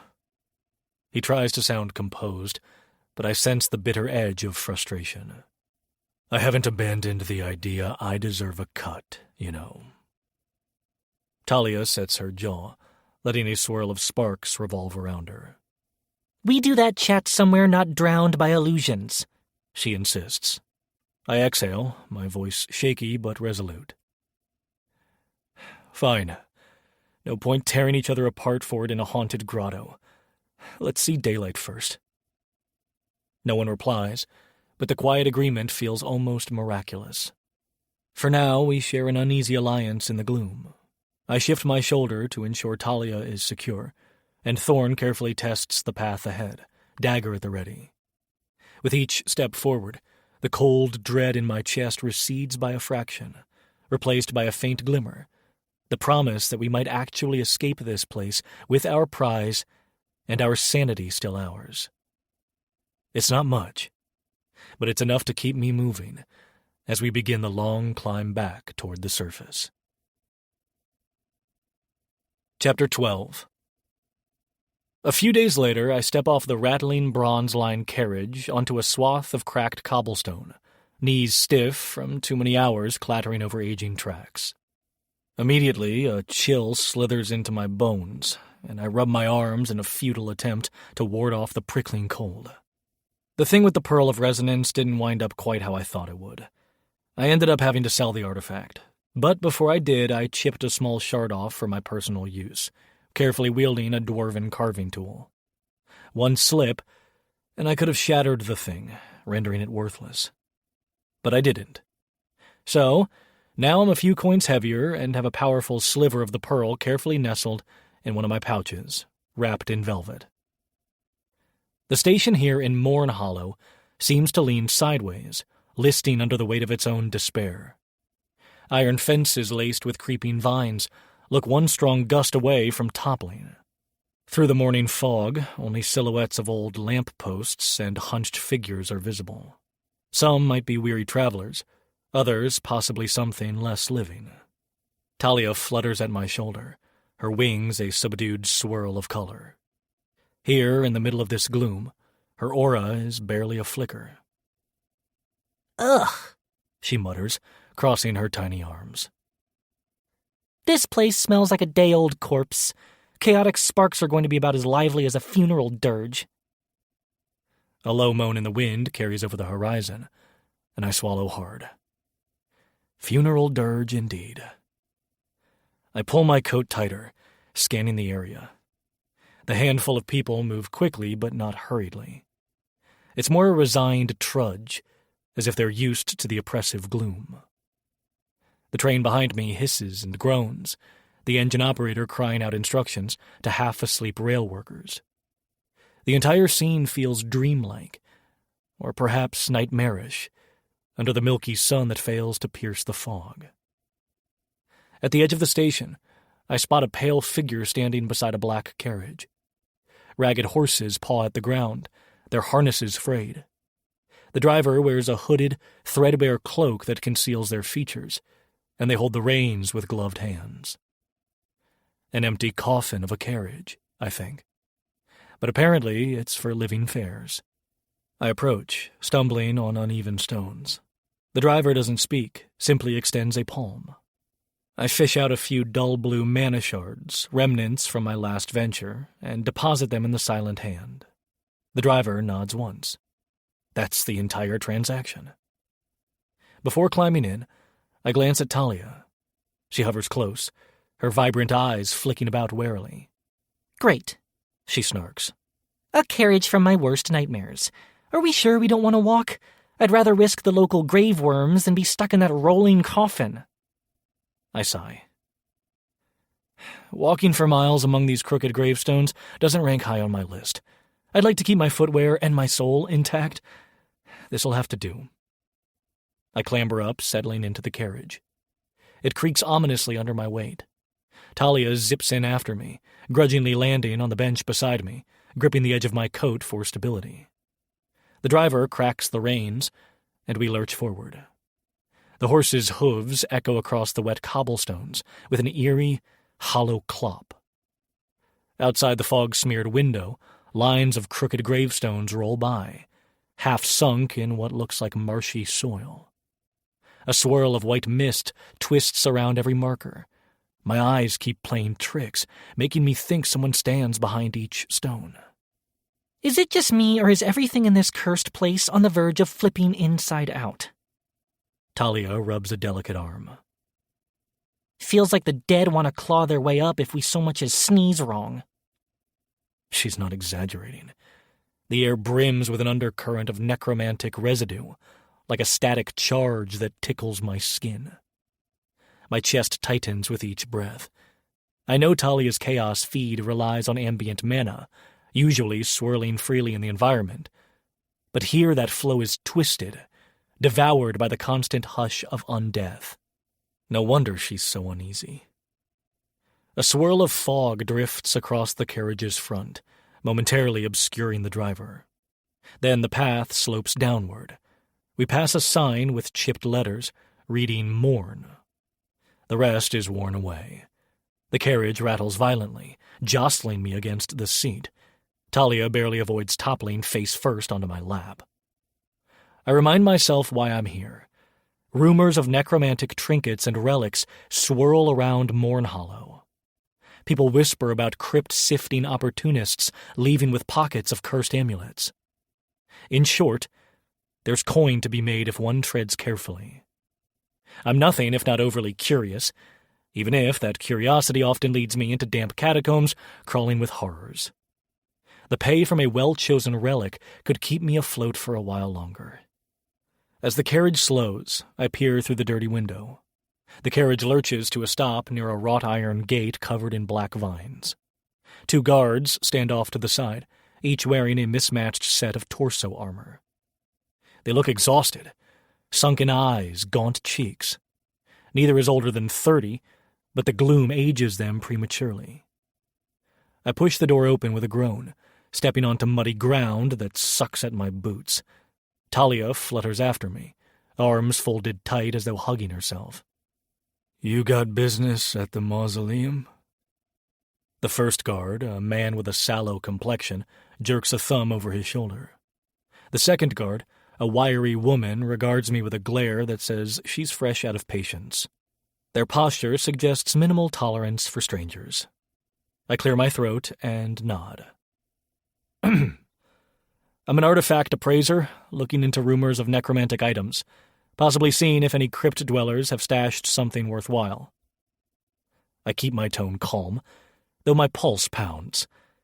No point lying. The frontier folks appreciate honesty more than half-baked illusions, especially in a place this dire. The woman guard snorts. Wonderful. Another adventurer hoping to pick the bones of ancient crypts. You'll find more bones than coin, if the undead don't tear you apart first. Her colleague rubs a hand across his stubbled chin. Sure you want to do this now? The city's basically a ghost yard these days. Undead keep crawling up from lower vaults, and we're short on men. He shrugs half-heartedly.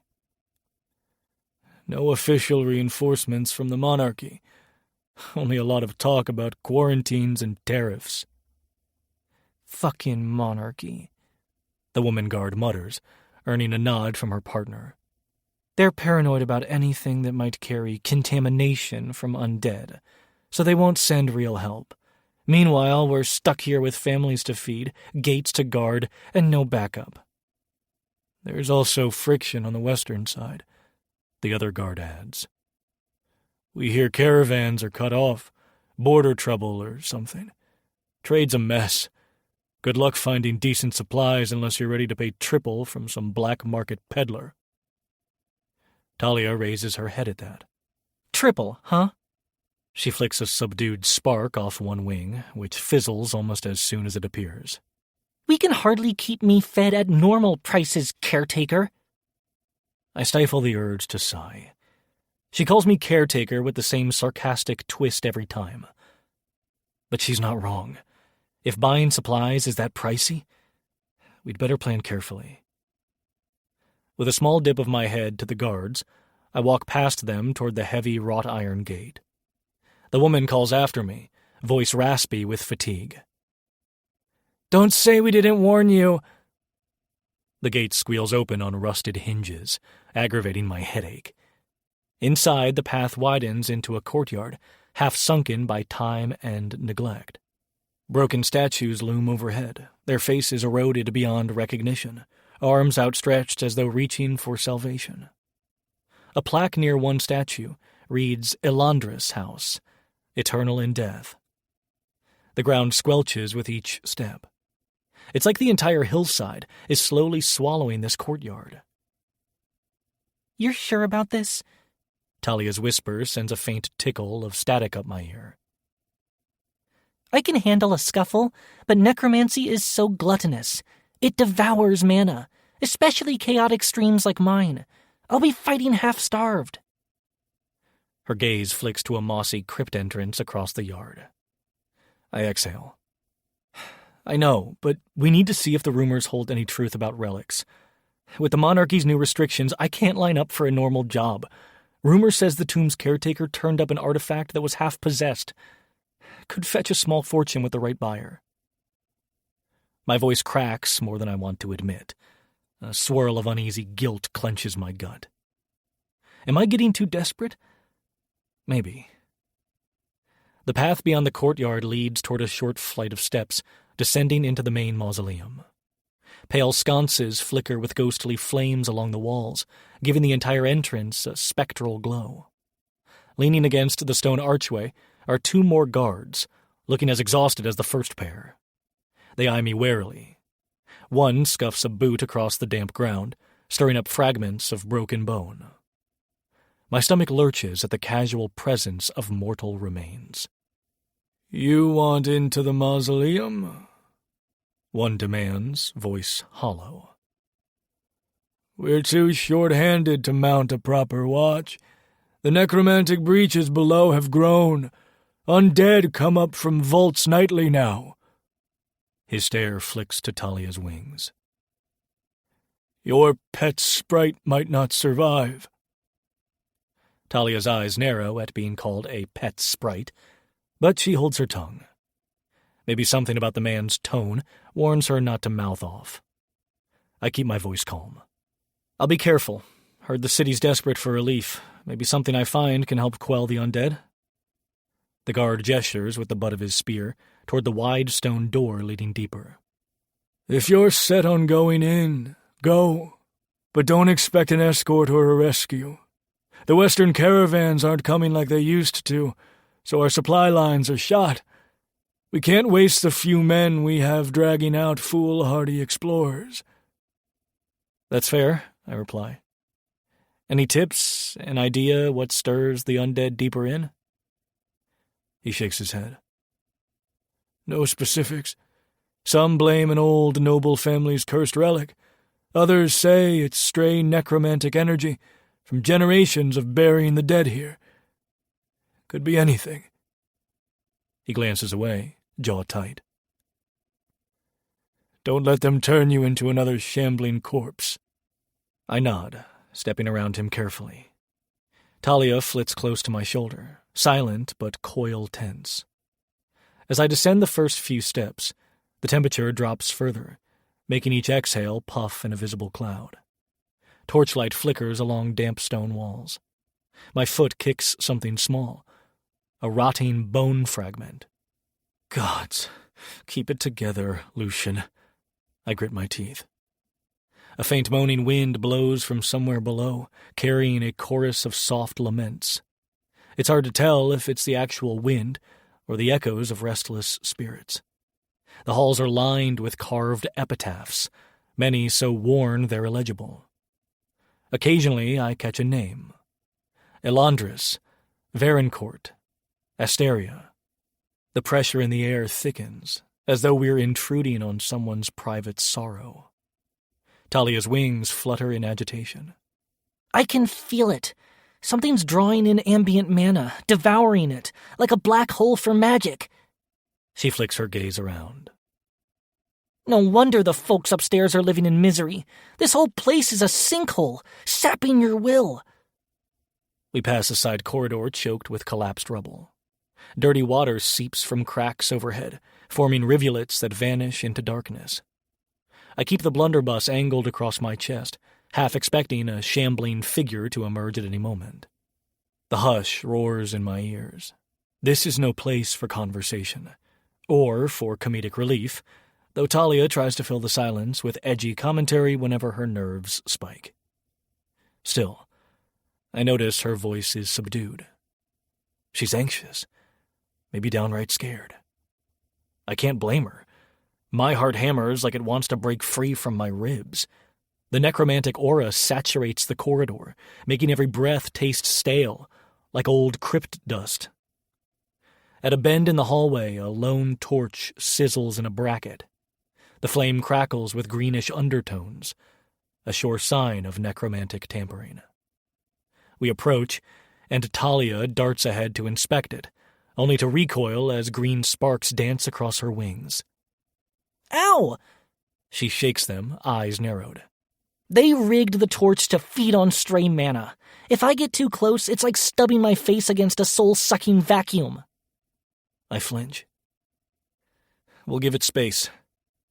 Carefully sidestepping, I spot fresh footprints in the mossy ground. Wide, booted prints heading deeper in. Possibly some other foolhardy adventurer's tracks, or maybe a guard scouted partway below. They vanish into the dark. I hold the blunderbuss tighter, rummaging through my belt pouch to confirm I have enough cartridges. Repulsion blasts, a few frost shots, an electro-arc shell or two. Not an endless supply. A scuttling noise echoes from behind a toppled stone sarcophagus. I freeze, heart in my throat. Something moves and hisses in the dimness. Talia raises a hand, small sparks swirling. But the shape disappears into a side passage, leaving only a faint trail of slime behind. I release a pent-up breath. Let's not chase that. I gesture for Talia to keep moving. We slog onward, passing alcoves where decrepit pillars hold up sagging arches. Stone depictions of grieving angels, their faces chipped away, loom overhead. My footsteps echo on waterlogged tiles. In the distance, I hear faint scratching sounds that set my teeth on edge, like nails dragging over stone. One relic. Find one relic that's worth a tidy sum and get out. That's the plan. My mind echoes with doubt. We might pick up more than we bargained for. Finally, we emerge into a broad antechamber with a partial collapse in the far corner. A swirling vortex of cold air whips dust devils around the floor. Along one wall, ancient banners hang in tatters, frayed threads barely clinging to rotted fabric. The crest they bear is too worn to decipher, some noble line that wanted to preserve its legacy in marble and velvet. Now it's a footnote in a mausoleum of horrors.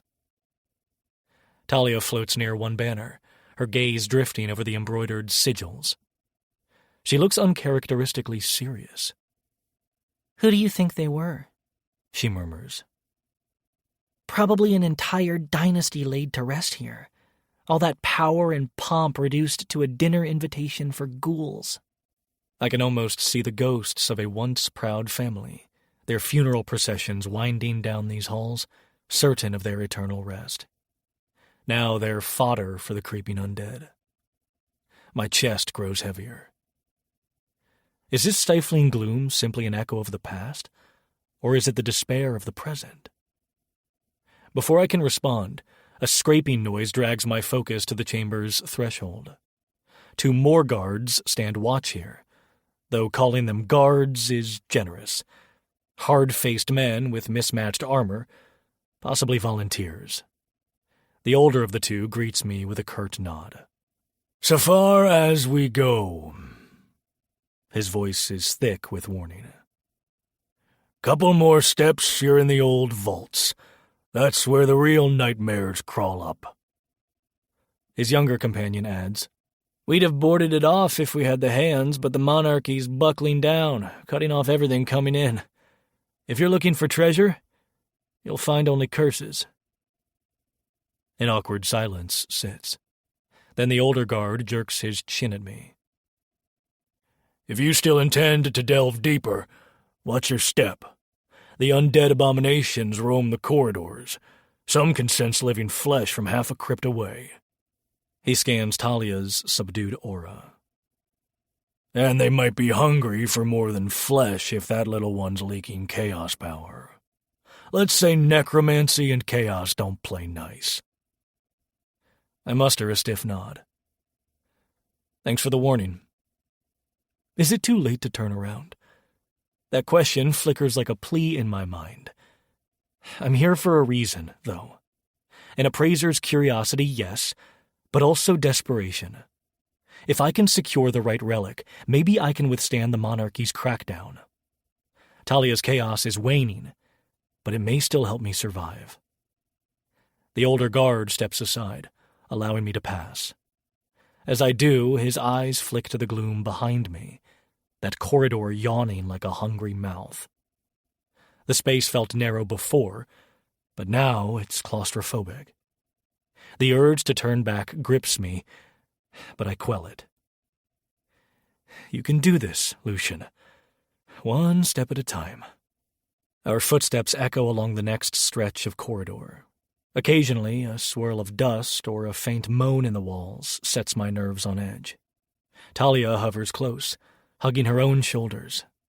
Stray sparks sputter out around her fingertips like half-dead lightning. "Don't get any bright ideas. I might not be able to blast a horde if they jump us. So maybe we do the smart thing for once?" I swallow. Smart would be heading back to Mistfall, or beyond. But you heard the guards. Morn Hollow is suffocating. Tariffs, no supplies, everything's a dead end. If we can find something that helps either them or us, maybe both. I don't know. Talia exhales with a half-hearted scoff. "You're a bigger sap than I thought, caretaker. Fine. Let's see if we can scrounge up a bone trinket or 2 before the local ghouls do the salsa on our insides." A flicker of camaraderie flows between us. The corridor continues, shrouded in gloom, and each step intensifies the necromantic pulse weighing on my chest like a damp cloth. I can hardly imagine how the living inhabitants of Morn Hollow cope with this every day. The hopelessness, the gnawing fear that each sunrise might be the last before the dead claim the surface. At length, I hear muffled voices up ahead, possibly from more guards or desperate townsfolk. I can't make out the words, though. They're distant, echoing strangely off the crypt walls. Desperate times, I think. And Morn Hollow is drowning in them. It dawns on me how thoroughly this place has been forgotten by any higher authority that once claimed to protect it. The monarchy locked them under new tariffs, claiming fear of spreading undead contagion. The western outposts cut off caravans, embroiled in border disputes or bureaucratic entanglements. No wonder the black market thrives. People have to eat, to survive, to hope. Yet hope seems about as scarce here as warm daylight. A surge of pity overcomes me. I'm used to personal struggles, Talia's bond, my finances, my precarious livelihood. But in Mournhollow, entire families face a gloom that extends beyond metaphor, a literal plague of undead. I slow my steps, releasing a long, shaky breath. Talia glances at me, eyes partially hooded. You okay? She asks, uncharacteristic concern lighting her voice. I guess. My voice comes out hollow. I'm thinking people are stuck in this, and it feels like no one powerful cares enough to help. My gaze drifts up to the vaulted ceiling. Cobwebs swirl in the torchlight. A chunk of carved stone, maybe part of a statue's face, lies smashed by my foot. Sleeping in a broken grave, with no rescue on the horizon. Behind us, the wind moans again. Or maybe it's the wails of lost souls echoing through these halls.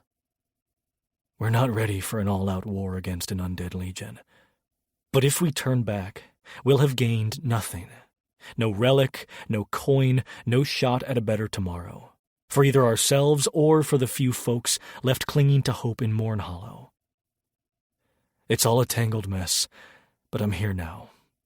I can't turn a blind eye. Talia coughs, then forces a weak grin. Let's keep moving, caretaker. Hanging around in a gloomy corridor, chewing our nails, can only attract more creepers. She raises a hand, conjuring a faint swirl of color that sputters out a foot from her fingertips. If one of those abominations lunges for your jugular, I'd rather we have the advantage of picking an engagement spot, not letting them pick it for us. Agreed. My palms slick with sweat as I raise the blunderbuss. Step by slow step, we inch deeper into the hush. Talia hovers close, occasionally brushing my shoulder in a fleeting attempt at contact. I'm caught between the desire to run and the sense of obligation to push forward. In a place like this, turning back ensures nothing gets better. If I don't keep going, who will? The question cracks across my mind. I grit my teeth. Darkness yawns before us, and every crypt we pass might harbor new horrors. Yet, I keep going, ignoring the chill that seeps through my coat, ignoring my fear that each crypt door we pass might swing open on skeletal hinges. My boots scuff the wet stones, and I press forward, ignoring the voice in my head that whispers we're in far deeper than we realize. Chapter 13. I brace my forearm against the chilly stone archway, struggling to steady my breath behind the uneven row of tombstones. The swirling mist clings to my legs, colder by the moment as if it's alive and feeding on my nerves. A few steps away, the aftermath of the skeletal hound's ambush sprawls across the cemetery courtyard like a scene from some underground battlefield. Cracked statues, drooping from centuries of neglect, stand sideways or toppled entirely, while uprooted graves create lumps of broken earth. The entire place reeks of decay, underscored by the acrid tang of braziers that burn with too little strength to smother the stench. I glance down at my blunderbuss. A faint wisp of cold steam curls off the muzzle, remnants of the Frostwave cartridge I fired to deal with the hounds. In the distance, two skeletal beasts lie crumpled, their clacking jaws frozen mid-snarl. A handful of mismatched town guards, hardly more than retirees or desperate volunteers, lingers near a brazier ring, tugging at the cloth straps that hold together their makeshift armor. Their entire existence out here in Morn Hollow seems like a losing war against an unrelenting tide of risen corpses. My eyes linger on one guard's dented helmet, the crest hammered flat. "Hey, caretaker!" Talia calls from somewhere behind my right ear. "You planning to keep gawking, or are we doing something about these walking bones?" She sounds unamused, though I sense a flicker of concern. I stand straighter, turning enough to catch a glimpse of her rainbow-hued wings. Anticipating her impatience, I can't help a small smirk. Necromantic aura is a real killjoy for chaos, I think grimly. They can siphon raw mana, especially chaotic currents. No wonder she's agitated. Try anything on those next wave of corpses? I suggest to her. Talia scoffs. "Oh, yeah, sure," she mutters. "What's left of my sparks will fizzle out before they can do more than tickle a skeleton, but I'll do my best to give them some confusion if you handle the actual shooting." I nod, exhaling. Deal. Through the haze, a faint growl comes from the far edge of the courtyard. A handful of rotted shapes, former humans, shuffle aimlessly beyond a cluster of collapsed headstones. A volunteer guard strides up, panting. He's a young man, face gaunt from too many sleepless nights. "We can't hold them off forever. They keep rising near the deeper vaults, but Captain... well, no official captain here, but the others want to barricade the mausoleum so they don't spill into the rest of the town." I nod. I heard. Don't worry, I'm going in. There's a swirl of confusion on his face, maybe a silent question of who the hell are you? But he doesn't voice it. Instead, he bobs his head in relief. Another volunteer, an older woman in chainmail, barks for him to return to the perimeter. He jogs away, leaving me with the mausoleum entrance looming ominously behind a row of braziers. Talia flutters closer as I approach. "This place is rancid with leftover magic." She turns her nose up at the swirling gloom. The antechamber arch stretches overhead, etched with weathered carvings of serpentine angels weeping. Flickers of spectral outlines drift along the walls inside, ephemeral silhouettes that fade whenever I try to focus on them. A faint moaning wind curls through the half-open door. Necromantic energy can do all sorts of tricks, I remind myself. But illusions or not, I'm going in. I can't let this undead surge swallow the entire town, or allow a possible relic to lie around unclaimed. Morn Hollow might be a grim place, but it's also a potential gold mine for an appraiser. If these abominations are stirring, something big is powering them. The ragged guards wave me on. Two men grunt as they push a warped wooden blockade across the entrance behind me, presumably to stop anything from lunging out at them. The latch's clank echoes in the gloom, leaving me sealed inside the first corridor. Talia hovers close. "Next time I suggest a fun dungeon to raid, kindly remind me not to pick the one where everything's already dead." Her wings sputter with crackles. "I prefer living foes I can at least shock. It's all gloom and bones." At least these bones are slow, I reply, mustering a small grin. Let's keep it that way. I shuffle forward, blunderbuss held at half-ready. Loose rubble clatters under my boots, reminding me how easily noise can echo in these tight confines. The walls bear half-crumbling inscriptions, sorrowful epitaphs for forgotten noble families. Beyond the corridor's bend, the faint glow of a brazier or torch flickers against wet stone. My chest clenches as I realize I hear more than moaning wind now. There's a scraping sound, a bone dragging across the floor. My grip tightens around the blunderbuss. I ease forward. The corridor ends at a small crypt. Candle stubs, half melted, line what must have been an offering table. A single guard stands there, shoulders trembling, staring at a pair of animated skeletons that corner him against a broken sarcophagus. The skeletons rattle with each step, their eye sockets empty and hungry. "Hey!" I call, stepping into the room. I level the blunderbuss, The guard, startled, stumbles sideways, right into a lunging slash from one of the skeletons. It tears a strip of fabric off his arm, but misses flesh. I curse and pull the trigger. The repulsion blast slams into both skeletons, hurling them back into a jagged stone pillar. One cracks apart, bones scattering. The other collapses onto fractured remains, a pile of limbs clacking in a tangle. For a heartbeat, the room goes silent. Then the guard drops to his knees, clearly in shock.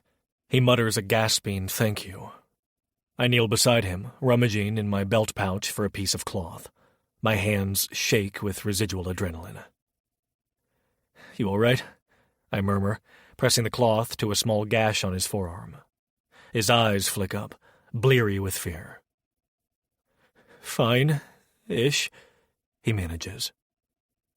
"I got separated from the others. The deeper vault's that way." He points toward a side passage, thick with shadows. "I'm not cut out for this." A shaky laugh escapes him. "We're volunteers, you know? The monarchy never paid us. Our old commander died and no one from the east gave a damn. So we patch up our gear and hope to last another night." A flicker of anger sparks in me. "You've done more than most folks would. Get yourself back near the entrance. Let the older guard outside know you're alive. They'll handle your wound." The man nods, tears in his eyes, and stumbles away. Talia darts a few inches from my face, eyes narrowed. "Nice you're in a caring mood," she trills, although she can't hide how heavily the necromantic hum weighs on her. Her wings sputter again, brightening for a split second as she tries to muster a spark. A swirl of color flickers at her fingertips, then fizzles out like a dying ember. "Ugh! This is maddening!" "Let's see if we can find the source." I force a calm note into my voice. Focusing on Talia's frustration stirs an odd mixture of pity and exasperation in me. I know she thrives on chaotic energy. We follow the corridor that the guard indicated, stepping under an archway carved with more sorrowful motifs, crestfallen angels, their faces half eroded. The flickering torchlight from earlier fails to reach this far, leaving the corridor cloaked in darkness. My breath mists in the cold air. I raise my lantern, revealing scuttling shapes among the rubble, rats or something more undead. At times, I could swear the shadows themselves ripple away from the lantern glow. A chilling moan resonates from deeper ahead. I hear a faint scraping like nails on wet stone. My stomach tightens. Don't freeze, Lucian. Gathering my nerve, I poke my lantern around a corner. The corridor widens into a larger chamber, with multiple crypt alcoves lining the walls, each alcove sealed by a makeshift iron gate or ornamental grate. Some have been wrenched open, presumably by the undead stirring within. The rest rattle ominously. "Got a plan?" Talia whispers. "Work through systematically, I guess," I whisper back. "Check if any crypt doors are about to burst. Keep our powder dry. Try not to let them swarm us." Simple, but borderline suicidal. Still, I see no alternative. Letting these undead gather in force could doom Mornhollow. As I begin edging toward the closest alcove, a clang echoes from deeper in the room. I freeze. Something is making a racket. Talia zips to my shoulder, perched like a ridiculously tiny but fierce gargoyle. My lantern's glow reveals a figure at the far end. An older man in chainmail, swinging a shovel at 3 staggering corpses. He knocks one back, but the others close in. "Get back!"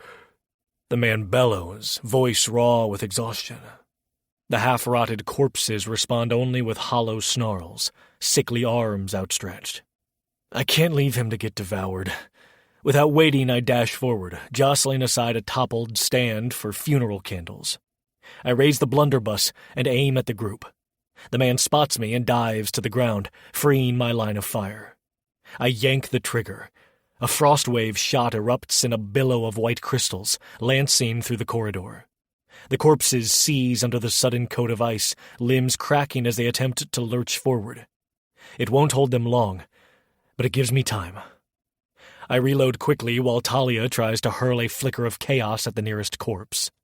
Only a few meager sparks dance over its icy torso, chewing away at the decaying flesh, but not delivering the usual chaos-laced punch I'm used to. Still, it's enough to slow it. Better than nothing, I think grimly. Meanwhile, the older guard scrambles upright, shovel in hand. With a swift, desperate swing, he smashes the nearest frozen corpse's head, sending shards of skull and frost spraying across the chamber. Another corpse rears its arms at me, but the frost around its ankles keeps it from fully lunging. I steady my aim again. Don't waste a shell. Instead, I step forward, take a breath, and slam the butt of the blunderbuss into its brittle chest. The creature's ribcage collapses with a nauseating crunch before it topples in a ragged heap. The final corpse tries to slash at my face with blackened nails.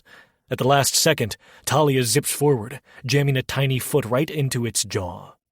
Her spark flares enough to create a short jolt of energy that disrupts it. The corpse's jaw cracks loose, clattering down. It gurgles in confusion, leaving me an opening to tear free from its grasp. The older guard lunges, burying his shovel into the creature's neck. That final blow topples it for good. We stand there a moment, panting, the stench of rot thick enough to make me gag. My arms sting from the recoil and the near miss. Talia is crouched by my collar, breathing heavily. "Bless you," the guard manages, wiping sweat from his brow. His chainmail is rusted in spots, patched with scraps of mismatched steel plates. "I tried to hold them, but they keep crawling from these damned pits." He gestures shakily at several half-broken alcoves. "Who are you?" I offer a tight smile, trying not to retch from the smell. "Only a relic appraiser, passing through, but I didn't come to watch Morn Hollow fall." My voice sounds steadier than I feel. "We need to push deeper. If there's a strong necromantic source, maybe we can disrupt it." The guard's eyes widen. "That's madness. You'll see horrors beyond reckoning if you delve too far." I glance around the crypt. A few heavy slab doors remain intact, presumably keeping more undead at bay. For now. "Any chance you know which direction leads to the main vault?" He nods warily, pointing his shovel toward a darkened passage. "Straight that way. But—" He glances between me and Talia, swallowing hard. "I can't go with you. I'm spent." A hint of shame flickers in his gaze, but also acceptance. He's reached his limit. I rest a hand on his shoulder. "It's all right. Get to the surface, regroup with the volunteers, maybe form a second line. If I fail..." I swallow, feeling Talia's gaze on me. "If I fail, your group will need every ounce of courage to hold them back." He nods, shoulders slumping in relief. "You're braver than I, friend. The crypt's guardians are restless. Good luck down there." As he retreats, I exhale slowly, turning to face the corridor he indicated. The darkness ahead radiates quiet menace. Talia meets my eyes. "Well, I guess this is where we see if you're as big an idiot as you look." I release a dry chuckle. "Oh, absolutely. But we both know these undead won't stop unless I do something. Or unless some necromancer's plan fails. But that's a big gamble." I tug my coat tighter and push forward. The corridor slopes downward. Candlelit sconces flicker with unnatural greenish light, fueled by who knows what. Black mold creeps across the stones. My boots squelch in dampness. Farther on, an ornate gate stands partially ajar, a sign of forced entry from within or without. The embossed crest on the gate is worn smooth, but I can still make out the faint shape of a rose entangled with thorny vines. One of the old families that was interred here. I recall the name from a half-remembered entry.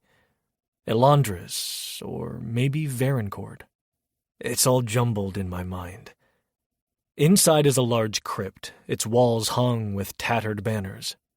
The moaning intensifies. I can almost see shapes gliding along the periphery of my lantern light. Talia mutters something profane about the stench. I glimpse a half-rotten coffin propped against the far wall, its occupant nowhere in sight. Probably among the shambling corpses we've glimpsed.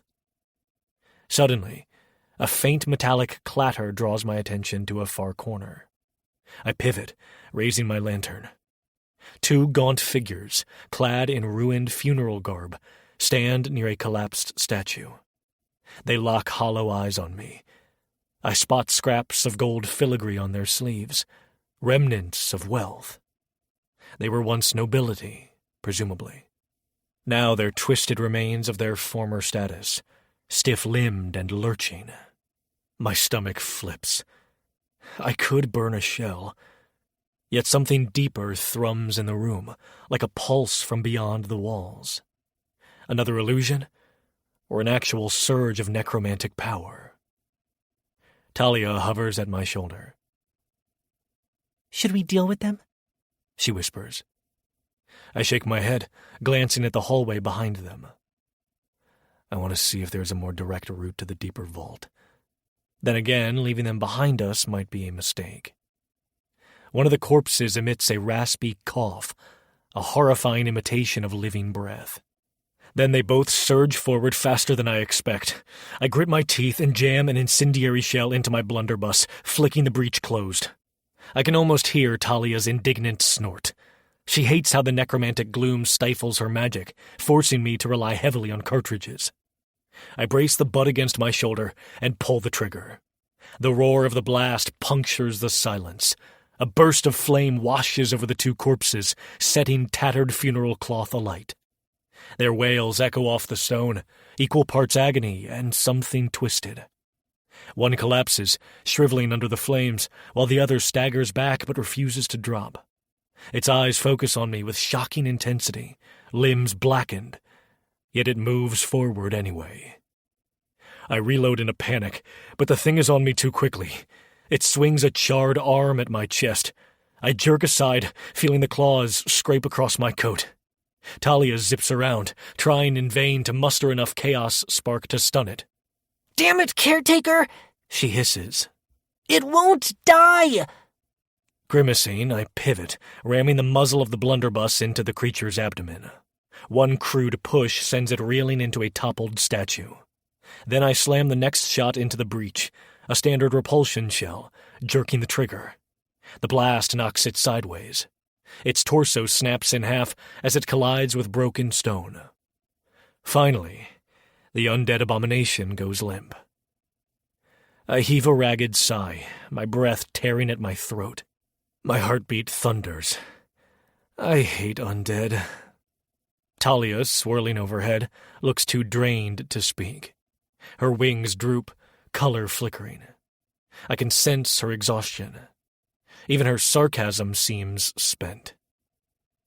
From somewhere deeper in the crypt, a low groan resonates, rattling ancient masonry. It sounds more substantial than the moans of scattered corpses. My jaw tightens. Something bigger is awake. My mind fights the urge to turn and run back to that barricade. I picture the exhausted guards, the frozen skeletal hounds, the entire cursed field that keeps spawning new horrors. I can't flee now. Talia seems to read my expression. Her voice wavers as she tries for her usual bravado. One big ugly? Or a dozen? I wonder which is worse. I step gingerly over the smoldering remains, scanning the crypt. We'll find out in about 5 minutes, I'd guess. The banner overhead stirs in an unseen draft, revealing more carved names across the wall. I only recognize a few from old bestiary footnotes, referencing necromantic families rumored to traffic in dark spells. So that's the root of this. Once powerful noble lines dabbling in necromancy, possibly fueling these horrors even after death.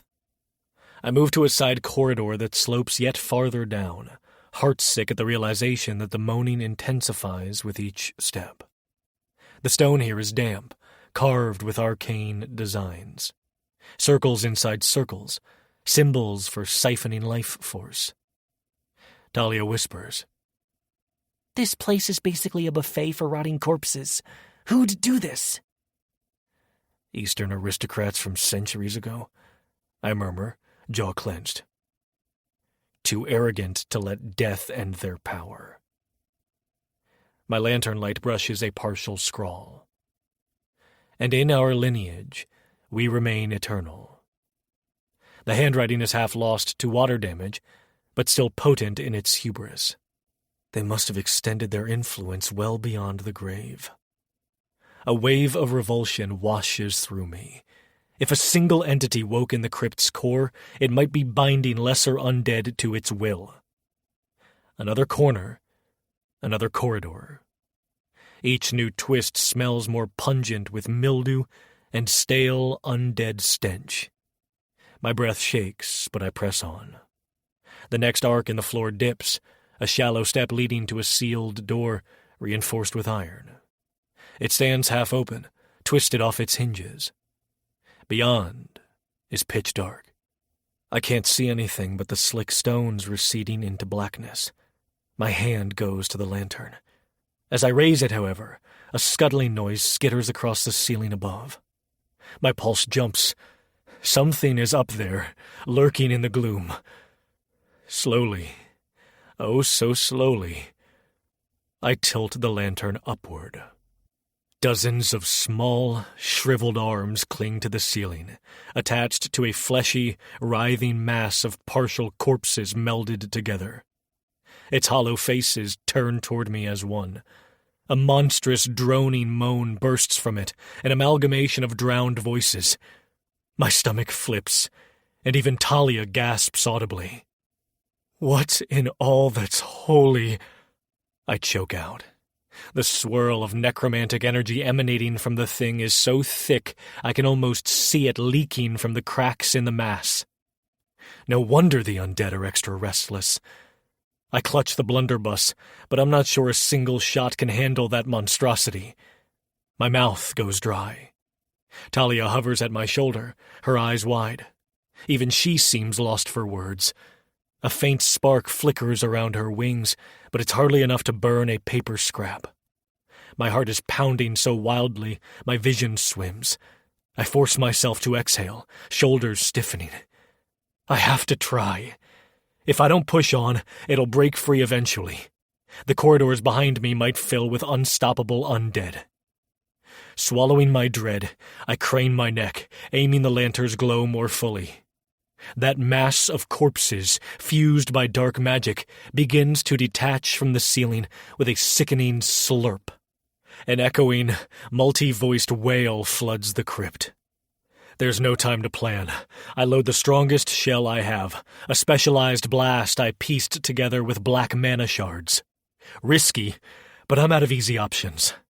Talia rasps. Lucian, you sure you want to do that? Not even slightly. My finger tightens on the trigger. But here goes. I fire.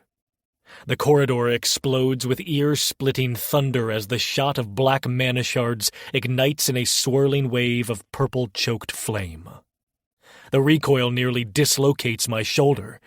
An unnatural shriek tears through the crypt, the monstrous mass shriveling under the chaotic laced blast. Bits of half-rotted limbs fly free. The shockwave collapses a chunk of the ceiling, raining debris. Stones crash down, raising a choking cloud of dust. I stumble backward, coughing. Fragments of the monstrosity flop onto the floor, squirming for a moment before going still. The main bulk, or what's left of it, dissolves in a haze of dark vapor. The stench is overwhelming. For a split second, I think I might vomit. Then, unbelievably, silence. I can't see more than a few feet through the dust. The corridor is half choked with rubble, but it appears we might still have a route forward. I blink the grit from my eyes, leaning heavily on the blunderbuss. Is it over? A weary chuckle forms in my throat, though I sound deranged. Talia coughs, wings sputtering with an anemic flicker. We're alive, she manages, voice raw. barely. That thing was a champion of nightmare fuel. Did you see all those eyes? I nod mutely, wiping the clammy sweat from my brow. My entire body trembles, but relief seeps in. We destroyed the abomination that was feeding the undead. Perhaps the rest of the corpses will now quiet, or maybe they'll still roam aimlessly. Either outcome is a step up from a massive, hive-minded horror. I limp forward, careful of the loose debris. Past the collapsed ceiling, the path narrows, curving toward deeper vaults. No further moans. No echo of countless limbs. Only the hush of stagnant air, thick with ashes of that necromantic terror. At least the guards above, maybe the entire town, won't be overrun by that monstrosity. The thought steals me. Despite the heaviness in my limbs, I raise the lantern, letting its warm glow illuminate the next steps into the gloom. Necromancy or not, we'll push until we find whatever else festers in this place, or until we collapse. And I sense that Talia, for all her complaints, remains by my side. Chapter 14. I push open the mausoleum's heavy door, the cold stone scraping across the marble threshold in a low, grinding moan. A stale gust of air greets me immediately, laced with the tang of centuries-old dust and something fouler beneath it, a faint, acrid whiff of rotting magic. I step gingerly across the threshold into a dim antechamber, chest tightened from the stale air swirling around me. My lantern's glow sweeps over tattered banners drooping along the walls, scraps of a forgotten noble house. The banners' proud crests have faded to shredded illusions of regal birds, or perhaps serpents, now unrecognizable. The cold gloom in here gnaws at my bones like a persistent whisper. Talia hovers near my shoulder, her wings flickering with cautious sparks. She whistles low, voice echoing in this silent crypt. This place smells like old regrets and rotting vanity, she mutters, twisting midair to get a better look at a torn tapestry fluttering in a faint draft. My lungs protest every breath, but I manage a small retort. Glad your nose is as cheery as ever. I run my fingertips across the nearest banner, feeling the brittle fabric crumble at my touch. Something about these old houses always leaves a bitter aftertaste. A swirl of dust spirals up, catching in my lantern light like ghosts whispering secrets. The floor glints with scattered shards, bone fragments, or maybe bits of ancient armor. It's hard to tell in this gloom. Talia flits around. Hey, caretaker, she states, unusually soft. You sense that? She widens her stance in midair, as if bracing for a swirl of magic. Something's off. Her wings flicker with subdued color. I can almost feel her tension humming beside me. I swallow, scanning the corners. Yeah, I whisper, my throat dry. It's like a presence. And that presence is definitely not friendly. I raise my blunderbuss, the muzzle sweeping left and right as I inch deeper into the antechamber. The damp chill seeps right through my coat. There's a resonance here, like necromantic wards stirring behind the stone walls. The tattered banners rustle again, though there's no real breeze. Something must be stirring. My fingers tighten on the stock of my weapon. Then a shape glides into view, emerging from a dark recess near the far corner. A hazy form, tall and regal, with a translucent outline that suggests noble finery. My pulse spikes. Most of the undead I've encountered here have tried to gnaw my face off, but this one simply floats with quiet poise. A faint glow outlines the features of a man, face etched with subtle lines of sorrow. Thin threads of spectral drapery cling to his shoulders, suggesting the elaborate outfit he wore in life. Talia's wings sputter for a moment. She flutters behind me like she's ready to bolt. Caretaker? She murmurs. That spirit is actually taking shape.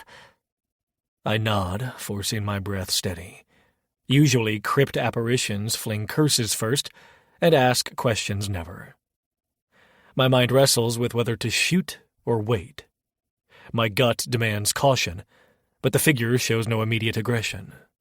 His eyes, pale hollows of light, focus on me, lonely and unblinking, as if searching for something.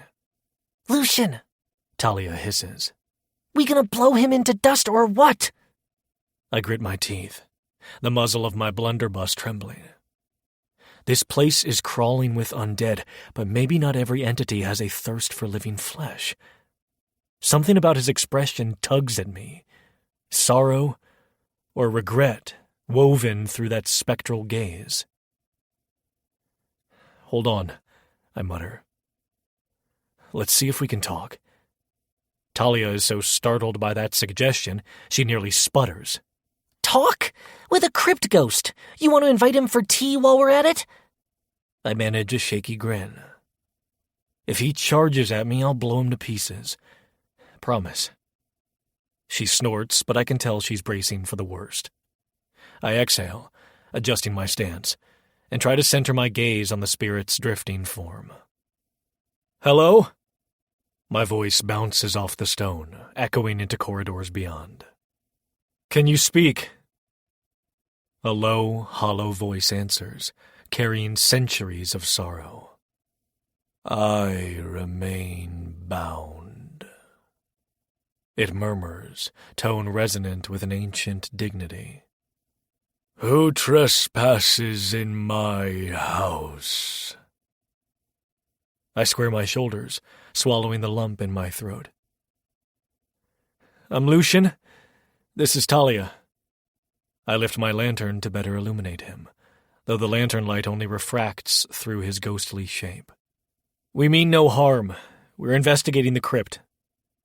Talia pipes up. In other words, we're not here to redecorate your dusty banners, big guy. The spirit's gaze flicks to her with the barest flicker of curiosity. A fairy, he intones. Chaotic magic in these halls of my forefathers. How ironic. His form shifts, drifting closer, like a man burdened by weighty memories. I clench my jaw, half expecting him to lash out, but he simply hovers a few feet away, gaze sweeping over the banners. He's clearly aware of what he used to be. My mind races. If he's an intelligent phantom, maybe he can provide answers, like how these Eastern nobles ended up fueling necromantic rituals in a place like Mournhollow. Who are you? I venture, voice steady as I can manage. A faint sigh escapes him, echoing through the still air. Elondris, he answers. Lord Elondris of House Varencourt, or what remains of it. His voice crackles, trembling with old bitterness. We were once proud. Talia flicks her eyes at me as if to say, Told you these crypt dwellers had drama? Cold swirls around my ankles, and I fight a shudder. He doesn't seem openly hostile yet. Deciding to press my luck, I sink the muzzle of the blunderbuss a fraction, letting him see I'm not about to fire. Lord Elondris, I echo softly. We encountered many restless dead in these halls. What keeps them active? My voice ricochets off the stone with a hushed edge. Is there something fueling them?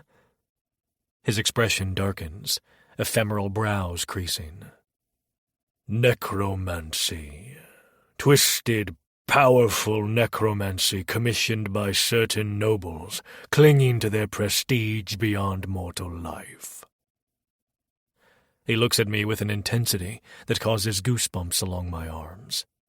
We, the proud houses, stooped to it. In our arrogance, we sought to extend our rule, our influence, beyond death itself. And now, we shall never be free. My gut clenches at his words. So the rumors are true. Eastern nobles turned to necromancers. Talia shifts near my ear, giving a quiet hum of discontent. Probably biting her tongue so she doesn't break the moment. Carefully stepping forward, I let the lantern cast a wider circle over the chamber. The banners, the chipped columns, the skeletal remains scattered around. It all lines up with a dark secret. How did it happen? I ask, voice hoarse. These necromantic rituals, were they forced upon you, or did your house willingly partake? His form flickers, as though his memory wavers. We were promised an everlasting legacy. He breathes, spectral voice resonant with regret. I was complicit. My father was the first to sign a pact with the necromancers, our lifeblood pledged in exchange for immortality of name and station. But the monarchy, some factions in the East, knew of these forbidden arts. They turned a blind eye if it upheld their power. Elandris tilts his head, eyes locked on me. You are no agent of that monarchy, are you? I set my jaw. No, I reply vehemently. I'm an appraiser, traveling the frontier. The monarchy's meddling is something I've seen time and again. This lines up with the hypocrisy I've heard rumors about. We're not here to harm the dead any more than we must, I add, glancing at Talia for emphasis. She offers a wry shrug, as if to say, I prefer living foes anyway. The spirit's gaze drifts to Talia again. Chaos Fairy, your presence brims with raw magic, different from the necromantic gloom that chokes these halls. A wistful tone creeps into his voice. If I had glimpsed such power in life, perhaps we would have chosen a different path. Talia's wings spark in annoyance, but she doesn't snap back at him. All she does is manage a sneer. Congrats. You realized necromancy sucks. I suppose now you float around waiting for scruffy mortals like Lucian to do something about it? Lord Elandris inclines his head. We are shackled by our own hubris. Then, with a sweeping gesture, he raises a translucent hand. I tense, worried he might unleash a hex, but instead he only releases a ragged sigh. You, traveler, Lucian, he continues. If it is gold or relics you seek, I cannot stop you. I only caution you about the deeper crypt beyond. His gaze unsettles me, as though he sees my intention to root out dangerous relics. Before your next step, you must know this. We called upon powers older and darker than any monarchy. A flicker of anguish crosses his spectral features. And those powers answered. A chill prickles my scalp. Answered how? By fueling the rifts, stirring the dead, binding our souls to eternal servitude. Elandris's mouth forms a grim line. Even now, the wards in these chambers feed off stray mana, particularly chaos. He glances at Talia. And some deeper entities still hunger to be invoked. His voice resonates off the wall like a lament. I feel Talia bristle near me. Great, she murmurs sarcastically.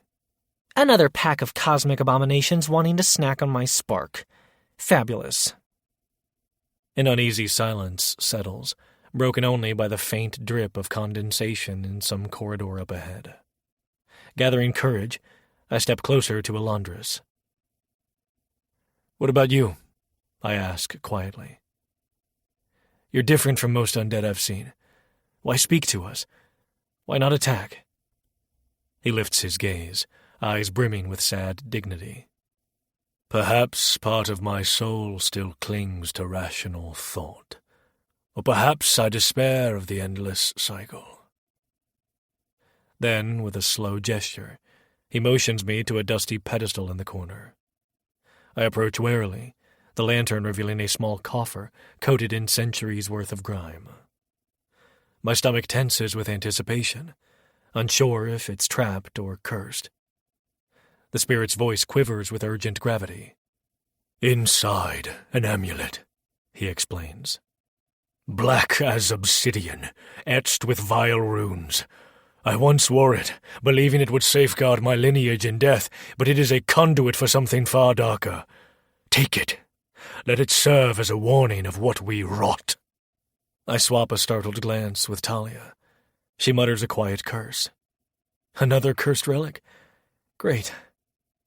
I can't ignore the possibility this amulet might be a missing link in understanding how these undead keep rising. Steeling myself, I crouch by the pedestal. The coffer's lid creaks open under my gloved hand, revealing a single piece of jewelry resting amid crumbling cloth. The amulet is indeed obsidian black, its surface impossible to read unless I tilt it toward my lantern's glow. Swirling runes glimmer like malevolent eyes peering back. I grit my teeth. Merely looking at it makes my skin crawl, as though something is skittering across my neck. Talia leans in from above, her expression twisted. "Ugh, that thing's vile," she hisses. "I can feel it draining the air around us. Put it away!" I snap the coffer shut. My pulse races. This is nothing to be trifled with. Carefully, I lift a small warded pouch from my belt, something I carry for stashing dangerously magical items. After sliding the amulet in without directly touching it, I tug the cord tight. Even then, a faint, nauseating swirl of energy seeps through the bag's fabric. "You have a wise approach," Elandris murmurs, voice tinged with relief. "But I warn you, tampering with it will open a channel to darker forces. Even now, they stir beyond mortal sight." My heartbeat thuds in my ears. "I'll keep it sealed, I promise. No messing around." Talia crosses her arms and hovers closer, her own field cracking faintly. "Big caretaker talk. Just don't plunk that cursed trinket on the table next time you're bored, Lucian." "Noted," I reply, half sarcastic. Inside, I'm deeply rattled. The monarchy's hidden dealings with necromancers and the possibility of fueling these rifts. How deep does this corruption go?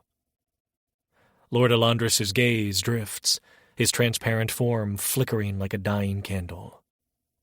"I can sense your unease, traveler. Nevertheless, you stand apart from those who came seeking immortality. Perhaps you can keep my family's name from fading into oblivion." I swallow. "If I come across any records of House Varencourt, I'll make sure the truth is known. I promise." Even if the monarchy tried to bury it, I can at least preserve some memory untainted by the twisted record of necromancy. Elandris's features soften. "Then we are not wholly forsaken." He glides backward, bowing his head in a gesture that still sparkles with some vestige of aristocratic courtesy. "Beware the crypt's deeper passages, Lucian. The wards hunger for magic, and the tattered souls that roam there are far less rational than I." He turns, faint light trailing behind, as though the air itself can't decide whether to cling to him or let him vanish. Before I can speak, his form fades, dissolving into the gloom. My chest tightens at the abrupt sense of finality. I clear my throat in the hush. Lord Elandris? I whisper, but he's already gone, leaving only the faint echo of his presence behind.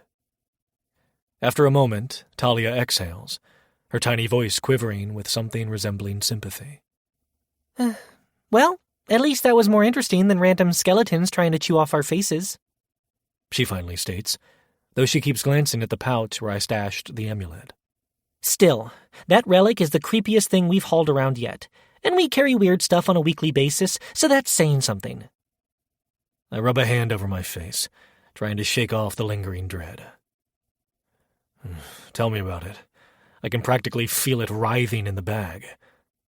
I double-check the pouch's strings, making sure it's sealed tight, and slip it deeper into a side pocket. We'll keep moving. If we stand here too long, we'll only get more spooked. She nods, wings fluttering. Lead on, then.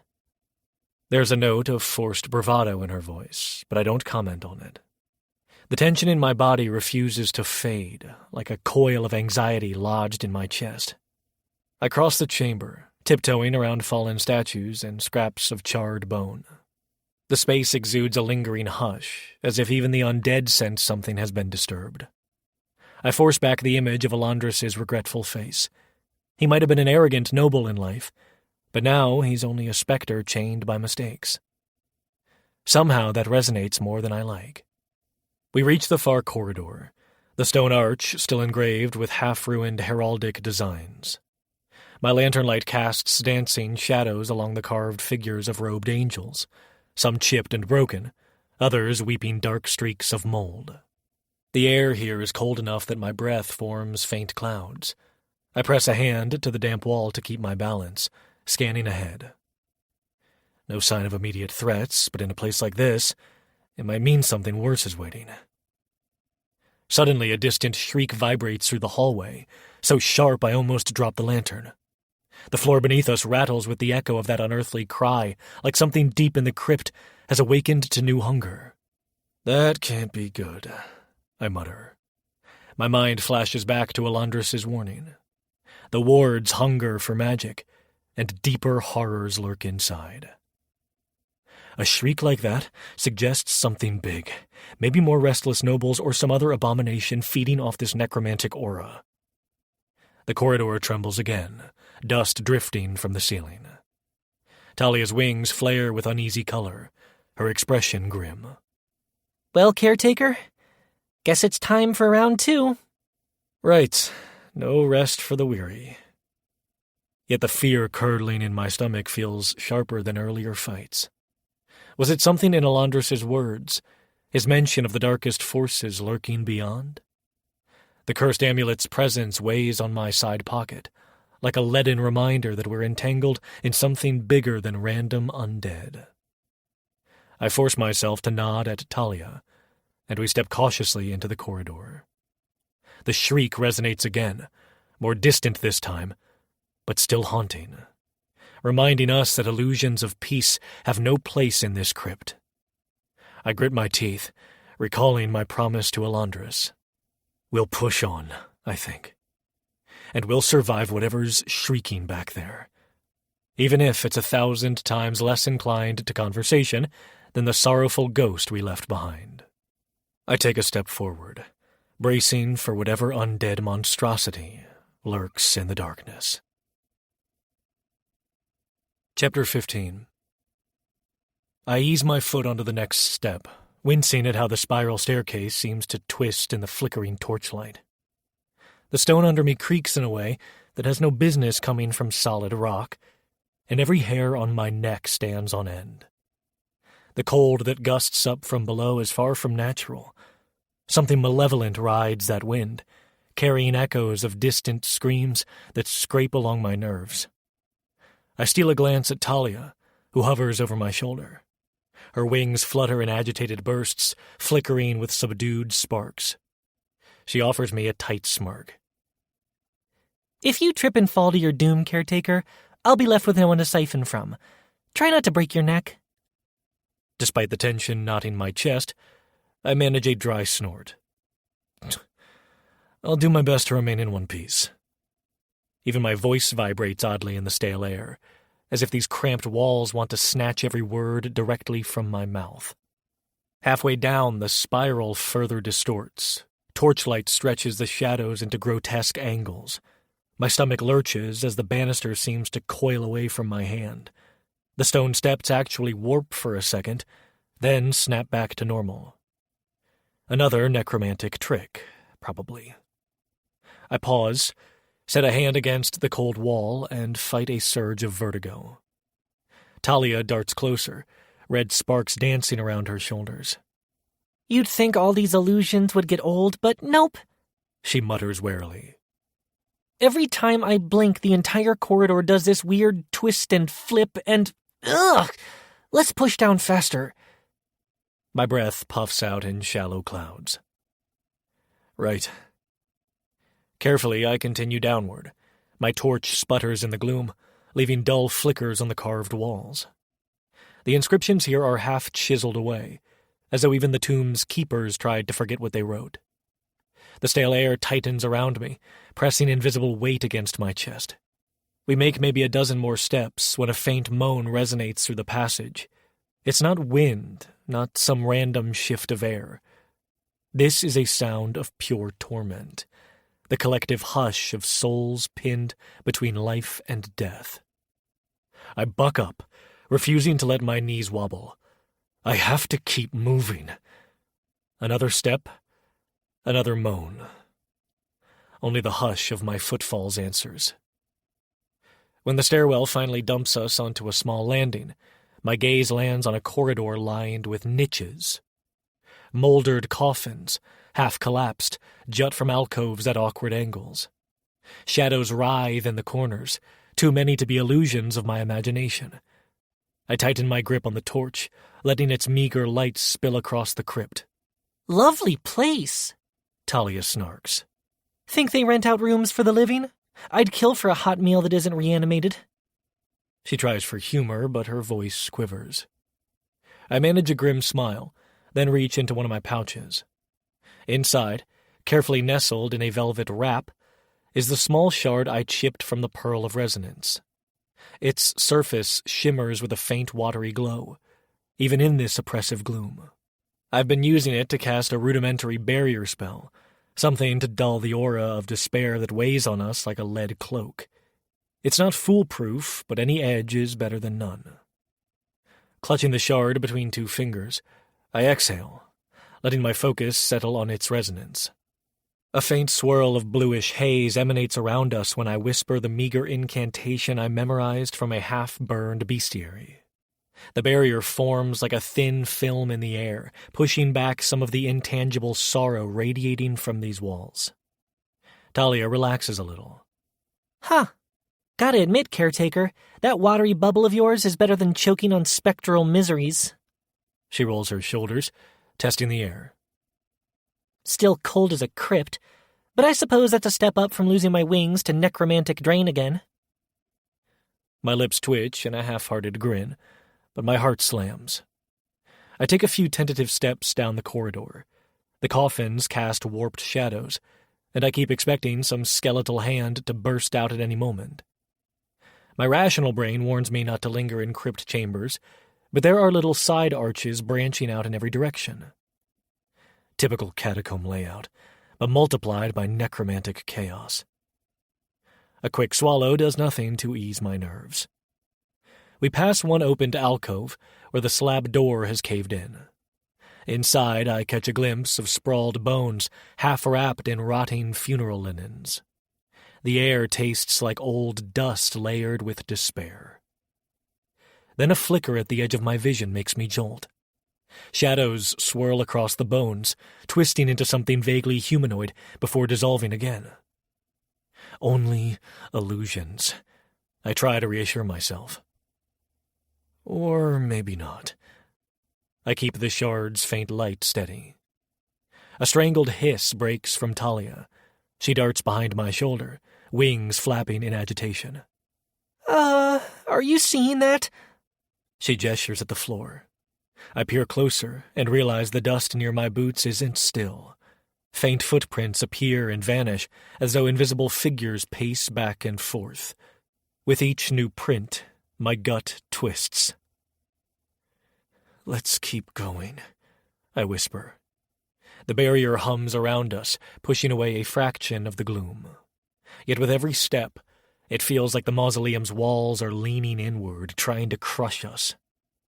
This place isn't just cursed, it's downright hostile to the living. The stone corridor leads deeper, curving sharply left where the ceiling has caved in on the right side. Thick rubble blocks any chance of passing that way. Careful not to disturb the precarious stones overhead, I slip through a narrow gap. Talia lights the way with a few chaotic sparks, though each spark quickly fizzles as if the air itself devours them. A chilling wind blasts my face, carrying the faint moans louder now, as if we've stepped into the heart of the crypt. "Lucian?" Talia uses my name rarely enough that I take immediate notice. She hovers closer, worry in her eyes.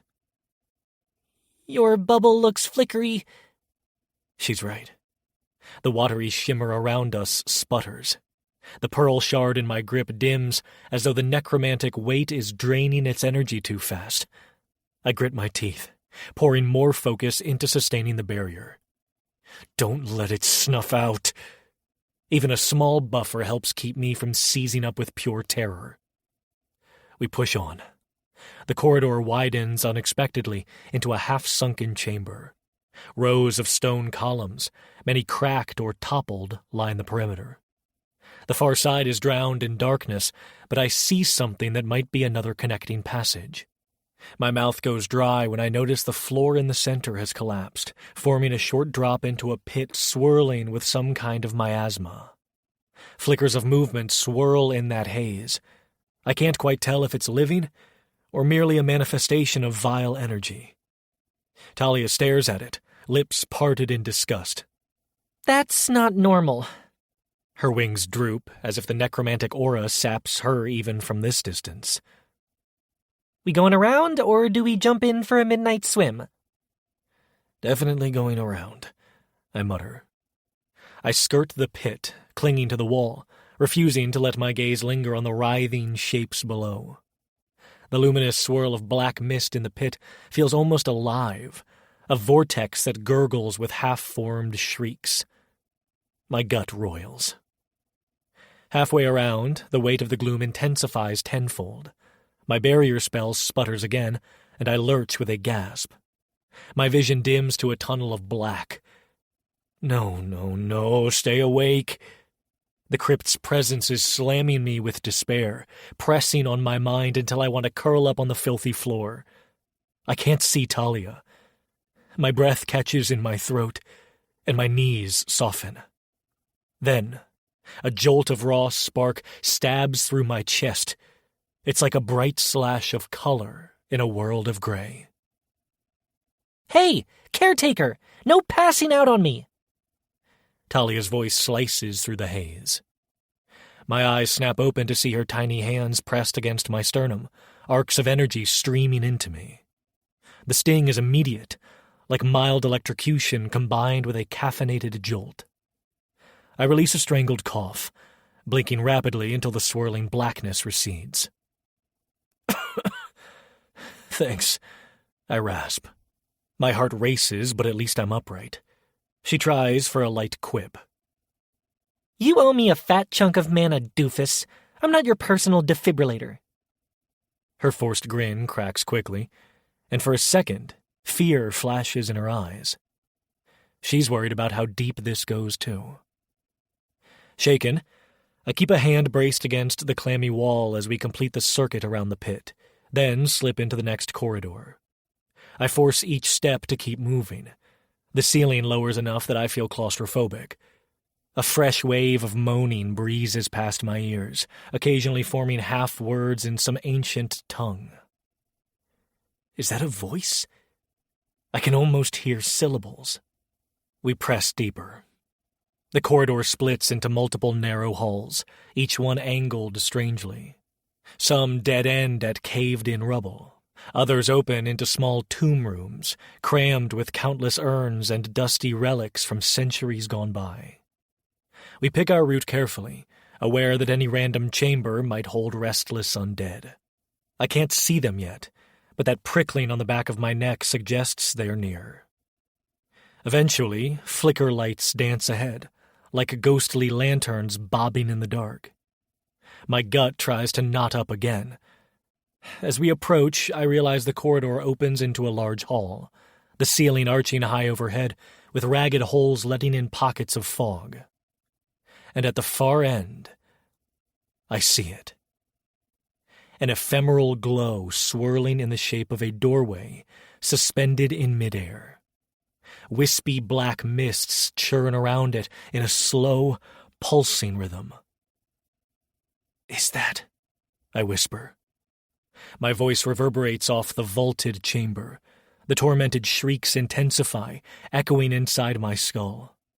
This must be the crypt portal the guards and local rumors alluded to, a rift hammered into reality by necromantic energies gone wild.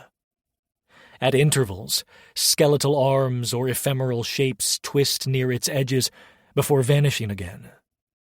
The aura alone makes me want to vomit.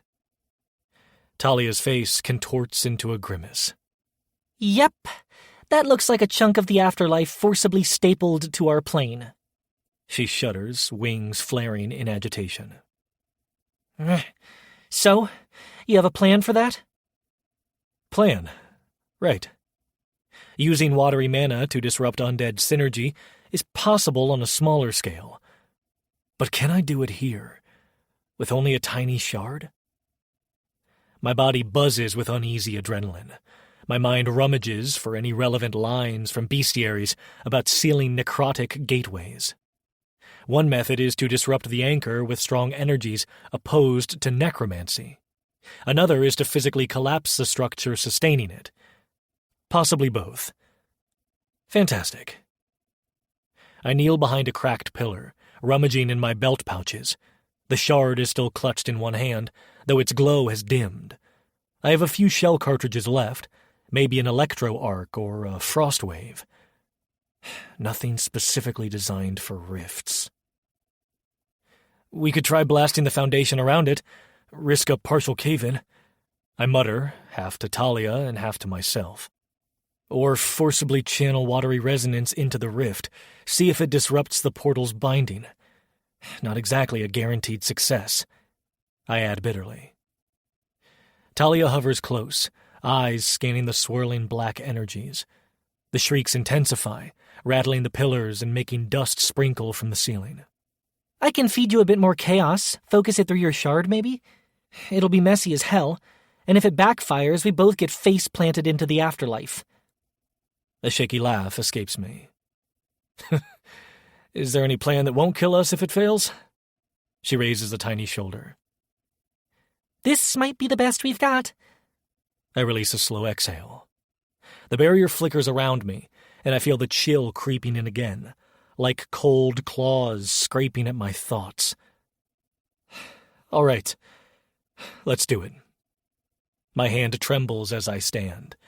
I can taste the necromantic aura at the back of my tongue, acrid and suffocating. We move deeper into the chamber, accompanied by an intensifying chorus of tortured wails. The swirling portal pulses. The stone floor here is slick with vile residue, and my boots slip. Focus. If I fall now, I might be devoured by whatever's on the other side of that rift. I tighten the grip on the pearl shard, feeling the faint watery essence respond to my will. Don't run out on me, final spark of resonance. A cluster of half-formed specters flickers to our left, their hollow eyes locked on Talia. She cusses, launching a few sparks that crackle in the darkness. The illusions recoil, dissolving into shredded wisps. Good. We can't spare energy for a full undead confrontation right now. The roar in my ears is huge by the time we stand within a dozen paces of the swirling black gate. The edges ripple like oil on water. I can see glimpses of jagged silhouettes moving behind that ephemeral door. The cold intensifies. My teeth chatter. We either seal this or get dragged inside. Talia's wings flutter at my shoulder, her chaotic sparks dancing erratically. I inhale, letting the memory of gently running water fill my mind. An echo of the Cascade Grotto's hush, maybe. The shard flares in my palm, a faint aqua glow. Talia's pulse merges with it, crackling around my fingers. I press my lips together and raise my free hand toward the portal. It's not a perfect incantation or anything so formal. Instead, I improvise. I channel every watery droplet of hope and renewal I can muster, weaving it with the current of Talia's chaos. The act draws a painful drain on my strength. The gloom clamps down harder, as if the mausoleum itself wants to smother us. My arms shake. A swirling orb of bluish chaos surges from my joined fingertips, colliding with the black rift in a discordant crash. Light arcs across the mist, forcing the portal to spasm. The entire crypt shakes violently. Stone dust rains from the ceiling. My ears ring with the wail of the gate, an unearthly howling that sets my nerves aflame. For a heartbeat, a spiderweb fracture appears along the portal's edges. It's working, maybe. But the feedback sends me stumbling backward, and the watery glow in my pearl shard dims to near nothing. Again! Talia screeches, pumping more chaotic energy into me. Her voice trembles with desperation. A second strike might do it. My entire body feels like molten lead, but I grit my teeth and thrust forward. Another wave of watery blue chaos slams into the swirling blackness. The crypt floor cracks, and for an instant, the portal flickers like a dying ember. The shrieks bombard us at full volume. A nauseating wave of force knocks me off my feet, my back colliding with a broken pillar. Pain flares in my ribs. I gasp, vision swimming. The black mass of the rift sputters again, edges twisting in on themselves. Spectral hands claw from inside, then vanish. I think I see a fractured gap in the swirling boundary. The corrupted glow throbs with an ugly rhythm that suggests it's more unstable by the second. With a ragged breath, I scrape myself off the floor. Talia is panting too, wings drooping. The gate hasn't collapsed. Yet. It's definitely wounded, though, if that's even possible for a twisted hole into the afterlife. I force my trembling legs forward. My entire torso aches. Now or never, I rasp. The final dregs of watery resonance swirl between my fingers as I raise the shard for one last push. The shrieks intensify, and the gloom crushes me so harshly I can barely stand. Talia swears, channeling her last spark of chaos into my arms. Pain scorches through me, like being half lit on fire and half submerged in ice. I unleash a guttural yell, releasing every ounce of power I have left. The resulting burst of watery force hits the portal like a tidal wave. The swirl of black energies contorts, shrieking in protest. A thunderous boom reverberates through the chamber. The floor cracks beneath me, shaking everything from roof to rubble. For a heart-stopping moment, I think the entire crypt will come crashing down on our heads. Then the swirling gate sputters, flickers, and collapses inward with a deafening wail. A burst of necrotic wind blasts my face, nearly knocking me flat. The shrieks reach a climax, and suddenly the air goes still, as though every haunting voice has been sucked away. Silence crushes my ears. The gloom remains, but the immediate sense of choking despair lifts by a fraction. Dust clouds swirl around us, and a chunk of the overhead ceiling falls in a thunderous crash a few yards away. I sag against a broken pillar, struggling to draw a breath that doesn't taste of centuries-old rot. Talia hovers with frantic wing beats, blinking dust from her eyes.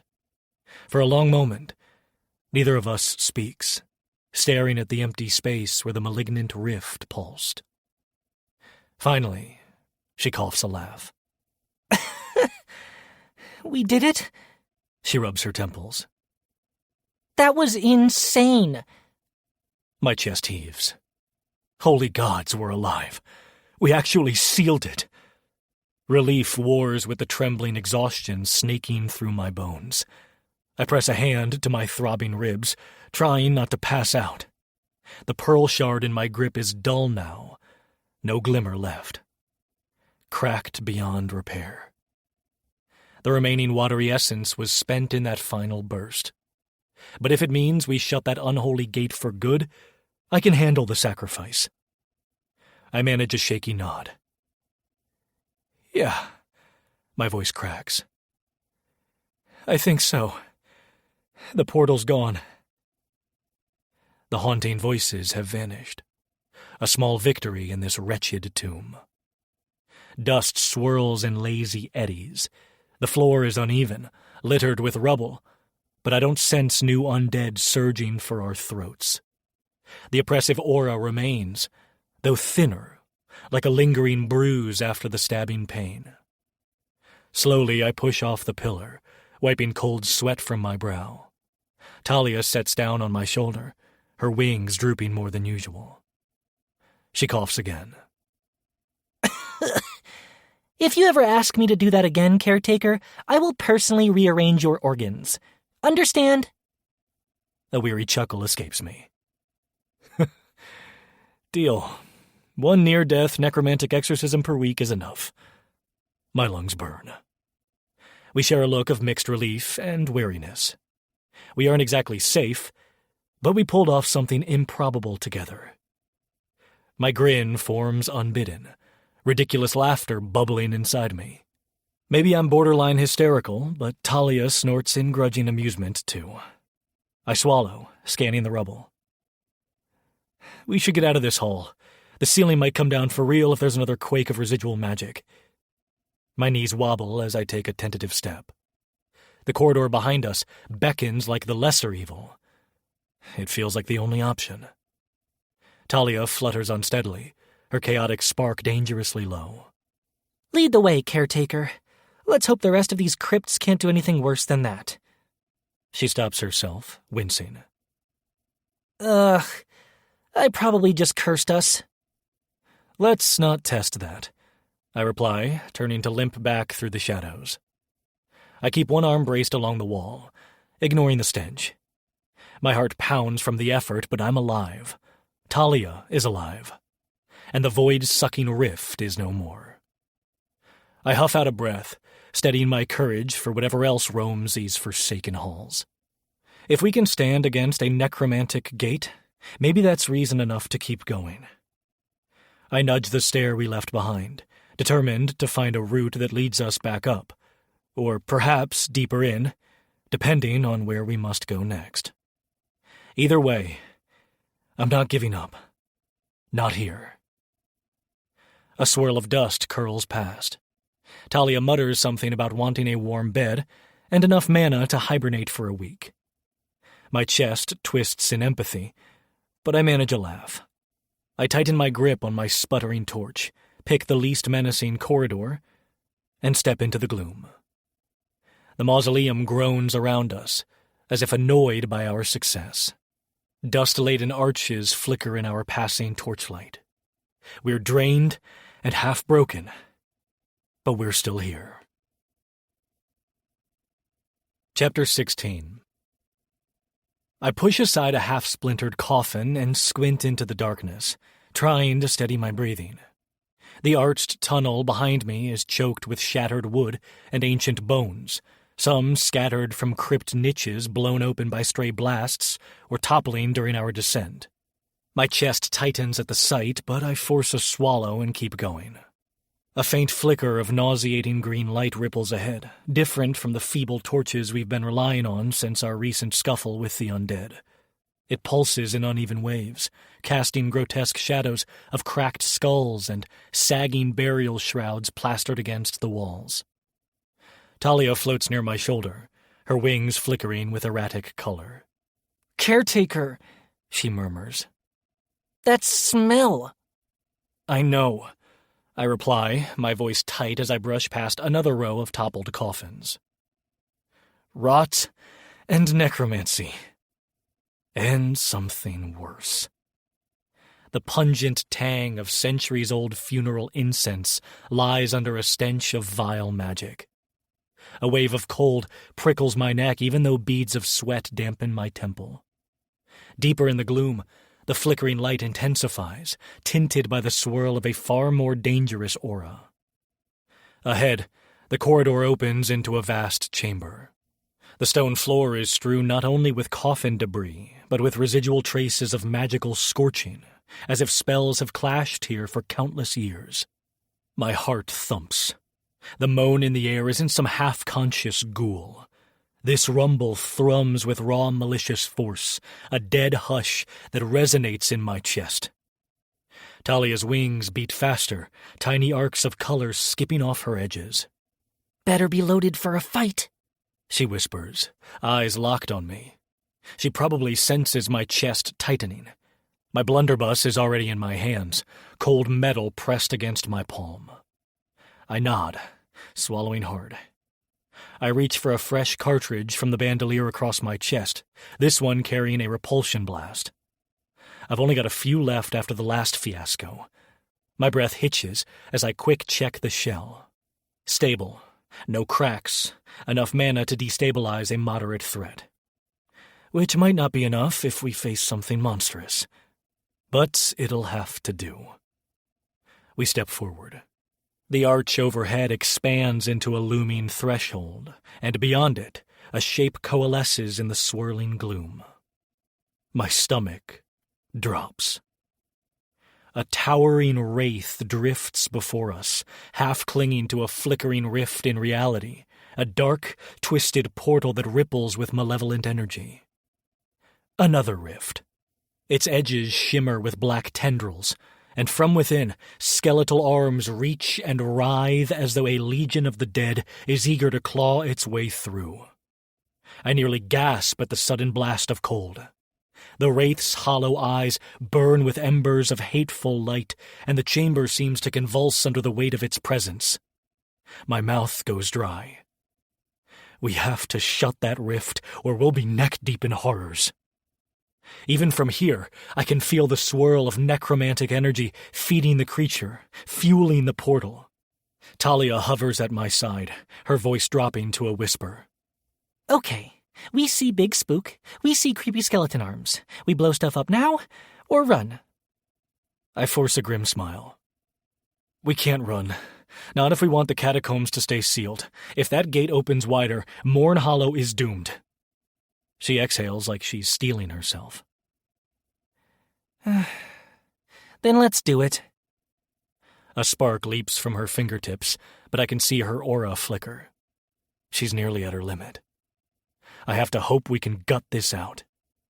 The wraith reacts to our presence with a low, bone-chilling moan that rattles the crypt walls.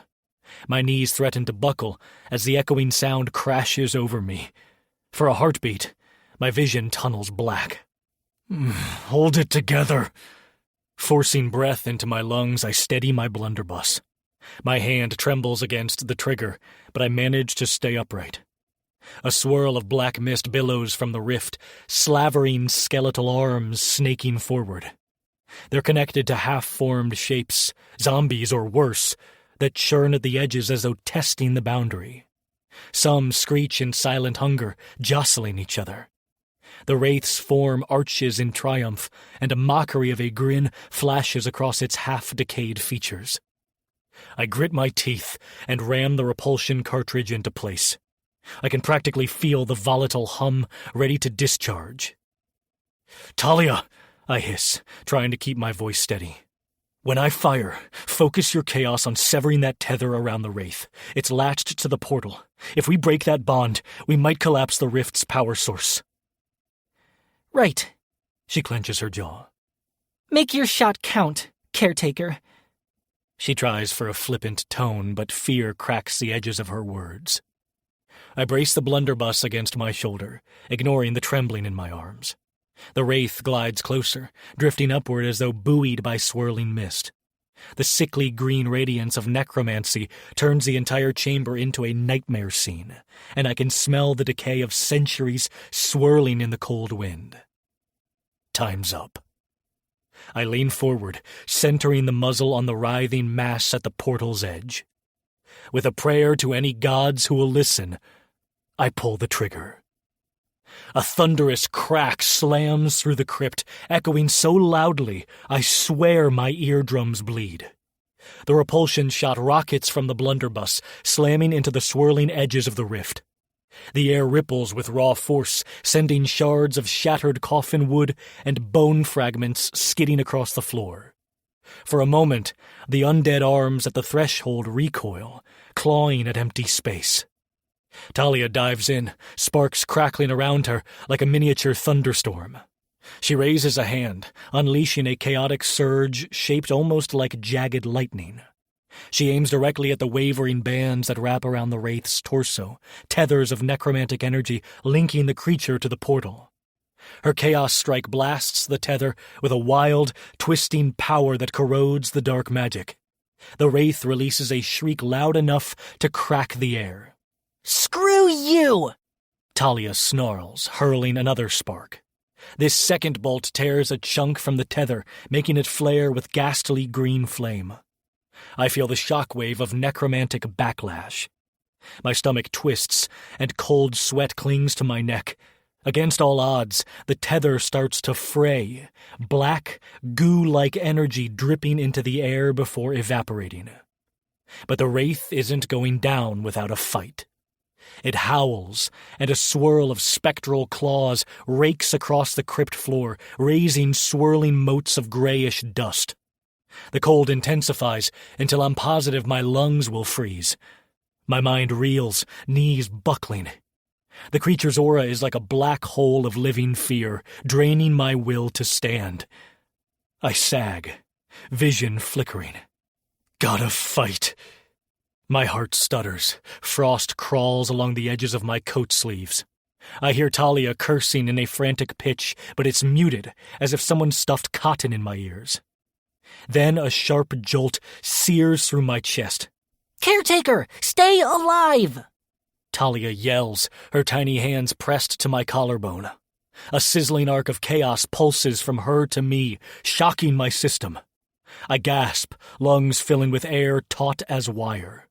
Blood rushes in my ears, and the swirling gloom recedes enough for me to focus again. The wraith's eyes flare brighter, furious. A wave of decaying magic floods outward, and the crypt floor cracks beneath it. Spiderweb fissures spread across the stone, causing a chunk of ancient masonry to collapse near the portal. For a heartbeat, I fear we'll bring the entire ceiling down on our heads. The swirling rift pulses, as though feeding on every ounce of negativity. My last repulsion blast obviously isn't enough to seal the deal. "Talia, keep that tether cut!" I shout, stumbling across loose rocks. She's already at it, channeling frantic pulses of color-laced chaos at the flickering bond. Each time she strikes, the wraith screeches, unholy energy shimmering off its ragged cloak of black mist. As the wraith raises an incorporeal claw, gleaning strength from the rift, a harsh wave of withering frost arcs across the chamber, slamming into us with the force of a gale. I skid backwards, arms flailing. My blunderbuss clatters to the ground. Damn it! The chill stabs into my bones, and I can't see for a moment beyond swirling white motes. Talia groans, tucked close to my shoulder, her wings spasming from the necromantic bite. Do something! I'm losing my spark over here! She tries to laugh it off, but her voice shakes. Through my blurred vision, I see the wraith drifting back toward the rift, tether partially severed, but not destroyed enough to cut off its unholy wellspring. We can't let it fully reattach, or the swirl of undead arms might surge forward, flooding this place. I grit my teeth. My mind scrambles for something, anything, to disrupt the last threads of necromantic power. I spot an opening. Half a dozen shards of black mana still jammed into my belt pouch from the Mornhollow courtyard earlier. They're tainted, dangerous if used incorrectly, but might provide a final explosive push. My gaze darts to the collapsed coffin fragments. Maybe I can rig a quick-shot marinade with these shards. It's nuts, but we're out of time. I scramble to snatch my blunderbuss from the ground, ignoring the numbness in my fingers. "Talia!" I yell. "Cover me! 1 second!" She forces out a half-laugh. Cover you with what? Pixie dust? Despite the sarcasm, she summons a swirl of illusions that dance in front of the wraith's face, distracting it momentarily. The creature roars, swiping at the shimmering illusions. I yank an empty shell from my satchel, pop it open, and cram 2 black shards inside with trembling hands. My body bristles at the sickening tingle of necromantic residue. Usually these shards are more trouble than they're worth, but I have no choice. After sprinkling a pinch of alchemical powder that I scavenged from a broken crate earlier, I jam the shell closed. My heart thrums in my ears as I load this improvised shot into the blunderbuss. 1 shot. If it backfires, I might blow off my arm. Or worse. The wraith stops swatting, turning its burning gaze upon me. Talia's illusions vanish as her breath hitches. Hurry! She rasps. I raise the muzzle, arms trembling. The wraith extends its arms, releasing a tortured shriek that resonates with every hateful spirit behind the portal. For an instant, the chamber quakes. A chunk of the vaulted ceiling collapses near the rift, stirring thick dust and revealing coiling arms trying to push through the barrier. The creature surges forward.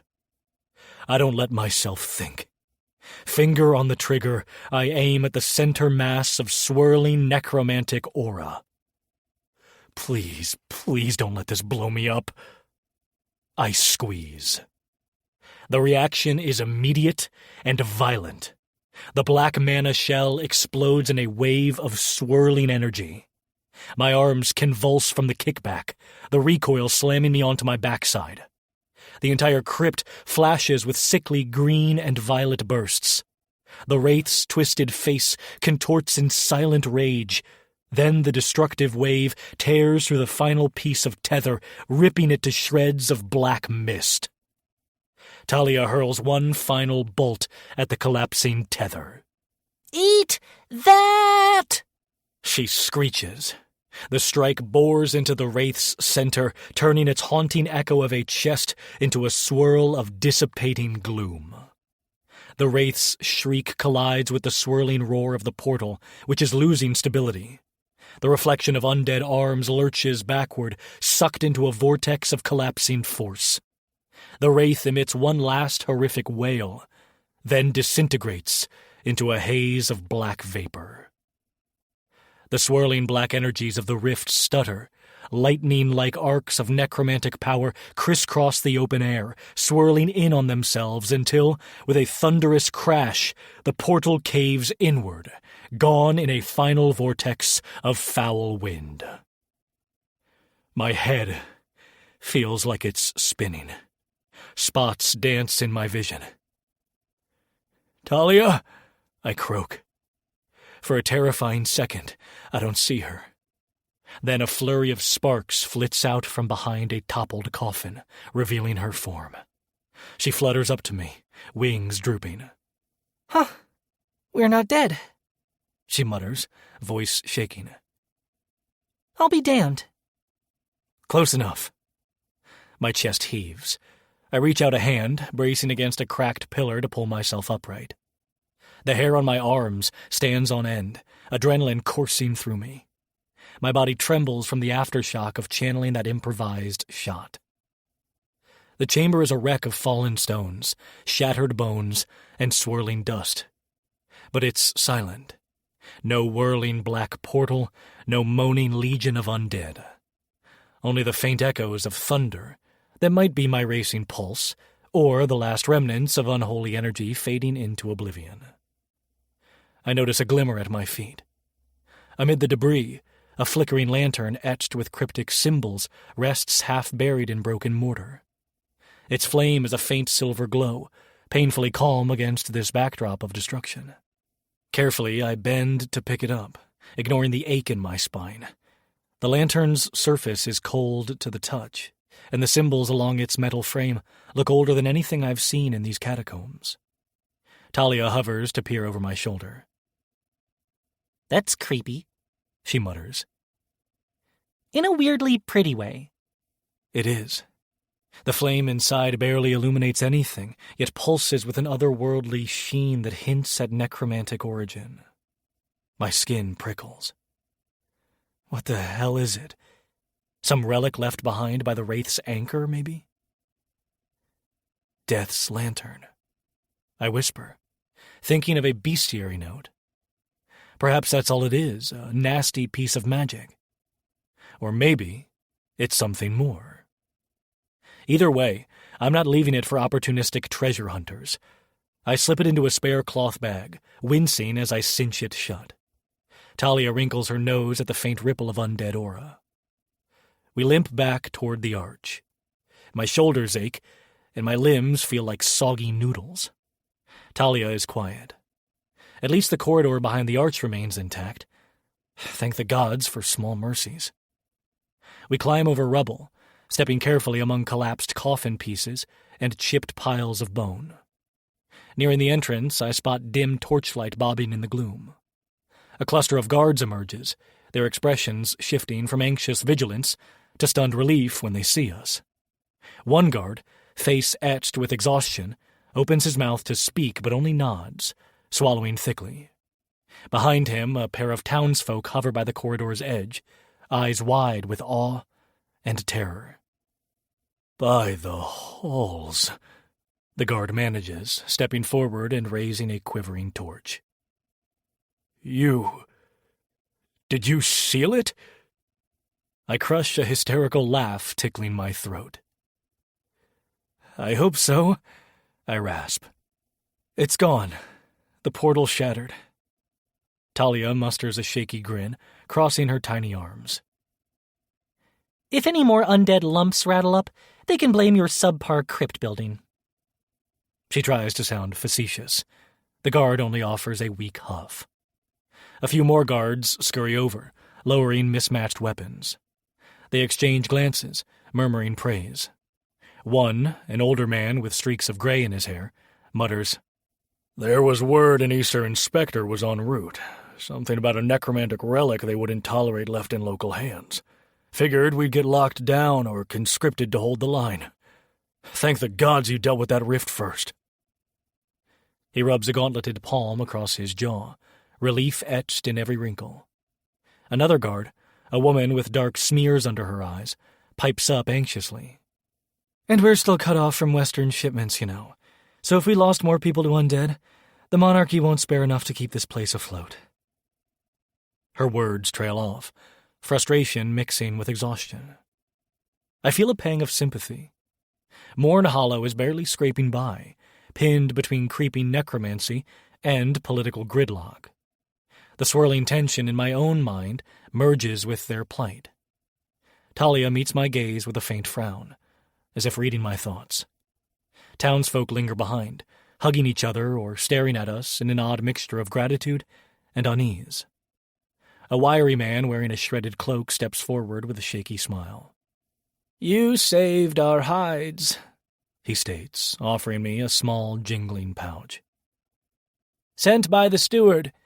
It's not much, only some coin. No." I raise a hand, mustering a polite refusal.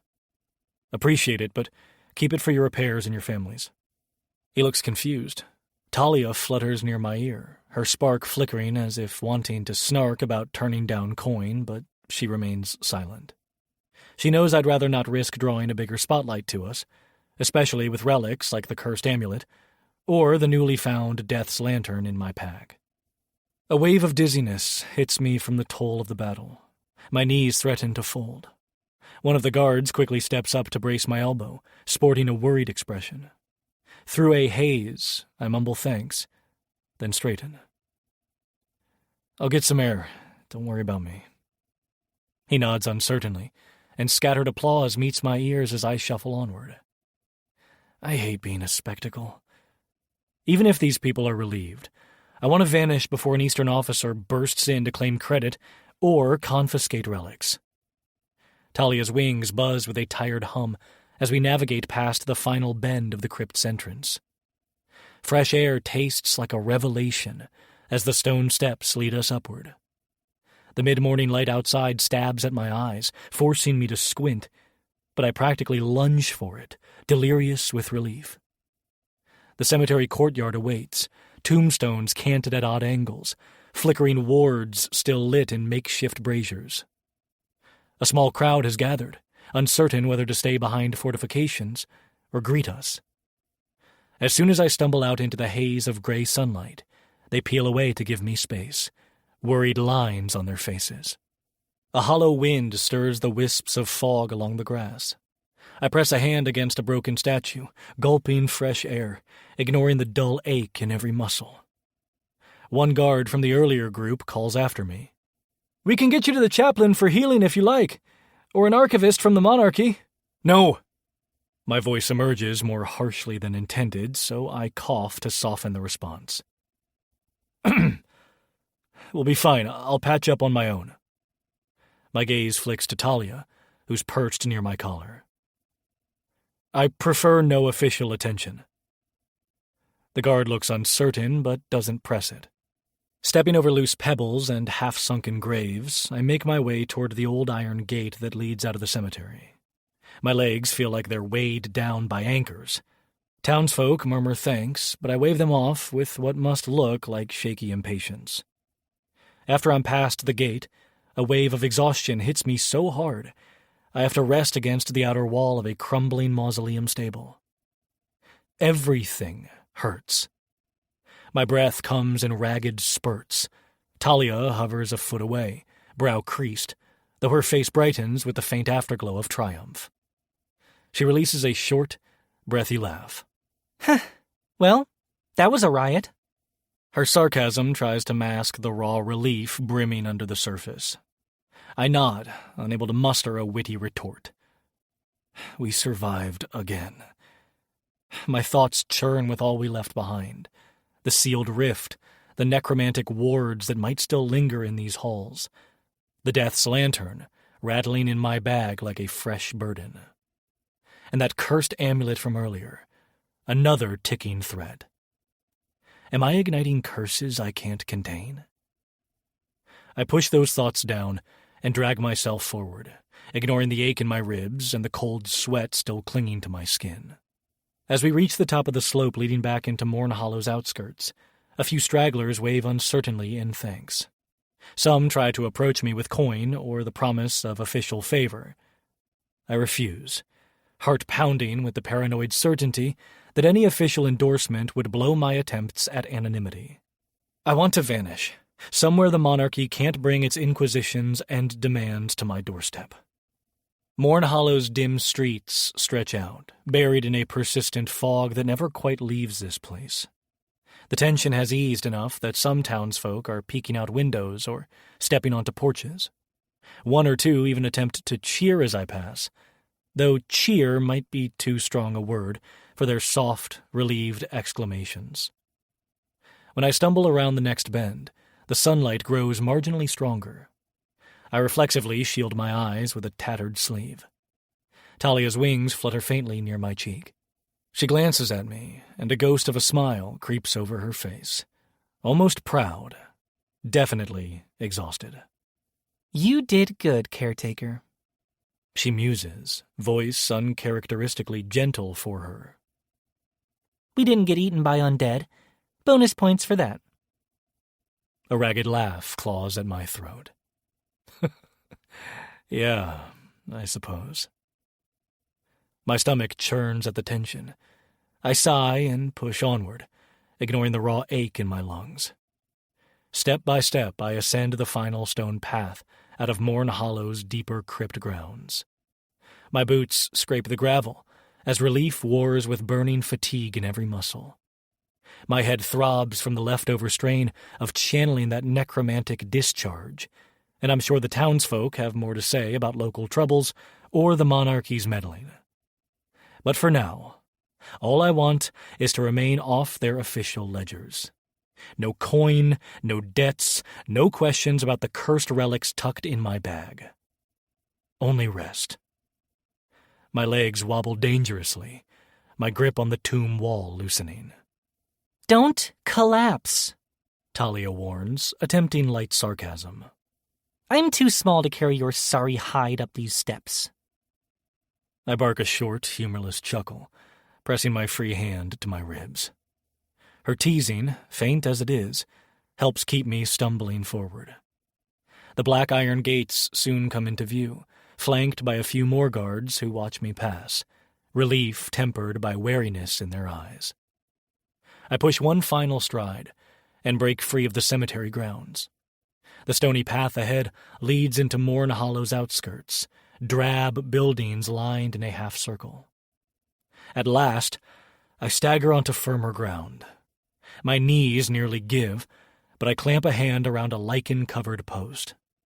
My chest tightens as I nod, inhaling one more gulp of the damp, mortuary-scented air. In a world piled high with curses and fraying alliances, merely walking out alive counts as a victory. The lost people of Morn Hollow might sleep a little safer tonight. The monarchy's damn inspector can poke around all they want. There's no rift left to exploit. I trudge onward, half numb but victorious. Talia traces a soft circle of sparks in the air and crosses her arms, wings dipping in exhaustion. I glance sidelong at her. She's smiling. The faint color dancing in her wings reveals her reluctant pride, the satisfaction of surviving. I match that smile with my own. Today, we faced horrors from beyond the grave, and we're still standing. Chapter 17. I step off the bronze line and into a wall of humid green oppression. The shift from Morn Hollow's damp necropolis to Briarwatch's jungle-like clamminess is jarring. There's green everywhere. Lots of thick vines drooping from half-rotted wooden palisades and creeping right up to the station's rickety platform. The ground squelches beneath my boots, practically gulping around the soles each time I take a step. A swarm of gnats hovers around my face, and Talia gives a delicate cough, batting at them as if she can will the cloud away. Ugh, She groans, fussing with a ragged bit of cloth across her shoulders. I swear, if I stuck my finger in the air, it'd come out dripping. Why's everything have to be wet? She lifts off my shoulder, tiny wings flickering in the muggy air, rainbow sparks sputtering. You'd better not trip and knock me in that mud. I grimace, hugging my pack a bit closer. My body still aches from the fiasco in Morn Hollow and from lugging around these cursed relics wrapped in a runic cloth that's itching my skin. The modest warding talisman I hammered together after our last stunt is tucked in my coat pocket, threads woven with Talia's chaotic flickers. It's enough to keep prying eastern spells from sensing the necromantic reek of the Death's Lantern, or that cursed amulet we picked up. My chest tightens at the memory of the Wailing Crypt. Not exactly an experience I want to repeat. A pair of local rangers stand near the makeshift station, arms folded over chestnut leathers woven with living vines. The subtle glow along those vines is a sure sign of druidic enchantments, bits of lace-like leaves that seem to twist in place. I catch a hint of them talking in undertones about an envoy from the east. The minute Oath Mage hits my ears, I stiffen. Even Talia's wings shudder. It doesn't take me long to spot the envoys. There's a courtyard ring, half in shambles, with scattered wooden barricades. Leaning against one of those is a tall figure in fine green silk. Another figure, short-haired and wearing an elegant scarf pinned at the shoulder, stands a little apart. The two are in hushed conversation with a tired-looking senior ranger. He gestures widely, a universal sign for "you people are pushing your luck." Beneath the robed envoy's outward politeness, I can practically sense the monarchy's arrogance. A flicker of motion draws my eye.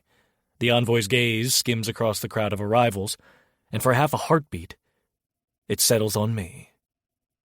Slowly, that gaze sharpens. My stomach knots. Stay calm. The warding talisman hums faintly against my coat. Talia zips closer to my ear. That shiny-robed one smells like a perfumed toad, she mutters. I can taste his oath magic from here. Looks like he's itching to yank secrets out of someone's skull. Her nose wrinkles. We could always vanish him into the swamp, caretaker. Just saying. The suggestion is so typical that I can't help a snort. We're not vanishing anyone, I whisper back, trying not to move my lips too much.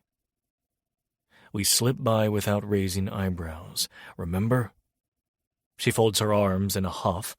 Then she gives a curt nod. Fine, but if he tries anything, I'll see if I can conjure a nice nest of venomous wasps to greet him. I exhale and force my posture to stay relaxed. The envoy's brow furrows, like he's picking up a faint disturbance, but then the old ranger pointedly draws his attention back with a grunt. The envoy steps away from me, returning to polite but firm debate with the local watch. I seize the opening to tap the station official, a wiry woman who's passing out disembark tokens, and politely ask for directions to the local inns. She points a ring-laden hand toward a crooked sign on the far side of the palisade. Best lodging in Briarwatch is the Vine Drop Hostel. Not fancy, but they got clean water basins and bug netting on the windows. If you see a giant spool of vines overhead, you're in the right place. Her voice rattles with the bored monotone of someone who's answered the same question 100 times today. Then her eyes dart to Talia, her lips parting in mild surprise. Watch out for the briars, Miss Fairy. They snag wings something awful. Talia pushes out a dramatic sigh, rolling luminous eyes. Yes, because I love tangling my wings in sweaty vines. Thank you for the warning. She replies with the flattest sarcasm I've heard in a while. We slip past a line of rangers, carrying coiled rope that's evidently enchanted, glowing with faint runes.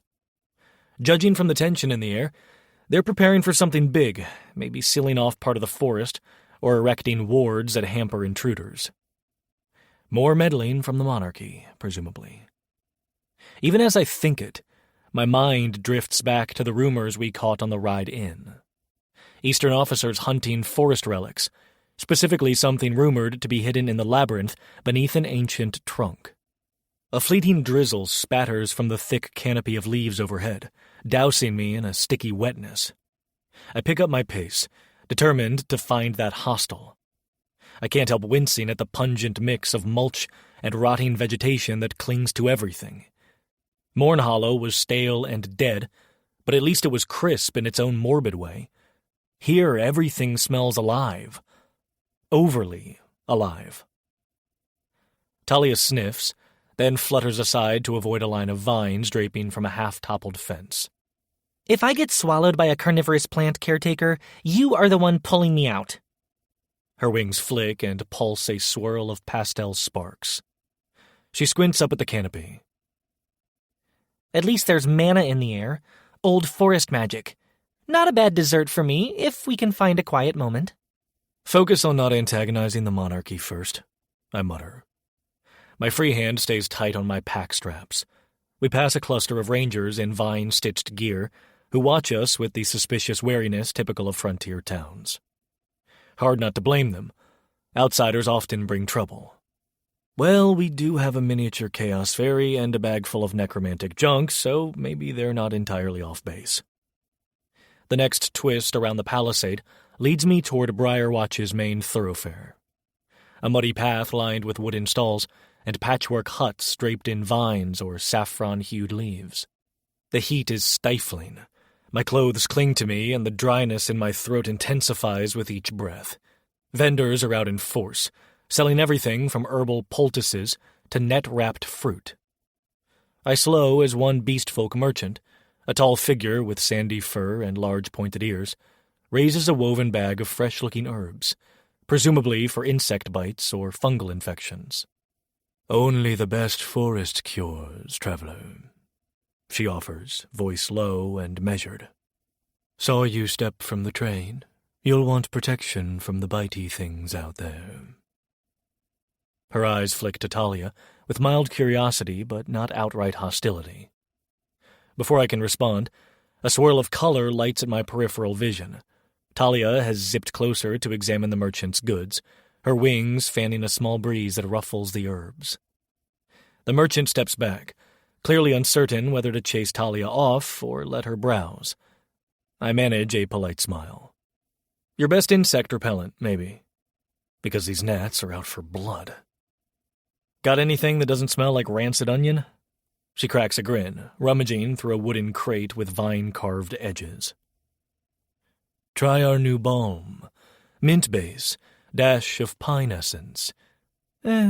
Borderline pleasant. She sets a small clay jar on the stall's ledge, the faint smell of fresh mint wafting up. That'll be 3 black shards. Talia hovers near the jar, giving it an experimental sniff. Better than onion. I dig around for payment, dropping 3 black mana shards into the beast folk's waiting palm. She squints at them, her nose twitching. Then she shrugs, tucking them into an embroidered pouch slung around her waist. You're from Morn Hollow, aren't you? She mutters, more statement than question. I sense that necro chill clinging to these shards. She eyes me with mild concern now. Should be safe enough, but don't be surprised if some druid tries to chase you away from the deeper groves. I press my lips together. I'll keep that in mind. Quickly, I pocket the balm. We wander off as the merchant gives us a curious but not openly hostile look. Her reaction is a mild reminder that black mana shards from Morn Hollow carry an unpleasant signature. Yet another reason to use them sparingly. We pass a cluster of huts built around a sprawling trunk, likely part of the ancient, half-buried giant we keep hearing about. Looming overhead, branches twist into a canopy so thick it nearly blocks out the sky. The conversation of passers-by grows louder. I catch fragments like labyrinth, old spirit, and, more ominously, Eastern coins can't buy the forest's favor. The tension pricks at me. Talia cocks her head, absorbing every snippet, too. One local in a vine-wrapped poncho is muttering, Those Eastern fancy robes don't respect the old ways. The labyrinth won't show mercy to anyone who tries to claim what's inside. Another figure, possibly a druid apprentice by her attire, responds, I heard the Scion demanded safe passage, like you can negotiate with an ancient fae. The thorns will devour them. Talia's eyes flare with excitement at the word fae. She arcs up to my ear. Hear that, caretaker? An old forest spirit. Bet it's brimming with mana. Maybe some nice, juicy relic that'll top off my reservoir. If the monarchy wants it, that's a bonus reason for us to snag it first. Her grin practically glows. Could be the perfect place to feed my chaotic hunger, right? I offer a non-committal grunt, unsettled by the notion of tangling with an ancient fae being. Though, if it's either them or the monarchy, yeah, maybe we can squeak in and out. My mind tumbles with the idea of feeding Talia's spark. Freed from the necromantic tang we encountered, a fae relic might put her at a whole new level. That's equally thrilling and slightly terrifying. We finally spot the sign for the Vine Drop Hostel. The building is a large, rambling cottage woven together with living branches, acting as support beams. Dangling overhead is an enormous spool of coiled vines, presumably to fix or reinforce the roof. I wave Talia over. We need a place to stash our gear, get some water, maybe rinse off in a bucket if we're lucky. Then we can figure out what's happening with these envoys, and if it's safe to do a little labyrinth exploring. Talia cackles. Oh, caretaker, you're so easy to read. I can almost taste the worry rolling off you. Don't fret about the monarchy, we'll slip right under their regal noses. As I push open the wooden door, the interior greets me with the faint but much appreciated breeze of a pair of fans, likely druidic contraptions shaped by the local artisan. A wiry old man behind a makeshift counter eyes me. "Need a room? 2 silver shards a night." 2 silver, I echo, ignoring Talia's unsubtle snicker. Not cheap. Then again, supply and demand in a frontier dotted with eastern coin tossers. All right, 1 night, maybe 2. We'll see. I rummage in my pouch, producing a pair of small, glimmering shards that match his demanded price. At least they're not the black necromantic kind. These are standard silver gleaned from some leftover deals earlier. The old man tucks them away, handing me a tarnished key that's been etched with a faint leaf design. "Room's up the 2nd flight, 3rd door. Water troughs round the back if you want your boots rinsed. And mind your fairy if you use the window. Vines slip inside sometimes." He says it matter-of-factly, as though a creeping vine in the bedroom is the norm here. The upstairs corridor is cramped but mercifully cooler. Talia zips in, scanning the corners for anything suspicious. Aside from a spider the size of my palm scuttling across the ceiling, it's quiet. Our room, when we reach it, is humble but welcoming. A straw mattress, a small table with a clay pitcher of water, and a single chair. The walls are partly living wood, twisted by magic. At one corner there's a little window latticed with more vines. I drop my pack on the table, then gently unwrap the runic cloth protecting the death's lantern. My warding talisman still hums faintly in my coat. The lantern's silver glow is muted, but I can sense the underlying necromantic aura. Just making sure it's not leaking any malevolence, I murmur, pressing a hand to the swirling runes we used to seal it. Last thing we need is local druids sniffing out undead energy and pitching us into the nearest swamp. Talia scrunches her nose. "Yeah, no thanks. I'm enjoying not being stuck in a soggy tomb. That said..." She flits closer, tapping a tiny finger to the lantern's side, a few arcs of her chaos sparking out. "All quiet in there. We're good, caretaker." A wave of release courses through me. At least no immediate meltdown. Gingerly, I rewrap it, along with the cursed amulet we keep close. My gaze drifts to Talia, who's perched on the corner of the table, watching me with folded arms. She might tease me for my caution, but I know she gets it. We can't risk the monarchy confiscating these relics or throwing us in irons. "So," she muses at length. "Since you're not the type to lounge around, I'm guessing we scout out the labyrinth rumors next?" I rub my neck. Scout, yes. Dive in unprepared? No. My mind strays back to what we overheard about an ancient fey spirit. The labyrinth likely has guardians, illusions, or worse. We have to be careful. Talia's grin widens. "You mean we can't march in and wave politely? Maybe have a tea party with the giant tree roots?" She flutters up to eye level, flicking my nose with a spark. "Kidding. I know it'll be dangerous, but we've braved necromantic gates, caretaker. What's a bit of vines and illusions to us?" If I recall correctly, illusions nearly gave you a headache in the grotto, remember? I retort, smirking. Anyway, let's see if we can gather more info from the locals first. The monarchy presence means we're not the only ones sniffing around. I'd prefer not to walk into a nest of spelled vines and find an oath mage at our heels. Talia tucks her legs beneath her and floats cross-legged, arms propped under her chin. "You do love your detective approach, Lucian." Maybe she's in a good mood for once. "Fine. Let's see if we can track down one of those druid apprentices or a ranger who knows the labyrinth's layout. Then we strike." I nod, pulling off my muddy boots. My feet ache, and the rest of my body's not far behind.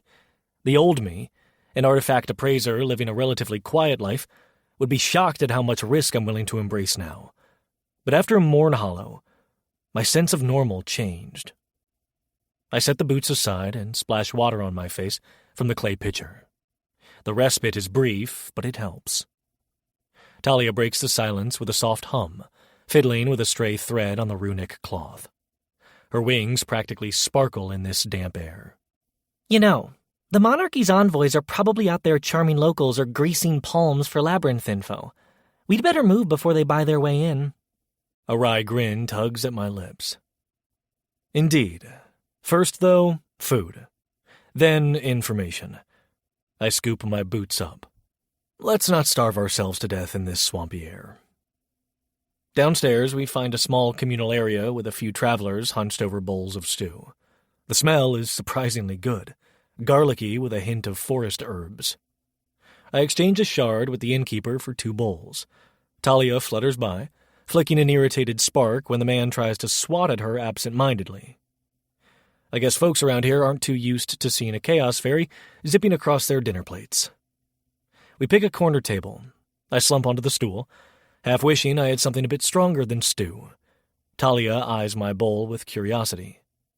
"Oh, caretaker, you sure about letting me near your meal?" She smirks. "I might turn it into a dancing toad if you insult me." Let's try to eat in peace, I offer with a half laugh. The tension in my shoulders slowly unravels. Maybe it's the steam rising from the stew, or the fact that for a few precious minutes, no one is pointing a sword at us. At least 3 times we catch drips of conversation from the other tables. Mentions of the labyrinth's illusions, the old spirit that tests intruders, and the rumor that a mystical relic is hidden near the trunk's heart. Some say it's a circlet of living bark. Others claim it's a gem shaped by nature's wrath. The stories diverge wildly, but each version includes a caution. Only those the forest deems worthy can leave unscathed. That's exactly the kind of half-luck quest I always land in, I think dryly. "Do you hear about the Eastern Scion?" One voice hisses from a table behind me. "Folks say he's sworn an oath that no savage forest magic can stand against the monarchy's righteous might." A duet of scoffs answers that remark, and someone mutters, "He's welcome to break his face on a tangle of thorn vines. The labyrinth doesn't bow to crowns." Talia smirks around a spoonful of stew. "You see? We're not the only ones eager for that fancy labyrinth relic. So if we want it, we'd better— Hey, watch it, buddy!" She darts aside as a passing traveler nearly elbows her midair. I grunt softly, finishing the last of my meal. My back feels stiff, but I can't deny a flicker of excitement stirring in my belly. We'll check in with a local druid or ranger. Then, provided we can avoid a run-in with that oath mage, we see if the labyrinth holds something that can power you up, or at least keep the monarchy from lording over us. Sound like a plan? She does a little spin in the air, her wings shimmering. "If it leads to more chaos for me, yes. Let's do it." If anything, she looks downright giddy at the idea of tangling with illusions and weird plant guardians. My mind, meanwhile, is racing with the practicalities. We'll need something to cut through vine growth. Illusions are always tricky. Maybe I can rig a small contraption from my leftover pockets of alchemical fluid. For now, at least, we have a roof over our heads and some measure of safety. But out there, in the labyrinth, illusions nearly destroyed us in the Cascade Grotto, and that place might be child's play compared to a realm governed by an ancient fey spirit. But we've come too far to back down.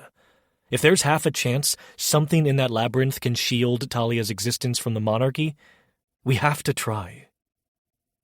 I set the bowl aside, roll my shoulders, and exchange a grim nod with Talia. Together we slip from the hostel's lounge, stepping back into the muggy haze of Briarwatch. The sun overhead is a dim glow behind layers of thick leaves, giving the impression of permanent twilight. Locals pass by in uneven streams, some lugging baskets of plants, others in druidic robes muttering incantations under their breath to coax vines out of the walkway. A few glance our way, but mostly they're too preoccupied with their own troubles. From the corner of my eye, I spot movement. One of the Eastern envoys from earlier stands near a broken fence, conferring with a suspiciously smug local. My pulse quickens. Yeah, definitely bribing folks for the labyrinth's secrets. I pivot, guiding Talia away before we can draw attention. We weave deeper into Briarwatch's winding paths, the saturated ground sucking at every step. Gnarled tree trunks loom, overhead canopy woven with ancient magic. This place is alive in ways I've never quite seen.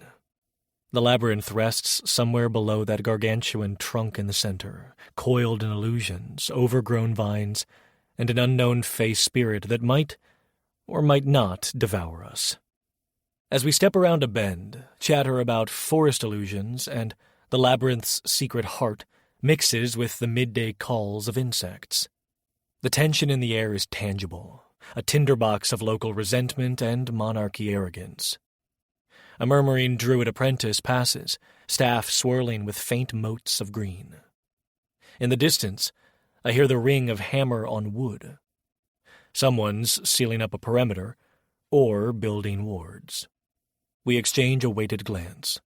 I clench my jaw, pushing aside the last remnants of necromantic dread still lingering in my chest. We're here, and no oath mage is going to stand in our way. Chapter 18. As we reach the sprawling marketplace, I'm immediately struck by how alive it all feels. Wooden stalls connected by arches of vine, baskets brimming with herbs, and a thick, heady scent that blends fresh blossom perfume with the pungent odor of decaying mulch. It's a far cry from the tombs and crypts. Talia flickers near my shoulder, sending a faint crackle of mana through my collar. Ugh, she complains, delicate nose wrinkling. It's too green. If I see another vine, I might blast it for good measure. Please don't, I whisper back, wary of eavesdropping locals. Last thing we need is a druidic lynch mob chasing us out of town. She huffs. Fine, but if one more leaf tries to snag my wing, it's crispy salad time. I scan the bustling aisles for a stall selling gear I can't easily scrounge on my own, mindful of the stares drifting our way. The crowd is a colorful mix of beast folk, humans, and stony-faced rangers with vine-stitched armor. A few merchants catch the flicker of Talia's tiny wings and stare with the usual mixture of curiosity and alarm. Ahead, I spot a wooden sign shaped like a briar-wreathed cloak. The lettering is hand-carved, and from the smattering of forest runes along its edges, likely belongs to an outfitter who knows how to keep travelers from being devoured by the green wilderness. A gnarled beastfolk merchant leans over the counter. My breath catches at the sight of his pallid, pupilless eyes. They stare forward without blinking.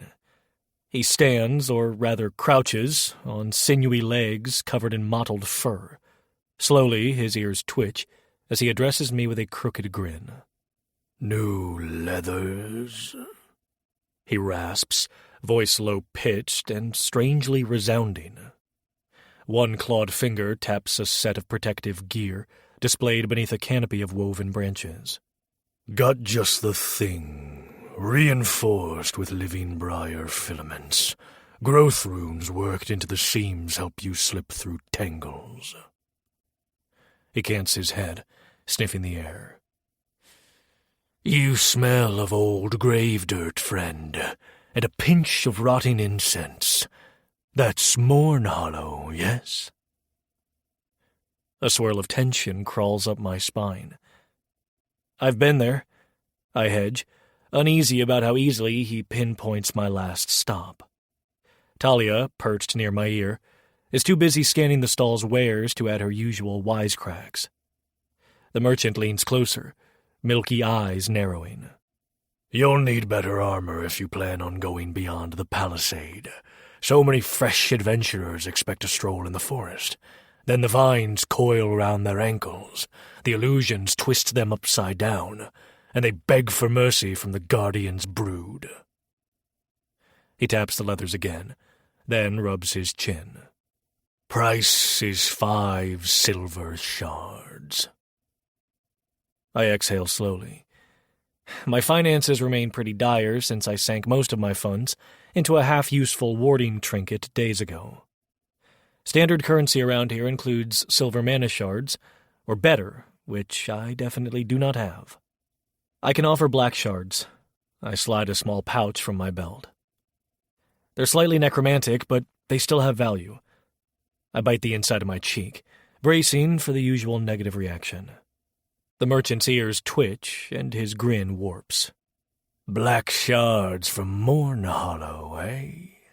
I've traded for those before, picked them from a traveler's satchel. He was half crazed, claiming to hear whales in the shard's reflection. Made me uneasy. Talia snorts, fluttering forward to hover in front of the merchant's face. Well, maybe that traveler had an overactive imagination. She drawls in a mocking sing-song. Alf! She zips backward as the merchant's ears perk with alarm. I stifle a grimace. They carry a cold aura, the merchant continues.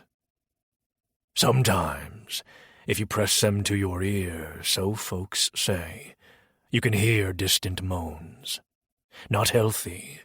If these shards are truly drenched in necromantic residue, you risk angering the forest spirits. His milky eyes flick to me again, reading my expression. Hardly worth the trouble unless you can purge them. I stand my ground. I don't plan to wave them around in a ritual circle. My companion can disrupt leftover taint. Show him, Talia. She crosses her arms, unleashing a small, melodramatic sigh, but raises one miniature hand anyway. A swirl of sparks arcs from her fingertips onto the shards. The black crystals ripple, their dark aura deforming, then receding as though shy. I almost sense them grow colder before that wave of chaos unsettles the necromantic residue. Then, the merchant's muzzle twitches in surprise. Behind him, I hear a sudden intake of breath from another figure, a tall, robed figure with a swirling staff and leaf motifs pressed into the cloth. A druid apprentice, by the looks of it. He steps closer, brow furrowed at the sight of Talia's chaotic spark. Wait. The apprentice holds up a hand to me. You claim to have a method for purging necromantic energy. That black aura is no joke. If it seeps into the soil, the forest might bristle with thorn growth, illusions, even hostile sprites. Talia laughs. Relax, leaf boy. I'm not dumping a cursed splinter in your sacred grove. She reels in her sparks, letting the merchant have a closer look at the faintly trembling shard. The aura now looks noticeably diminished, though not fully gone. The druid arches a brow. A half measure, I'd say, he remarks.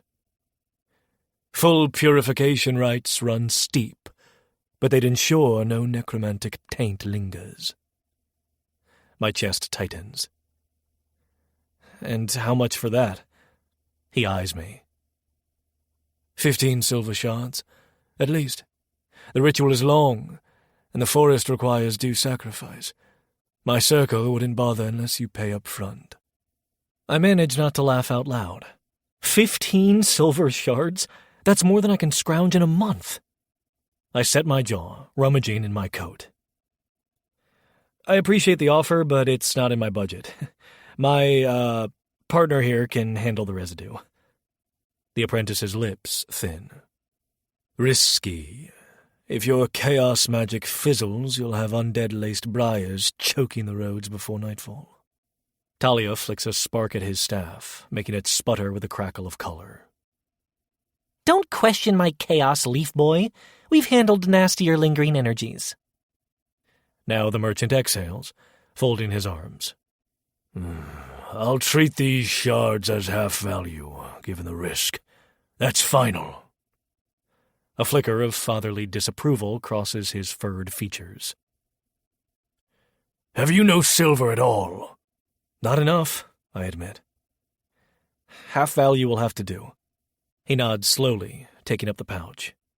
As our deal concludes, I can't ignore the uneasy glances cast by a few bystanders, especially the druid apprentice who lingers a few steps away, eyeing me like I'm about to conjure a ghoul.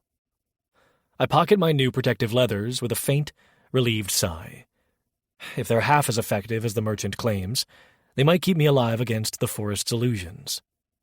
And illusions are my worst enemy. My head still throbs sometimes, remembering those crypt nightmares back in Morn Hollow. Before I can leave, my gaze shifts upward to a series of carved wooden totems perched on tall stall posts. Each totem is stylized, like a snarling animal face or interlaced vines. They remind me uncomfortably that the guardians of this forest are as ancient and unbending as any undead potentate. I guess necromancy isn't the only magic that fosters territorial watchers. Talia glances at the totems, her wings flickering. They're definitely watching, She notes coolly. One rude gesture from me, and they might sprout claws and chase us out of here. I'm not eager to test that, I murmur. Come on, I want to see if there's a cheaper ward for illusions. We step into a narrower aisle, crowded by stalls selling everything from dried mushrooms to elaborate root carvings. The earthy scents are overwhelming at first. Mushroom spore dust, sweet resins, pungent vine extracts.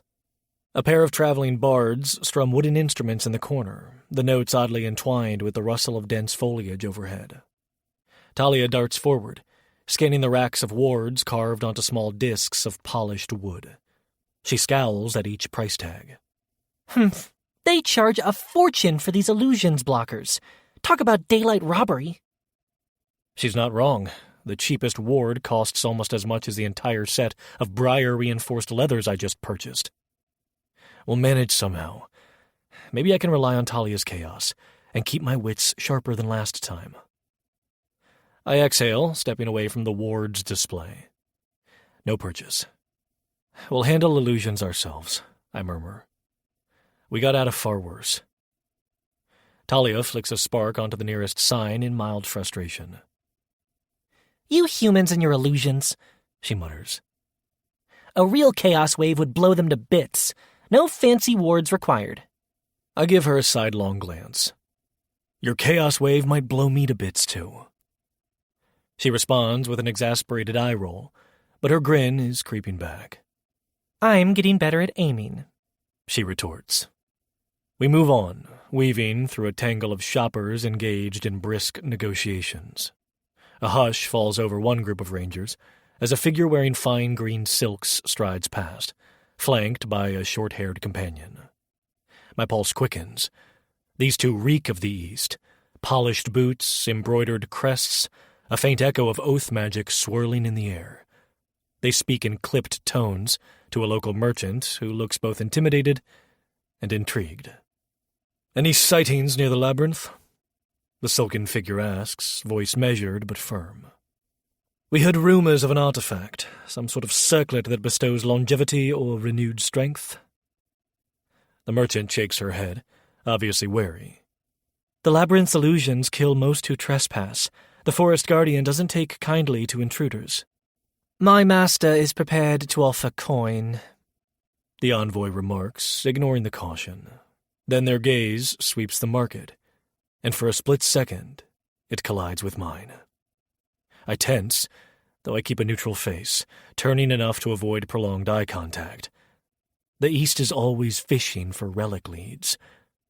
I pretend to browse a stand selling pungent healing salves. Talia perches behind my collar, tucking her wings close as though to hide. They got wind of that labyrinth relic, she whispers in my ear. Stupid monarchy.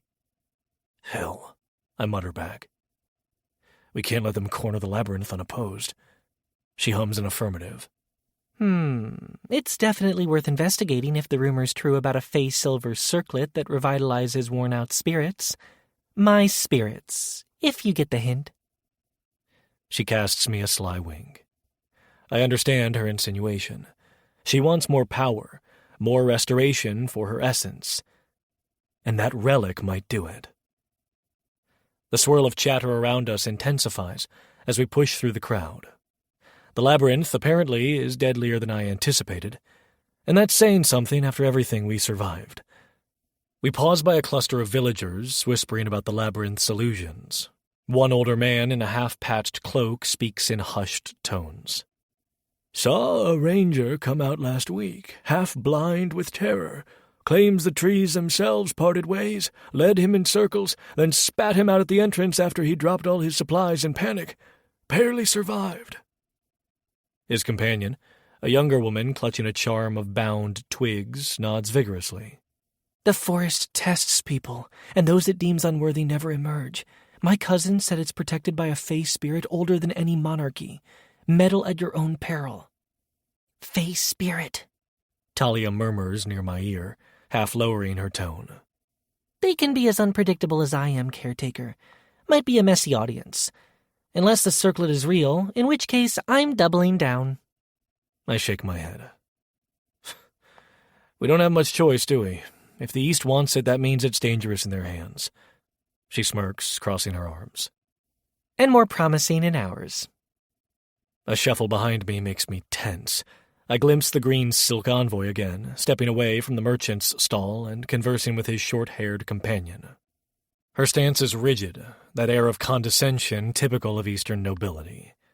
My stomach knots. They give a curt nod, likely concluding another deal or prying more information from unsuspecting townsfolk. Even if we try to be discreet, they'll realize soon that we're also after whatever lurks in the labyrinth. Striding on, I pass a pair of local rangers who watch me with hawk-like suspicion. Their vine-wrapped bows and earthy leathers stand out against the swirl of travelers' attire. One fiddles with a twisted root pendant at her neck, gaze flicking from me to Talia and back. I keep a polite nod, ignoring the prickling sense that we're under 1,000 scrutinizing eyes. Hey, caretaker, Talia mutters. I wonder if we can glean any specifics about where the Fey Silver Circlet might be in that labyrinth. My wings are tingling over all that Fey-laced mana. We approach another stall, less busy than the others. This one is strewn with bark-bound journals, ink quills, and wooden mini-totems. The proprietor, a willowy woman with bark-like patterns dyed into her hair, raises an eyebrow at me. You want a map to that labyrinth? I hesitate. Do you have one? She clicks her tongue. I've got partial sketches from travelers too afraid to push deeper. Might help you move safely for maybe, 50 yards. After that, illusions shift the layout. A wry smile softens her expression.